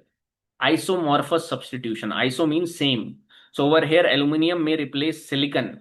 Because of that, there will be a net negative charge. One is exposed crystal edges. At the edges of clay minerals where the crystal structure terminates, unsatisfied chemical bonds are there and that are remain gives them the negative charges, right? Because of oxygen ions. ठीक है, silicon oxygen के साथ attach है, break हुआ तो यहाँ पर net negative charge रहेगा, right? When there is 0 point charge also you will be seeing 0 point charge means that there will be equal amounts of positive and negative charge. This is not the important one. The major thing which you will be find in DK Das also and in this Wheel and Brady book also, they will be focusing upon this isomorphous substitution. Then there is, based upon this geochemistry, you will be finding Goldsmith's law. Not important, not needed. But I have added this in the content so that you can read it. Ultimately, there is no requirement, guys. Goldsmith's law only talk about size compatibility. Means elements can substitute for one another in a crystal structure if their ionic radii are similar. And they are talking about aluminum and silicon, magnesium and iron over here. So they can substitute each other. And because of this substitution, there will be a net charge which will be remaining.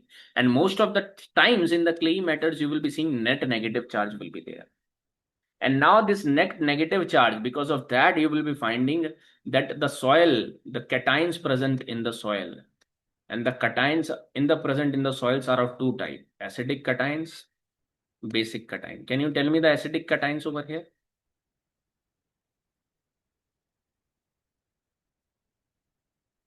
Acidic cations present in the soil, guys. Sodium. Acidic cation is not sodium. It is Al3 positive, Fe2 positive, H positive. These are the acidic cation. And this I have explained you in my videos, in my lecture number 4 of soil nutrient and management, unit number 5 only, when I am telling you about problematic soils. Basic cation,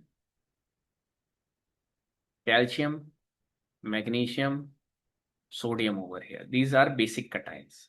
Now, those who don't know what is acid, what is base, again, science, 9th class chapter, difference between acid and bases you will be finding over here. Acid litmus test happens because of H plus concentration, whereas basic OH negative concentration litmus test you will be seeing over there. Yeah, basic things you have to understand.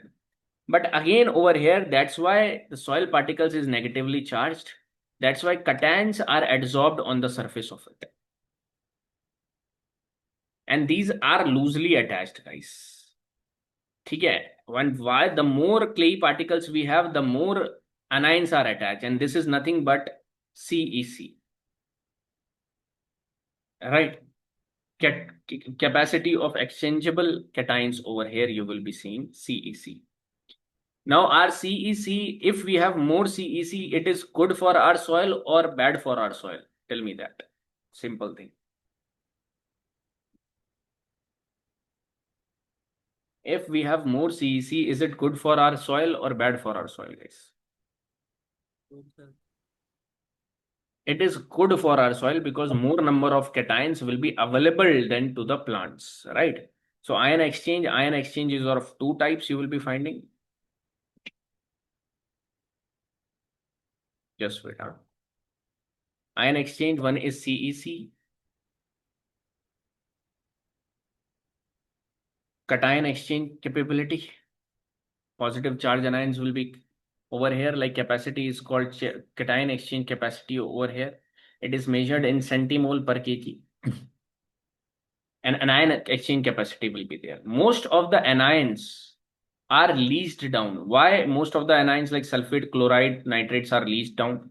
And that's why you will see the problem of nitrates in the water. Why it happens, guys? Can you tell me the reason why most of the anions got leached down in the soil?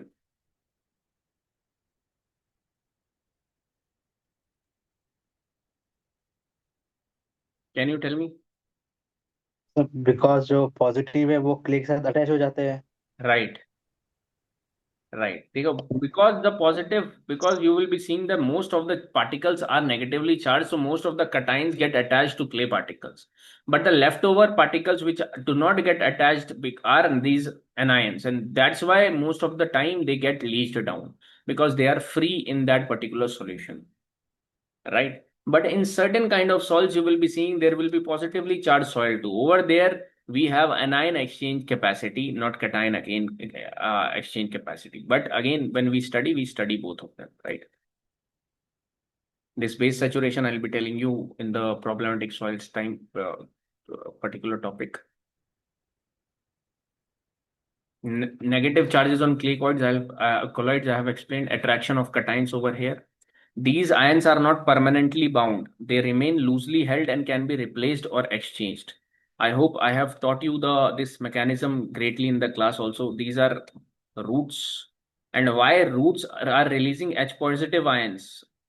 Because of the osmotic potential. That I'll be telling you in paper 2. So there is a connectivity, guys. And this is negative charge over here. C2 positive, Na positive is connected over here.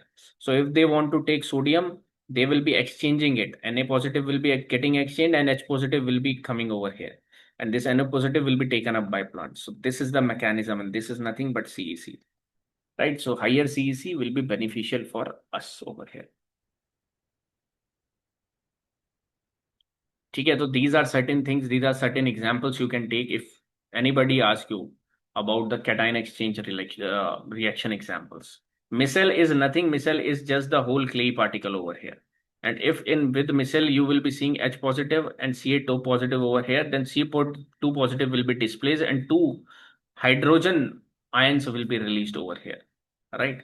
So this is one thing. Acid addition, if you want to see, then 2 positive ions will be coming and Ca2 positive will be released.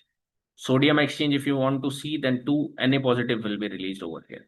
X is nothing but the exchange site. Exchange site is nothing but the clay particle. Okay, simple thing which you have to represent in this way. Okay, just note this down on your own. You have to study this particular PDF too. CEC is the total quantity of exchangeable cation, ability to retain essential nutrients, measured in this particular format. This is important over here. Sand is having less CEC, sandy loam greater, loamy very high, Clay loamy 15 to 30, and clay soil more than 30. Very important. But because clay, we cannot choose only clay soil, because clay have other problems of penetration, of poor drainage, of you will be seeing impermeability. That's why loamy is being preferred. Middle thing over here, 10 to 15 is being preferred always. Okay. Good thing over here is CEC of common clay minerals. Kaolite you will be having 7 to 10, and it is 1:1. Less CEC is having. Montmorillonite, very good. Whereas vermiculite, you will be seeing 100 to 150, highest over here, vermiculite. Right. CEC of other soil components like humus. Humus you will be finding around 200 to 400 centimole per kg, guys. Very, very important. That's why humus is being added to the soil, because humus has the highest CEC due to its abundance of functional group. How? You will be seeing these clay particles over here and attached like OO negative, COO negative. That means they can be attached by some other particles over here. Again, no need to go into the soil chemistry, this much depth. Biochemistry, we don't have to go. But this way you will be seeing that abundance of functional groups are attached to it. They will break, they will be forming the negative, they will be forming the sites where cations can come and get attached. Very important slide. You have to make use of it. Dekho, when you will be utilizing these slides, then you sit for Unit 5 test. Those who have joined the test series, Unit 5 and Unit 6 combined, they can give the test. If you are studying on your own, now you write down the question in a fresh manner, utilizing this content over here. Every line, your objective should be, every line should throw some technical words. Right? Try to think on that lines, and automatically you will be writing. Don't try to write any particular line just for the sake of writing. Try to like give something into that particular line, that okay, if you are talking about CEC, add these content over here. If you're talking about humus, add certain topics which we have understood in humus. Right? Your content should be in front of your eyes. Like this you should write, guys. Again, significance of CEC I have already discussed. Factors influencing cation exchange capacity, this has already been discussed, guys. Soil texture, organic matter content, nature of clay minerals, kaolite, montmorillonite, vermiculite, illite. These are examples you can give over here. Soils rich in 2:1, like montmorillonite and vermiculite, have higher CEC than those rich in 1:1 clays. Now, utilize this information which you are reading like this. Okay? Try to utilize this in your answers, guys. Soil reaction with respect to pH also you will be seeing, replacing power of ions and all, we have seen this.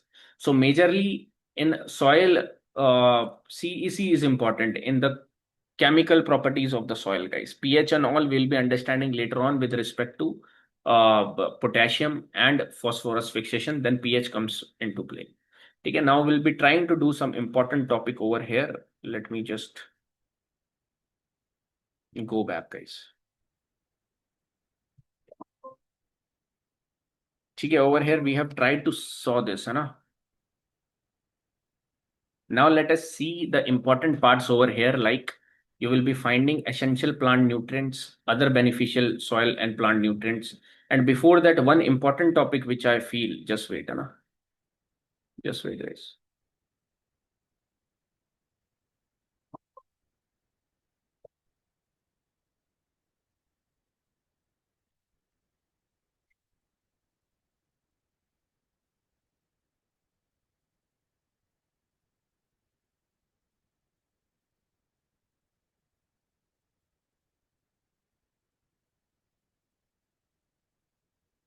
I hope you can see it. One important point, let me highlight. These are well explained by me in my lectures also. That is more than enough. And if you will be adding this content over here too. Soils of India is same as of the you study in your geography chapter. Okay? And that is the same over there too. Over here now, let us talk about this particular point. This is very important. And for this also, I have not given you enough content in the slides. Okay? And that we'll be talking about right now. Principles of soil fertility. Can you tell me about the principles of soil fertility, guys? Certain principles of soil fertility if you want to highlight.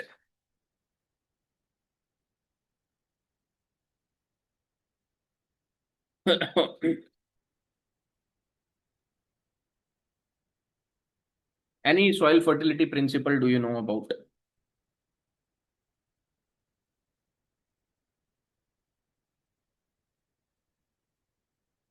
Let us see one by one. Just let me open this up.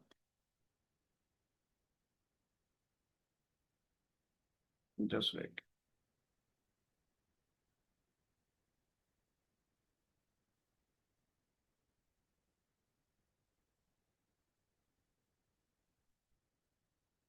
So write this down, soil fertility principles. One principle is law of the minimum. Can anybody tell me what is this law of minimum? Very nice principle. Sir, मतलब there are many nutrients in the soil, पर जो minimum होता है उसी के हिसाब से the supply is meant. अगर वो available नहीं होगा तो बाकी भी available नहीं हो पाएंगे. Yes, you are right, Harshit. देखो, what he is trying to say is that law of the minimum is every nutrient is essential, but the nutrient which we want in the minimum amount, that should be there. Then only we will be able to utilize other nutrients too. Otherwise, if this minimum is not available, then we will not be able to utilize the other nutrients which are present in abundance too. And over here, one particular analogy is being utilized by Liebig over here. Liebig is one scientist, guys. Liebig in 1840 utilized one particular type of analogy, and that analogy is of Liebig's barrel. Have you heard about the Liebig's barrel over here? Yes, sir. Dekho, try to understand. Liebig's barrel. Suppose this is a barrel. Let me try to draw a barrel type. This is round type of things. But this Liebig barrel is not having this particular cases like this. Somewhere like you will be finding like this. Some height like this you will be finding. Yeah. Somewhere you will be finding like this.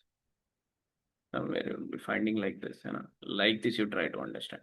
So this is not having the equal height and this is not covered equally. These are the wooden planks over here. This is the gaps over here, right? So if I want to fill this barrel over here, where you are seeing that these are having different heights. This can fill up to 6 meters. Suppose this 7 meter, 8 meter, this is 3 meter, this is 4 meter, right? Like this. Now, as per this law of the minimum, how much water you can fill in this barrel, guys? Try to tell me.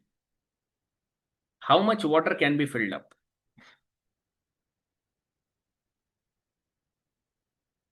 Up to the height you tell me. 3 meter, 4 meter or 8 meter over here. Let me tell you this again. 3 meter. Dekho, suppose this is the rectangular tank. And this rectangular tank is covered by different wooden planks over here. Like this. Okay, like this it is being covered. This is a water tank over here. How much water is being covered? This is 8 meters, 9 meter, 10 meter, and this is suppose 5 meter. So you can understand that only 5 meter water you can hold. Up to the 5 meter you can hold the water, because beyond that everything will flow out. It doesn't matter that you have the 10 meter plank also with you. But law of the minimum means the minimum quantity which is being needed over here is till 5 meter. That's how he wanted to explain that plant yield is primarily dependent on the factor that is most present in the minimum quantity, that is needed in the minimum quantity. So all nutrient must present adequately. All nutrient must be present, not necessarily in abundance, but adequately amount should be present over there. Okay, so this is very important. One is this you have understood about law of the minimum, guys. Second is your principle of synchrony. What do you understand by principle of synchrony?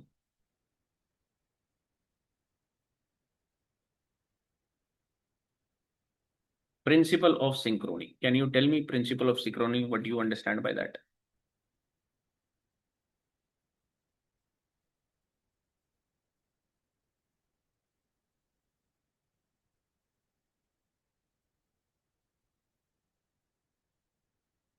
Anybody? Principle of synchrony. This is given by Mike Swift. 1985. Don't worry, I'll be giving you the content related to that. Okay. These 3 laws, proper definition, and proper this I'll be giving you. Principle of synchrony, do you know, guys? You understand principle of synchrony means the way, suppose you have added fertilizers. Now, how the crops will be utilizing this fertilizer? This is not in sync, because when you put fertilizer, initially the crop utilize these fertilizers slowly, and later on these crops utilizes these fertilizer fast. Why this is happening? This is happening because there is a synchronous with the nutrient demand of the plant and the nutrient present in the soil. Suppose we don't have the knowledge of this principle of synchrony, and in the initial days of the plant germination we have added huge amount of fertilizers. That fertilizers will not be utilized by plants, because as per this principle of synchrony, because right now there is no demand by the plants for these fertilizers. What it will be happening, this will be leaching down, and this will be causing the problem of toxicity. But when actually the plant demand is there after certain times of the growth stages, and we are not adding nutrients, then this will be problem, guys. That's why the knowledge of principle of synchrony will help us. That's why fertilizers are being added at the phased manner. In the initial phase, then in the medium phase, you will be seeing after certain time periods of growth phase, you will be seeing we will be adding fertilizers. Right, so this was highlighted by Mike Swift. So this you will be understanding. And rice nutrient management, we utilize this thing, that half of the nutrient management we give it before sowing, and half after sowing we try to do it. We basically match the demand of the nutrients of the plant, right? When it is demanding what type of nutrients, and then we'll be adding it. This is as per principle of synchrony.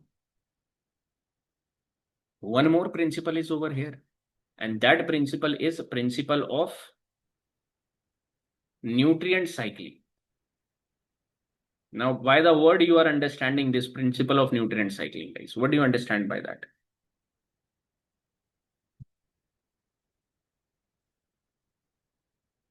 Nothing but that in this particular soil, nutrients get removed also, added also, and nutrients get removed also by various processes. Like these are added by organic manures, chemical reaction, biological agents, irrigation water, it is coming, atmospheric diffusion, it is coming. It is being removed by soil erosion, crop harvest, losses, runoff. Like this, you will be seeing that this is being added also, and this is being removed also. It is basically what it is doing. It is preventing the toxicity also, and it is also preventing the deficiency too. So these are major soil principles, fertility principles you will be finding over here. I'll be giving you a particular one pager for this. Okay, just let me remind about this, guys. This is soil fertility principle over here. What is the soil testing evaluation method now, or soil fertility evaluation method now? We'll be understanding this. Very important this is.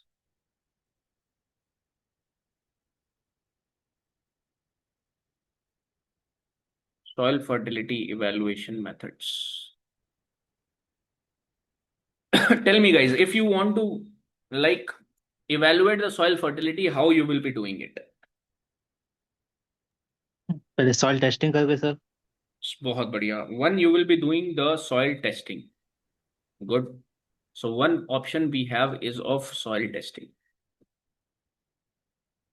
This is one method only. Tell me another methods. Sir plant के deficiency को देख के. Right.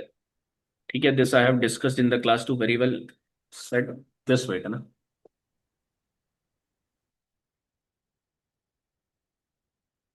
Visual plant diagnosis. Visual plant diagnosis we will be doing. Third,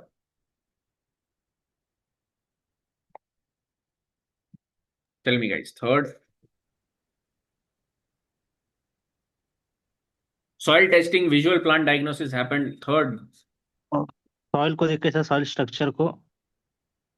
Soil structure को देखकर भी you can evaluate, but this is not the right method. Tell me more. Soil health, Rashmita, right? Soil health. Soil health. soil structure right after that.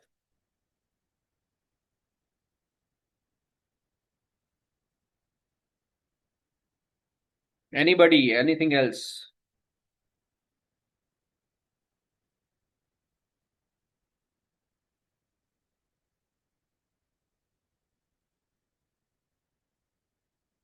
Nobody knows about this soil fertility evaluation, has been asked 2-3 times in the examination. Have you heard about, or I have taught you in the class, plant tissue analysis? Dekho, soil health, soil structure, these are things which you are writing out of your, like, you are not having the fixed academic knowledge, that means. And examiner is not looking for soil health, soil structure. Try to understand. Examiner is looking for these terminologies where he has written that, because these are what written in your books, that plant tissue analysis can happen. And under plant tissue analysis, you will be understanding about 2 tests: a rapid tissue test, total analysis, one method over here. Apart from this, can you tell me some other soil fertility evaluation method? Sir, biological test. Great. Biological methods over here. Very nice. Biological methods. Apart from that, biological methods. Can anyone, like, can you give me the example of biological method test example? Field test we can do in the. Which test? Sir, in biological method, field test will come. Field test can come. Dekho, field tests are different tests.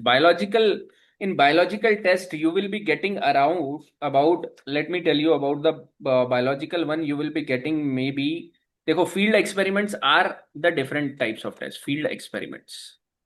Okay, this is also one method. In biological test, you will be utilizing some Microbiological test, sir. Right, Shekhar, tell me again. Sir, microbiological test and indicator plants also used sometimes. Right. So over here, biological is nothing but microbiological methods only. And over here, you will be utilizing these microorganisms only. And over here, microorganisms like Azotobacter test you will be doing, Aspergillus test you will be doing. Okay, and that I'll be letting you show also. What I'm trying to highlight is directly, this is written in your paper like this, that soil fertility testing they have written directly, right? But what they are asking time and again, that what are the different ways of evaluating soil fertility evaluation? In that, you will be seeing one method is soil testing. One method is plant visual method, that by seeing you will be guessing. But this is not giving us fair results. What will be giving us fair result is soil testing and plant tissue analysis. What they will be telling us that, okay, the soil fertility have this much deficiency, this nutrient deficiency, and you can add then fertilizers over here with respect to that. So soil testing and plant tissue analysis is the most practical method which will be giving you the most accurate results, whereas visual plant diagnosis and other methods are not that much good. Right. These are indirect methods. Field experiments also give you indirect way of analysis of the soil fertility. Okay, but ultimately this should be your crux of soil fertility evaluation. Now let me give you the content related to it. You have to read it, and also you have to make the short notes out of it, guys. Just wait. Just wait, let me open up the file.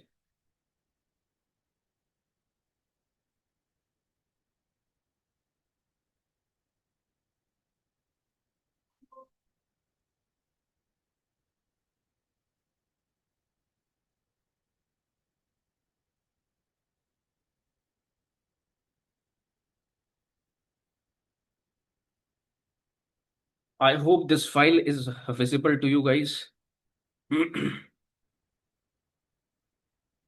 Okay, this file I have made for you, and this will be containing all the soil fertility evaluation over here.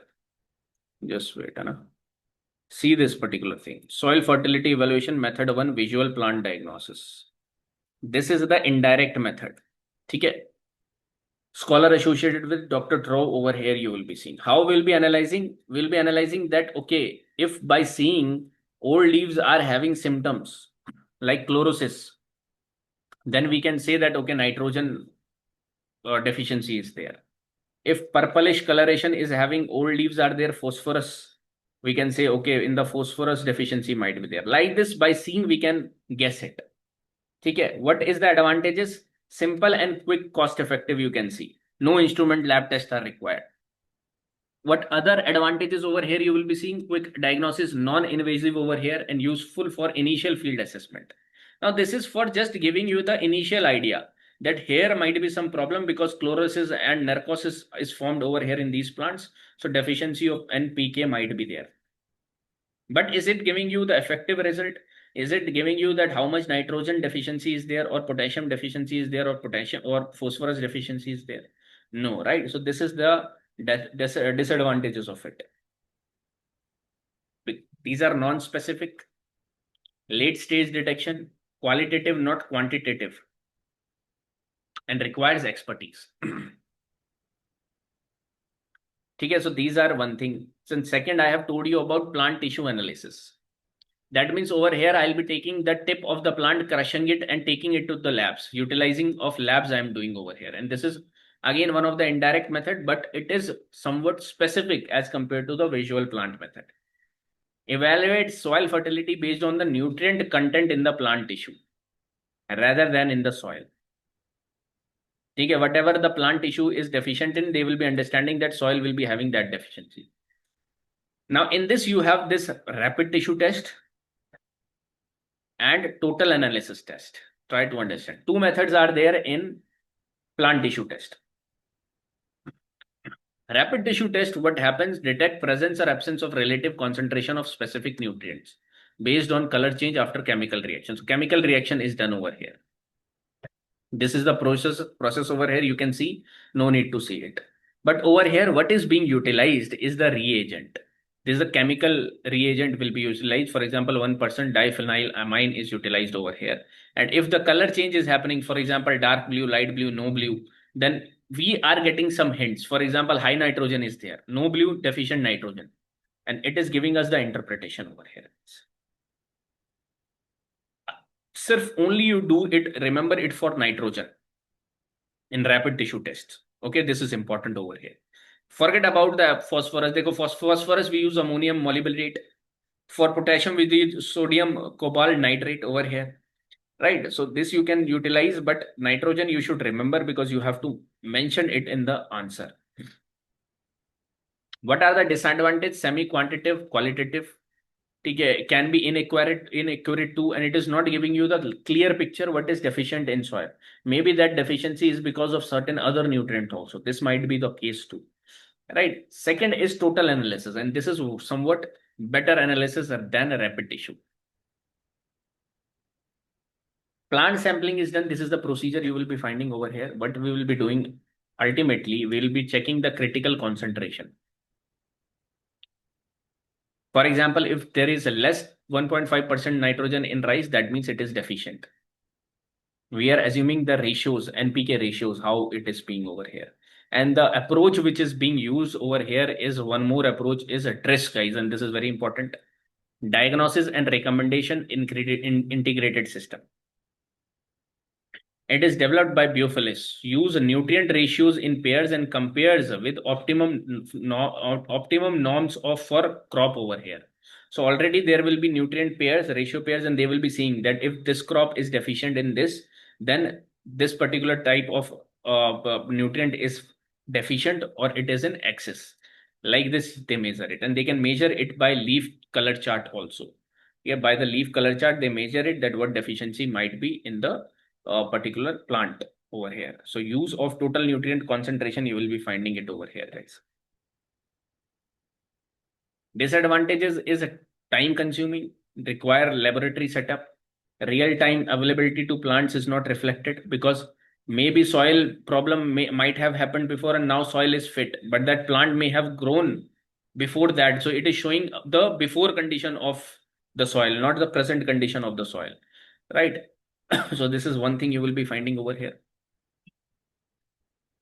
Third method is your soil testing analysis, the most common method and the most direct and most accurate method you will be finding over here, guys.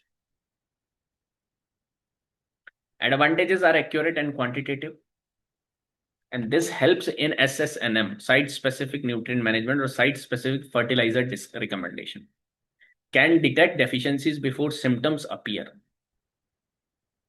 And these are useful for long-term fertility planning and applicable to all nutrients over here. These are very important, guys. As it is, you have to take it. Okay, now there are different methods also, but no need to go into the methods, how we will be doing it. Nobody will ask you. Okay.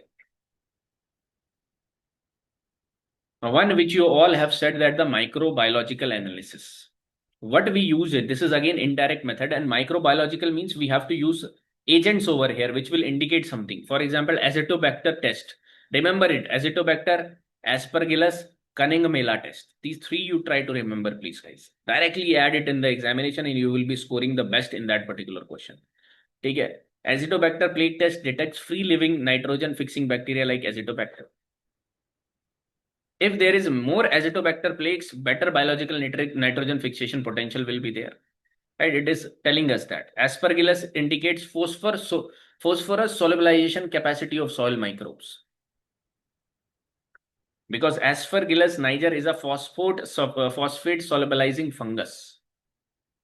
Okay? So this is one thing you will be finding. Cunningham-Mela test over here you will be finding indicate general microbial diversity and organic matter decomposition.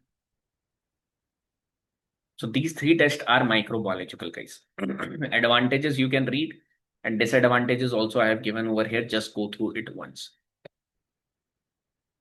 Very good method over here is of remote sensing method too. And this has been asked in the prelims also. How you just, when you will be going through the PYQ, they will be asking you that from this remote sensing chlorophyll can be measured of a particular thing, and this can be measured, right? Again, this is an indirect method, uses satellite or drone based sensor to detect plant health and soil condition based on light reflectance. Okay, for example, unhealthy leaves will be absorbing less energy and reflect more visible range, reflect less near infrared. NIR is near infrared, right? So interpretation, you will be seeing patterns of light reflectance from crops can indicate nutrient deficiency, water stress, overall crop figure also, right? Now these are huge things I have given, extra content I have given, not this much is required. You have to fix it, guys, because ultimately you have to write in 250 words. And when you will be finding this whole PDF is having more than 1000 words over here. Out of this 1000 words, see over here, this is written in the near 1710. 1710 words is having these PDF. Now you have to write this whole content in 250 words. Now this is an art. So that's why I'm telling you, no need to focus more on the things which are extra. Okay? Focus on the headings. These are important. One thing, NDVI. Can anybody tell me about this normalized difference vegetation index? NDVI. This I will explain you, but again, not important. NDVI is nothing but your near infrared reflectance and photosynthetically active reflectance. Means one reflectance is by the sunlight, and which sunlight is reflecting over here of this plant. This I am terming it as PAR. One reflectance is off by satellite, and this I am terming it as near infrared because this is throwing near infrared and sunlight is throwing PAR. So this is NDVI is a difference between NIR minus PAR upon NIR plus PAR. This is the formula for it. NIR minus PAR upon NIR plus PAR. So high NIR reflectance means, and plus low PAR reflectance means healthy, green, vigorously growing plants. And low NDVI means plant stress, nutrients deficiency, and diseases. This as it is, you try to remember, nobody will ask you this formula, but high NDVI and low NDVI. When you will put these words into your remote sensing analysis, automatically you will be getting marks, guys, because not everybody will be posting this or writing this NDVIs. Okay. And what is this? It is simple thing, NDVI. What is this? And net normalized difference vegetation index. It is an index which is giving, which is if high, it is healthy, it is showing healthy growth. Low, it is showing stressed growth. Simple. Just you have to put this NDVI. Okay, formula, though if you want to, it is easy to remember also. NIR minus PAR reflectance and INIR plus PAR. Okay, this is advantages and disadvantages I have given. Just read it once and it will be good to go. The sixth method you will be finding is the field experiment, guys, which you already gave me one subheading. Field experiment, again, direct and practical methods you will be finding, and in this you will be finding control test plots in which simple plot testing will be done, one with no fertilizer, one field will be no fertilizer, and second field will be more than one fertilizer you will be seeing. Then they will be comparing it, and then we will be seeing that which test deficiency is being shown. The example is highlighted over here. Second is advanced field experiment. Over here, different rates, combination sources of nutrients are used across seasons and soil types. It will be used, guys. See this particular advantages and disadvantages over here. So these more than 2000 words related to soil testing methods, more than enough I have for you. Again, this is the enrichment which is not present in my, which is partially like 50 to 60% is present in my content, but rest you have to add to so that you can make it more better. Okay. So I hope this you must have got, guys. This I'll be sharing you in the group also. So now I hope you are understanding this soil fertility. Ultimately, how you have to make it, guys. You have to make the crux of it. Soil fertility evaluation methods. Tell me, guys, now you have studied, now tell me the methods one by one. First method we have seen. As per the PDF. Testing. As per the PDF, plant visualization, visual plant symptoms we have seen. Second, as per the PDF. Plant tissue analysis. Plant tissue analysis. Great. Under plant tissue analysis, you will be writing about two things. Rapid tissue. Rapid and total. Total analysis. Very nice. And this interpretation you are doing by one method, that is DRIS, given by Buphilus. Highlight this. Examiner will be shocked because nobody is writing such answers in this. That's why they are not getting much like good score in agriculture. Average score is 250, 260, 270. Whereas why in anthropology, other subject people are scoring more than 300? Because there are various teachers who are exploring things or giving new content to the students. Try to understand. Okay, so add these contents, guys, and this will help you immensely. I'm telling you. DRIS you mentioned. Third,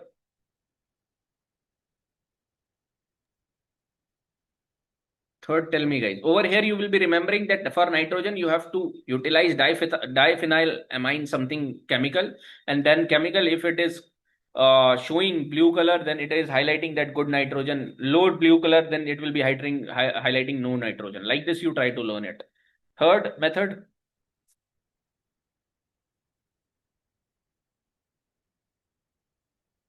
Tell me the third method, guys. Microbial tests. Third method, we have seen the soil testing methods. Soil. Right, soil testing is also one method. You try to understand. This is the direct method. And under this method, we are trying to note the exact deficiency of a particular nutrient. So this is also one method. Fourth, microbiological. Microbiological, can you tell me certain examples which we have seen right now? Azotobacter, aspergillus. Very good. Azotobacter test, aspergillus, and one more I have told you. Cunningham. Right, that mela type test I have told you. That also you highlight microbiological. One more, fifth. Remote sensing analysis. In remote sensing analysis, you will be finding that you have to calculate NIR, near infrared reflectance, PAR, photosynthetic aperture reflectance. And I have told you about net differential variable index, NDVI. If NDVI is more, that means? Good. Right. Good Healthy health of the growth. crop. And NDVI is less. That means bad crop. That means that stress crop. You understand that this examination is very much easy. This examination is not easy, but agriculture optional or any optional for the sake is easy to handle in UPSC examination because they are not stressing things in much detail. Whereas in other examination, like if you get JRF and all, if you will sit for PhD, they will be asking inside of this NDVI, they will be asking formulas. But in agriculture optional in UPSC, they will never ask you about that you open up this NDVI. You just highlight NDVI and you are good to go. You will be getting the marks over. What is the sixth test, guys? Field test experiment. Now it is up to you. You have to make the short notes out of the notes which I'll be giving you. Okay. This is one thing you will be seeing over here. This is one topic. This fertilizer recommendation is nothing else, but how by the soil testing evaluation you will be doing principle of fertility and how you will be applying this fertilizer recommendation. This is all they want to highlight over here. So this topic is also done with enrichment. Now let us see about this particular part. Essential plant nutrients, efficient phosphorus, potassium. This will be highlighting over here, guys. Okay. Again, whatever I have taught you in the class, that I'll not be repeating. We'll be just covering it in short, and then we'll be moving ahead with the enrichment which I have to make with respect to that. Okay. Let us start.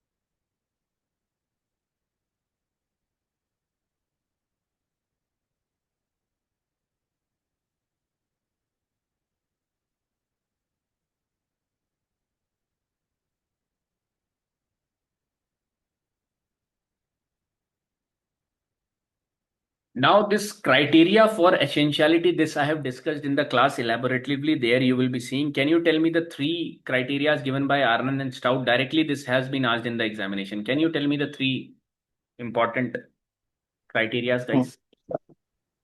Without availability life cycle complete नहीं होगा plant का. Right. It should not be replaceable. Not replaceable. Good. Third. Directly involved in metabolic activities. Great, Shama. Directly involved in metabolic activity. This is the way you have to remember. Within seconds, you have divulged out information and you have to write in these words only. That means this is the way you have remembered it, right? In the class also I have told you, you have to remember. Deficiency of the element makes it impossible for the life cycle. Life cycle is the keyword. Over here, cannot be substituted by other element. For example, there is deficiency of nitrogen and it can be done away with the potassium or phosphorus availability. That cannot happen, right? Third is that it directly influences the part of in the process of the metabolism of the plant. Again, I'll not be spending much time because this content is already available with you in my videos. Focus upon there. Classification I have explained over here. These are the micro minerals NPK, Ca, Mgs. Very, very important. Okay, and then there is chlorine, bromine, boron, iron, manganese, copper, zinc, nickel, molybdenum. They have never asked about these elements over here. But out of these elements, they can ask you. First, that describe the criteria of essentiality and then describe any of the particular deficiency or importance. Nitrogen importance, potassium importance, calcium importance, they can ask like that. Okay. Now in this, I'll be focusing upon nitrogen, phosphorus, and potassium. And whatever I have taught in class, again, I'm saying I'll be easily going ahead with that. Whatever I have not taught, I'll be enriching that with you in this particular class. Okay. Just wait over here.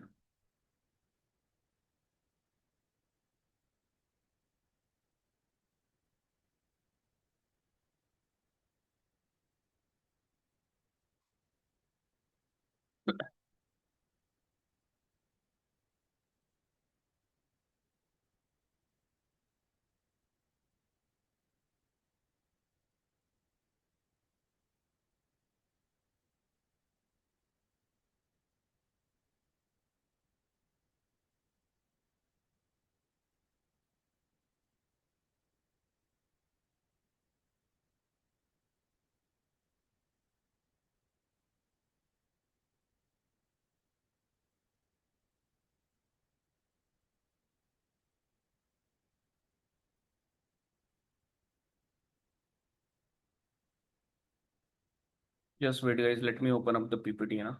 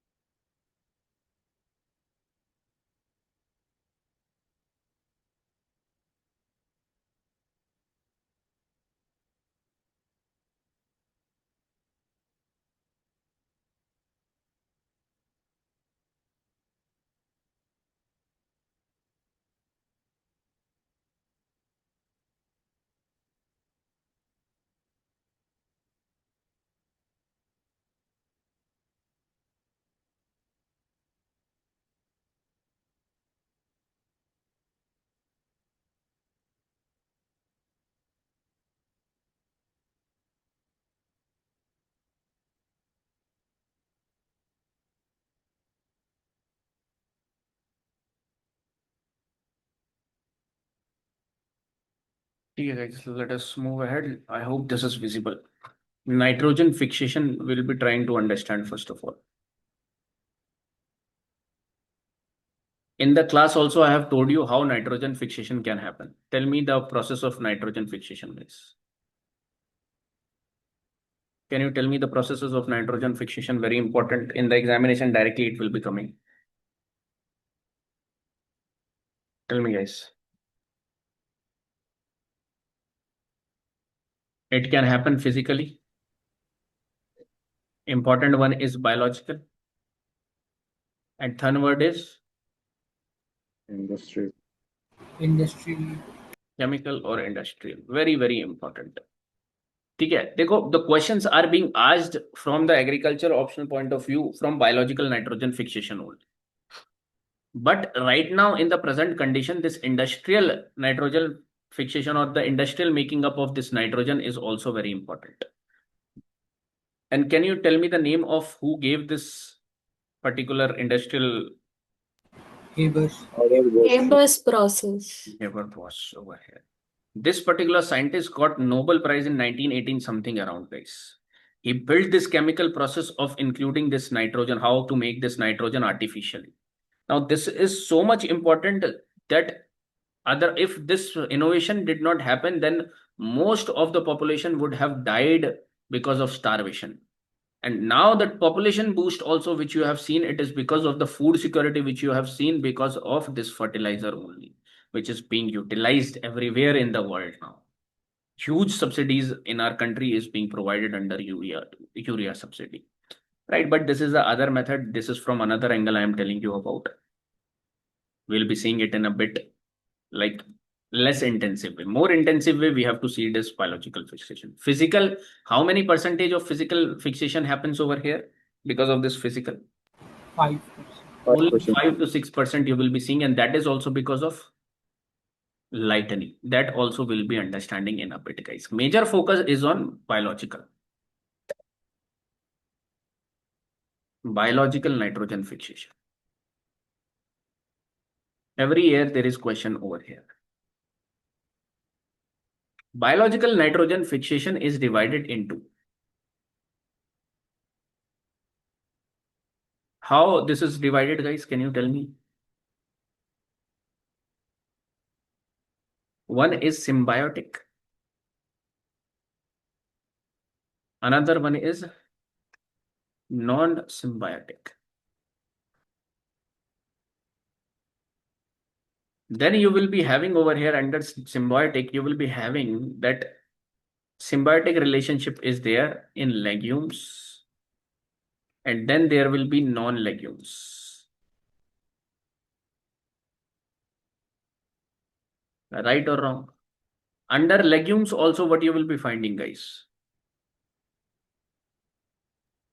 Nodules.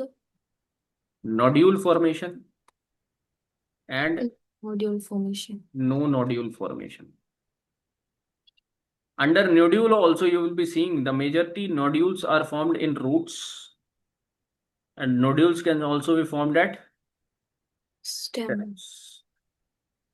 This is non-legumes. And non-symbiotic type, how you are seeing over here? Free living. Tell me.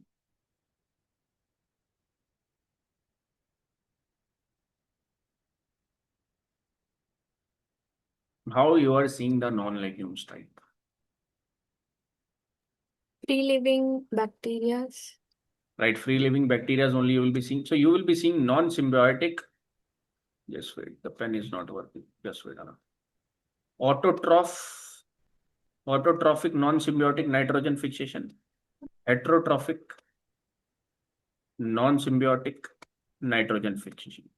And in heterotrophic also you will be understanding about aerobic and non-aerobic. This is the overall format. This is the overall crux you have to understand about the biological nitrogen fixation. Now, what is important from the examination perspective? You don't have to understand again and again how this biological nitrogen fixation is happening. What you have to focus upon the examples. That what is the non-legumes example over here? Who is doing the example over here? No nodules formation example. Root example. Everybody is knowing the root nodules, rhizobium.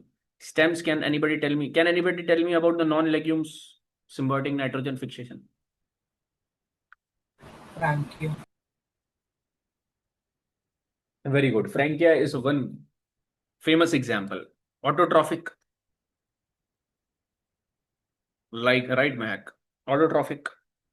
Heterotrophic. So over here, we have to utilize the example and then we have to fix this one pager for biological nitrogen fixation. I have already taught you in the video elaboratively that how we cannot utilize N2, neither plants nor animals, nor we, humans. Humans, animals occupy or eat this particular nitrogen or have this nitrogen from plants by eating plants. How plants are getting this? Plants are getting this by fixing it. How they are fixing and how plants basically assimilize this nutrient in the form of NH4 positive. That is ammonium ion. And this is happening because of nitrogen fixation. This you have to understand, and this is happening because of the various biological nitrogen fixation you have understood. Sometimes this ammonia will go under the formation of nitrite, and this process over here to here is known as, tell me guys. Nitrification.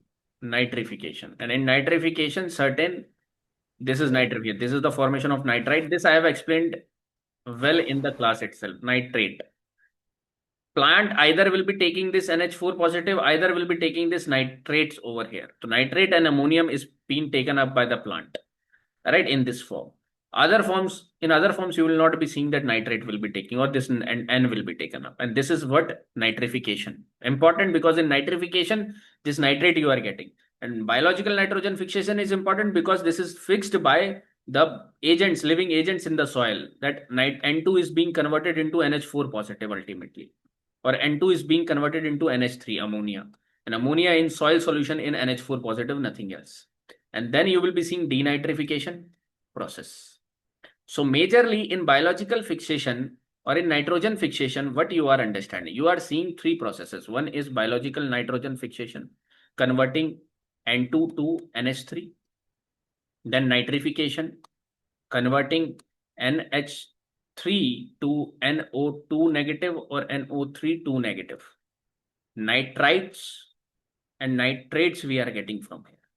And then you will be seeing the denitrification process, where this nitrite and nitrates are getting converted into NO2, NOx, and other N2 gases and released back in the atmosphere. This is nothing but your nitrogen cycle also, which I have explained you in the class that you will be doing from the class nitrogen cycle and all. But these are three processes. Sometimes they will be asking you biological nitrogen fixation, sometime nitrification. Like in 2024, they have highlighted that what are these steps involved. 2 steps means this nitrite step and nitrate step. And what are the microorganisms responsible for that? That has been asked in 2024. 2023, they have asked biological nitrogen fixation. Denitrification is small process. That's why they will not ask it.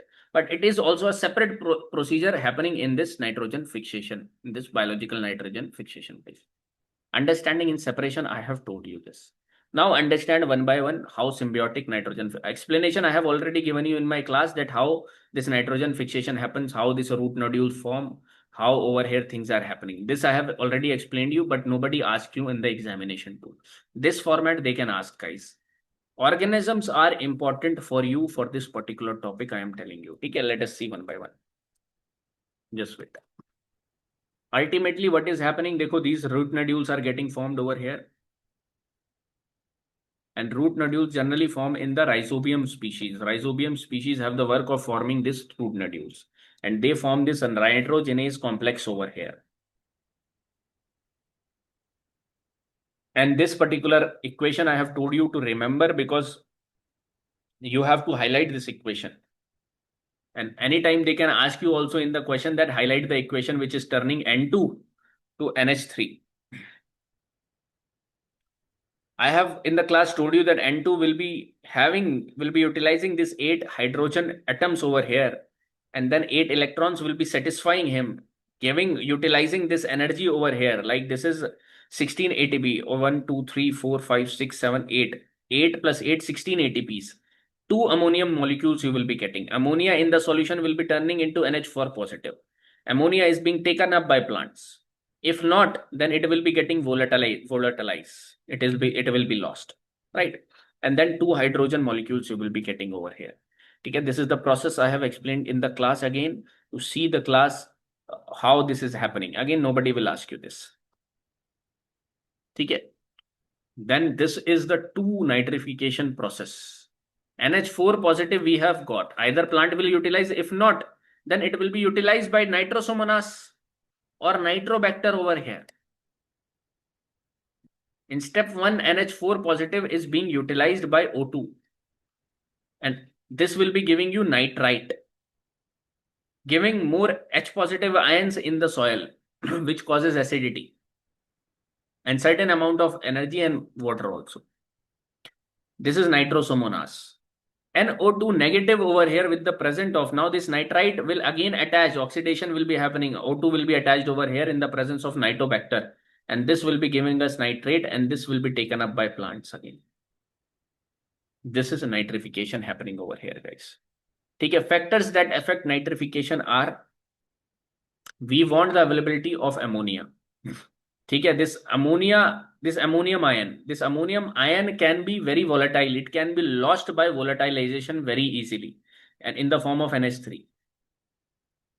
So that we have to stop. Temperature, lower the temperature, slower the nitrification. This we have understood about the temperature effect too. So this is also one factor.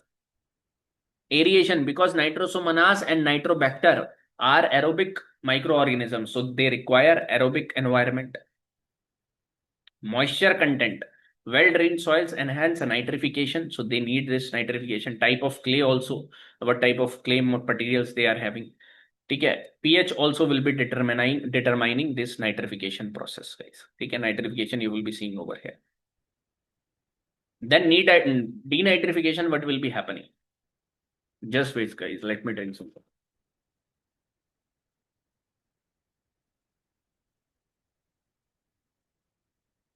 Then nitrate will be happening, guys. They go nitrate and nitrite will be converting into nitric oxide, either released to atmosphere. If not, then nitrous oxide released to atmosphere, and nitrogen released to atmosphere over here. Sometimes they will be released to atmosphere as ammonia. Directly volatilization will be happening. This is the denitrification process which is happening, guys. And this happens because of major particular mineral over here or element over here, that is molybdenum. Molybdenum, it is present in the dissimilative nitrate reductase. So when you will be understanding about the molybdenum importance in the microelement category, you highlight this importance, that it is important for the denitrification process, because it is present in the dissimilative nitrate reductase, which will be reducing your nitrogenous complex. ठीक है, तो this you have to understand over here. Denitrification. This equation is important, guys. Next time if they will ask you about denitrification, which I don't think they will be asking, but you have to note this down over here. Okay, this is cycle. All I have explained you. I just have to explain you one more things over here. That is, we have to fix this particular things, right? Just wait. देखो.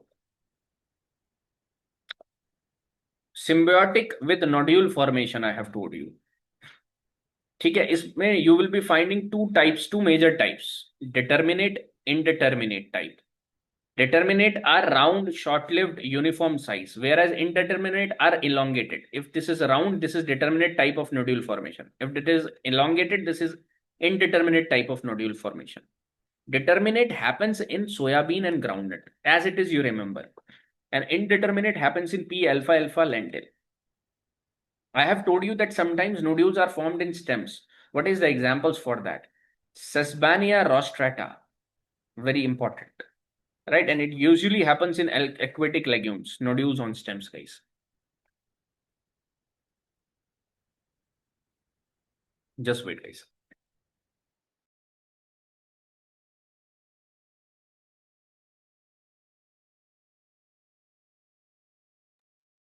Okay, then over here, actinomycetes category also is there, where is Frankia with non-legumes, but this we will be understanding in the non-legumes category. Forget about it, right?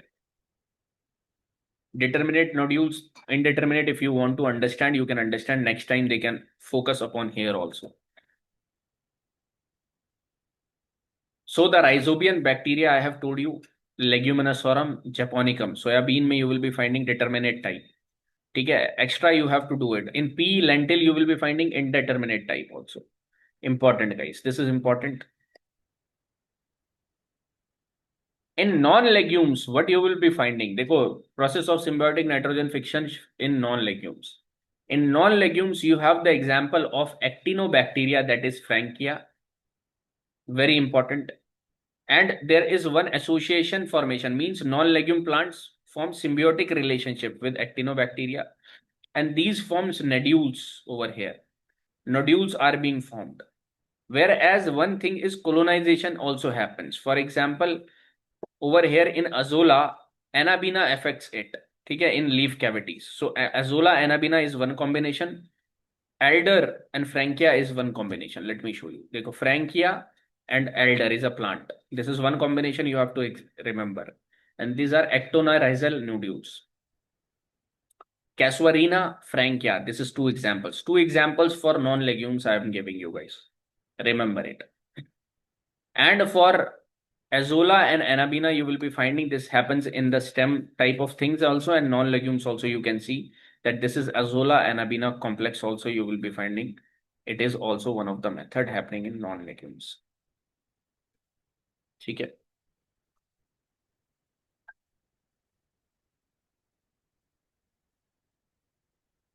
In stem, the same example you can do, that it is of nostoc Anabina. Okay, this is one important example you can have over here. And the important example which is of stem case is Gonera nostoc symbiosis, guys. Example for stem case.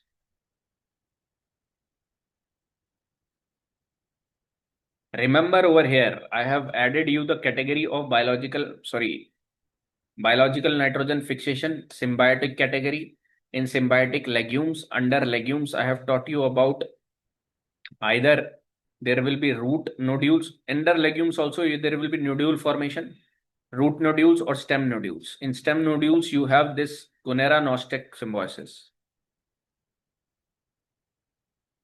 Gonera is the only known angiosperm that hosts nitrogen-fixing cyanobacteria nostoc in stem tissues. Okay, important. Without nodule formation, that over here now nodule will not be formed. These are free living nitrogen fixers like Azotobacter, Clostridium, Bichernica, Anabina nostoc also can come over here. These are three types of which are non-nodules, like they will not be forming nodules over here. Okay, important: Azotobacter, Clostridium, and Bichernica, guys. Waterlogged soil, acidic soil, you will be finding them, right?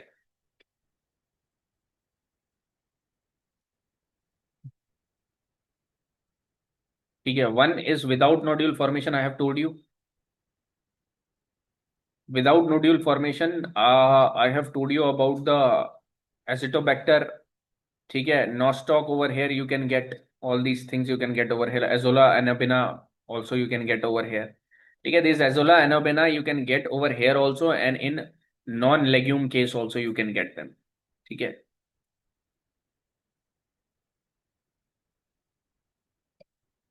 Now you go ahead with the non-symbiotic. One is symbiotic type.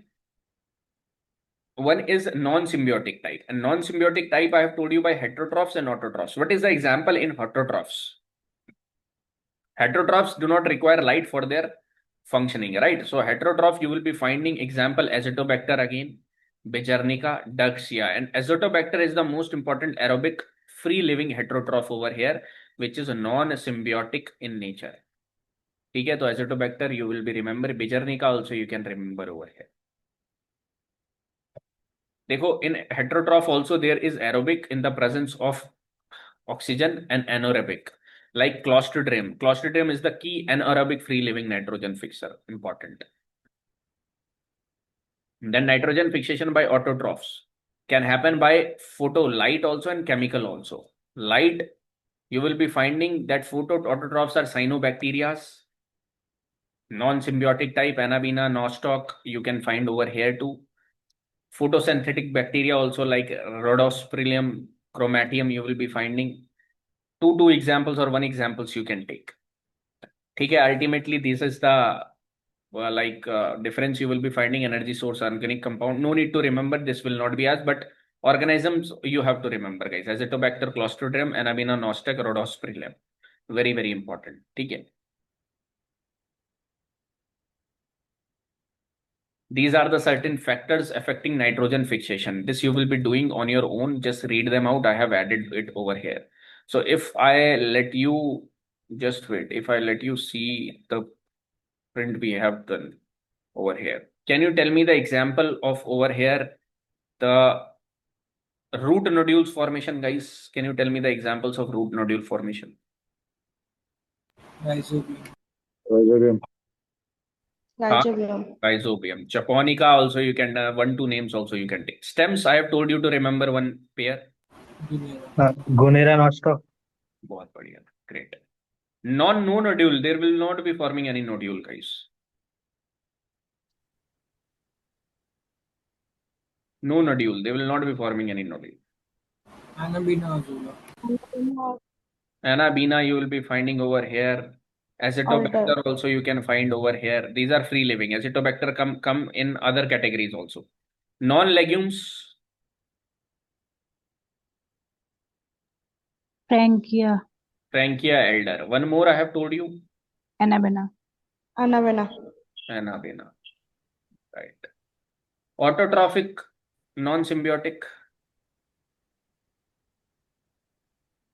Again, Azolla, Acetobacter, Nostoc, all will come under this.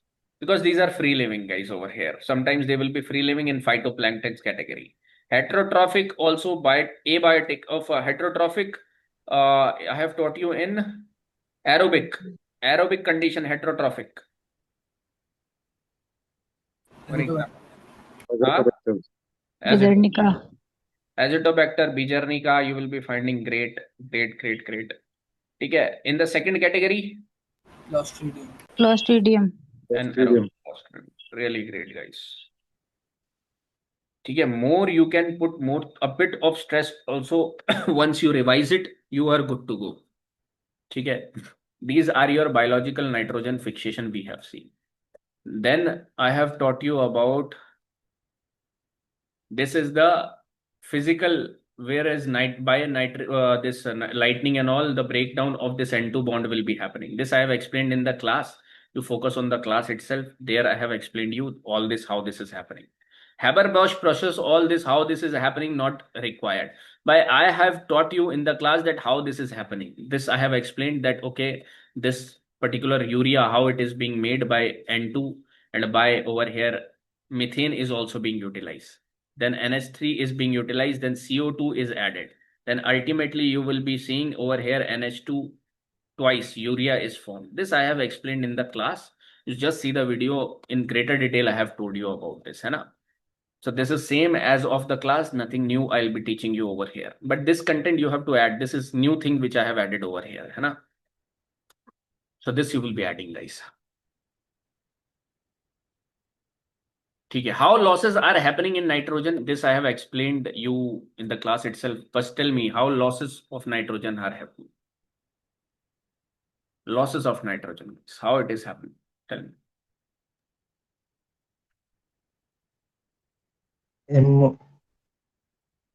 Huh? Volatilization. Volatilization. Great, Chama. What do you understand by volatilization?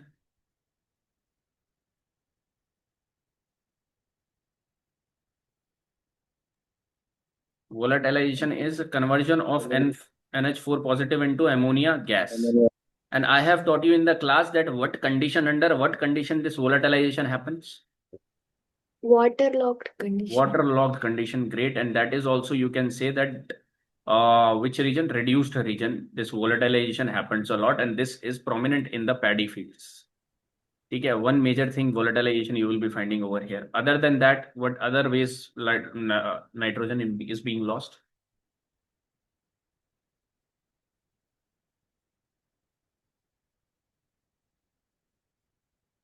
Other ways, guys. Immobilization. Very good. Immobilization.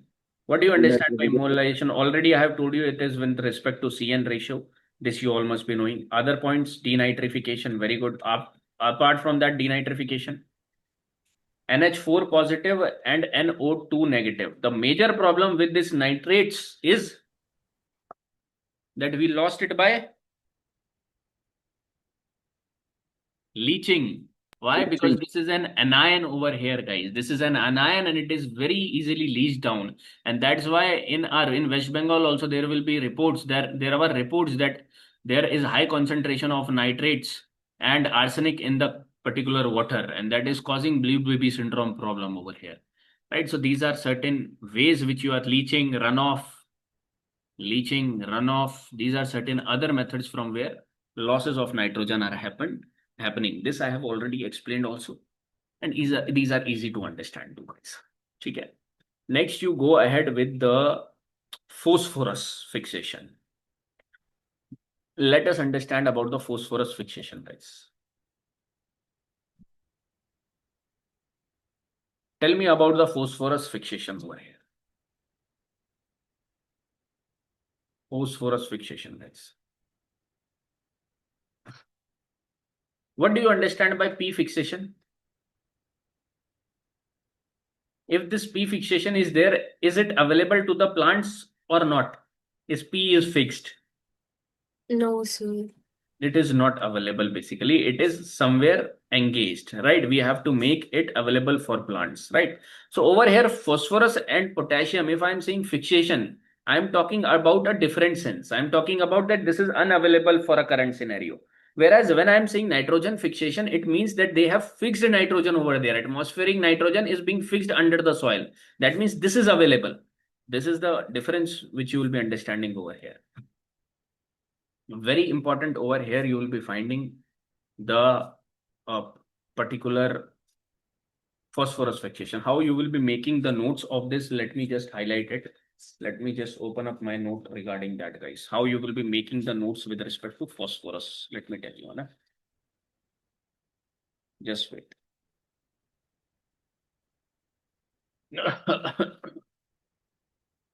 Dekho, phosphorus, when you will be making the note, phosphorus. Again, nitrogen also you have to make the similar notes, guys. First, in one particular part, you will be understanding the importance of phosphorus. Importance I have taught you in the class also. DNA, RNA, it is being used. Phosphate groups are being used. Apart from that, some other enzymatic activities also they do. This you have to highlight over here, importance part. Okay. Second is the phosphorus in soil. How phosphorus is available in soil, you have to write down this in a particular page. Now, phosphorus is available in certain forms in the phosphorus. Oh, sorry, in the soil. It is available majorly in unavailable form, then available form, And then this is soluble form also, it is available. In available form, it is available in two forms. That is readily available. We call it, which is readily available, labile. And which is not readily available, we call it as non-labile. That means it is slowly available to the plant or slowly available in the soil. Right? This you must be understanding. Okay. And then I have taught you about in the class over here that readily available is what type of, how the plant is uptaking this phosphate, guys. Phosphorus, how they are taking? HPO4 2 negative and H2PO4 negative. In these two forms, phosphorus is being taken up by the plants. Understanding over here? But these particular things keeps on changing. H2PO4, HPO4 2 negative is keeps on changing with respect to pH over here. So that we will be understanding over here. Okay, try to understand this diagram. P is available either in this form. These two forms I have written down. Now, the problem with these two forms is they don't remain like this in the solution. Either they will be getting fixed over here in the primary or secondary clay minerals, or they will be getting fixed over here in the immobilization process. Let me highlight this. For example, if you have this H2PO4 over here, H2PO4 negative over here, or this is H3PO4, H2PO4 negative over here, HPO4 2 negative over here, and PO4 2 negative over here. I have explained you this in class also in greater detail that you can follow the class lectures too. Okay, now with respect to the salinity, or with not salinity, but as we will be increasing the pH, over here the things will be changing over here, guys. Okay. Majorly H2PO4 remains or get attached to what? With what? Aluminum, iron and manganese. They get attached to and form the phosphates over here. And they get readily attached over here. But these attachment is good because this is labile and this is in, you can understand that this is in equilibrium with the particular soil, that when there will be, they can detach it easily also, and this we call it the labile type of phosphate over here, right?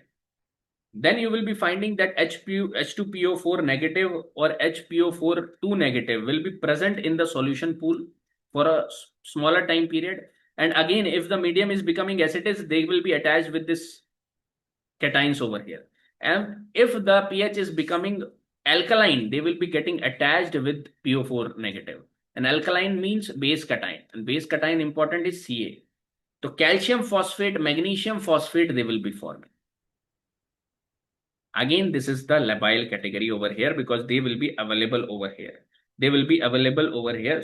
Slowly and slowly they will be available. What is non-labile category over here? Non-labile can come in this also, and non-labile can come in the process where the phosphorus has fixed itself for a permanent time frame. Right? There also it can come. Okay, so this is the way you will be finding over here. Now see this again, guys. That HPO4 2 negative and this is present in solution, but for the most of the time this is not present in this form. This is in equilibrium with the formation of aluminum iron oxides, calcium aluminum iron oxides, and they will be forming the calcium phosphate also. If the pH is increasing, the pH is decreasing, aluminum and iron is over there. Immobilization is happening, mineralization is happening. Okay, so these are the process in which phosphorus is available. Now you will be understanding that only 20% is the potassium use efficiency of the plant. Plant from the soil can take up only 20% phosphorus. Otherwise, this phosphorus is fixed. Okay, so this particular thing, more about this, more you can understand from the class. I have explained it elaboratively. Again, see this over here, guys.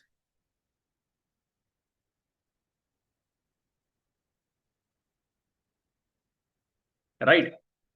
So in this way, you have to see this, where I have added that particular thing. Just wait.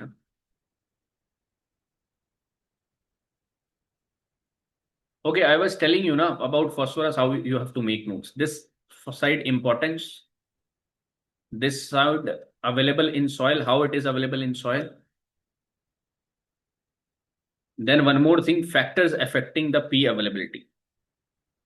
This you have to understand it also, guys. Factors affecting the P availability you have to understand.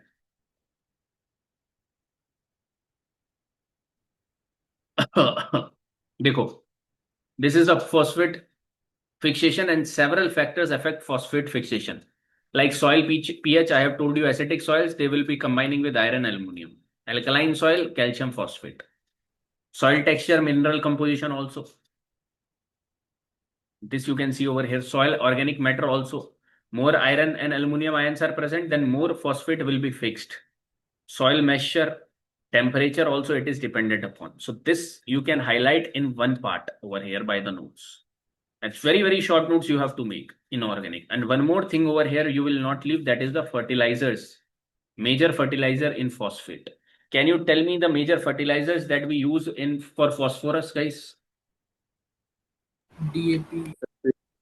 Very good. DAP, diammonium phosphate over here. Apart from that, Single superphosphate. single superphosphate. Great. Dekho, now in phosphate category, how you will be understanding. Let me show you if I have added. Okay, fertilizers content I'll be adding over here, guys. But let me make you understand how you will be making the fertilizer notes. Fertilizers are of basically phosphorus fertilizers are of basically three types: water soluble, citrate soluble, that in a particular citrate they will be soluble, and citrate insoluble. This is unavailable P, that this will not be available in the soil, but these two are available phosphorus, right? And in water soluble, you will be finding your monocalcium phosphate, monoammonium phosphate, diammonium phosphate. Over here, you are seeing this, right? Whereas in this particular citrate soluble phosphate, you will be finding dicalcium phosphate, and basic slag also you will be seeing that phosphorus is available. This is one way that phosphorus is available. Another way is manufactured or industrial P fertilizers. And this you will be finding as the important one is single superphosphate, triple superphosphate, enriched superphosphate, ammonium phosphate, and under ammonium you will be seeing diammonium phosphate. Like this, many phosphates are there, but you have to remember 2-3 type, and I'll giving you the notes with respect to fertilizers of phosphate. Again, has not been asked till now, but you have to have a fixed note like this. Okay, these are my headings: phosphorus, importance, available in soil, factors and affecting fertilizers. Similar will be, I'll be just changing the name NK. N, P, and K, you will be making elaborative notes, guys. Forget about others. CA, MGS, forget it. They will never be asking about you. Just, okay? Or even if they will be asking it, they will be asking you the second component of the part of the question. Okay, so like this, you have to form it. This is one part. One more part is remaining: importance, availability in soil, factors and effect of these nutrient availability, fertilizers of NPK, and one more part you have to highlight, and that is how you will be managing it: efficient management, P management, or efficient nitrogen management, or efficient. So one more heading you put, guys. I am not writing it neatly over here. I hope you have noted this down. Okay, efficient P management. This is the fifth heading you will be seeing over here. In this, you will be understanding that how you will be utilizing the effective utilization of phosphorus you will be doing, potassium you will be doing, or this nitrogen you will be doing. Okay, how you will be implementing it, how you will be implementing fungi over here, that is arbuscular mycorrhiza. Arbuscular mycorrhiza is utilized in potassium over here. Okay, so these type of notes I will be giving you. You just have to make the crux of it out of it by reading it and by integrating the class lectures also. By this, you will be able to do it, guys. Okay. These are the class notes only. Another thing is potassium cycle. Can you tell me how potassium is available to us? How potassium is available in the soil, guys?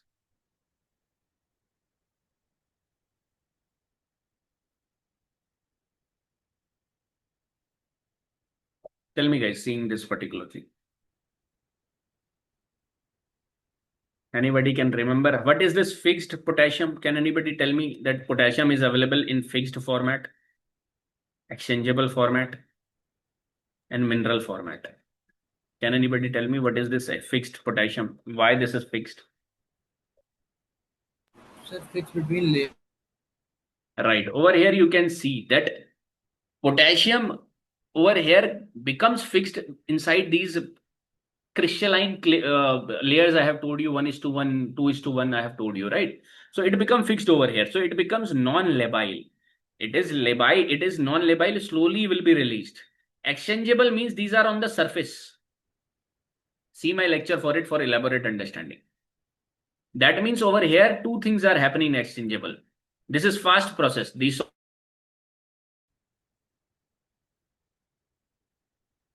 I hope it is connected, guys. Yes, sir. Chalo, just wait, Anna. We are at potassium, huh? Because potassium is available in three format. Mineral format, this is very slowly available by weathering process. You can see the arrow over here. Or this weathered mineral can form it in the formation of, it can fix inside the clay. Again, it will be slowly available. They could release slowly written over here. Or it is, if it is in the surface, then it is readily available in the soil. And this is soil solution over here. And plant will be uptaking it. This is one process. See the video for elaborate explanation. I have given good explanation over here. How it is being leached down over here, runoff, crop harvest, this is being leached down over here. How these are added plant residue, mineral fertilizer, animal manure, and biosolids over here. It is being utilized like this.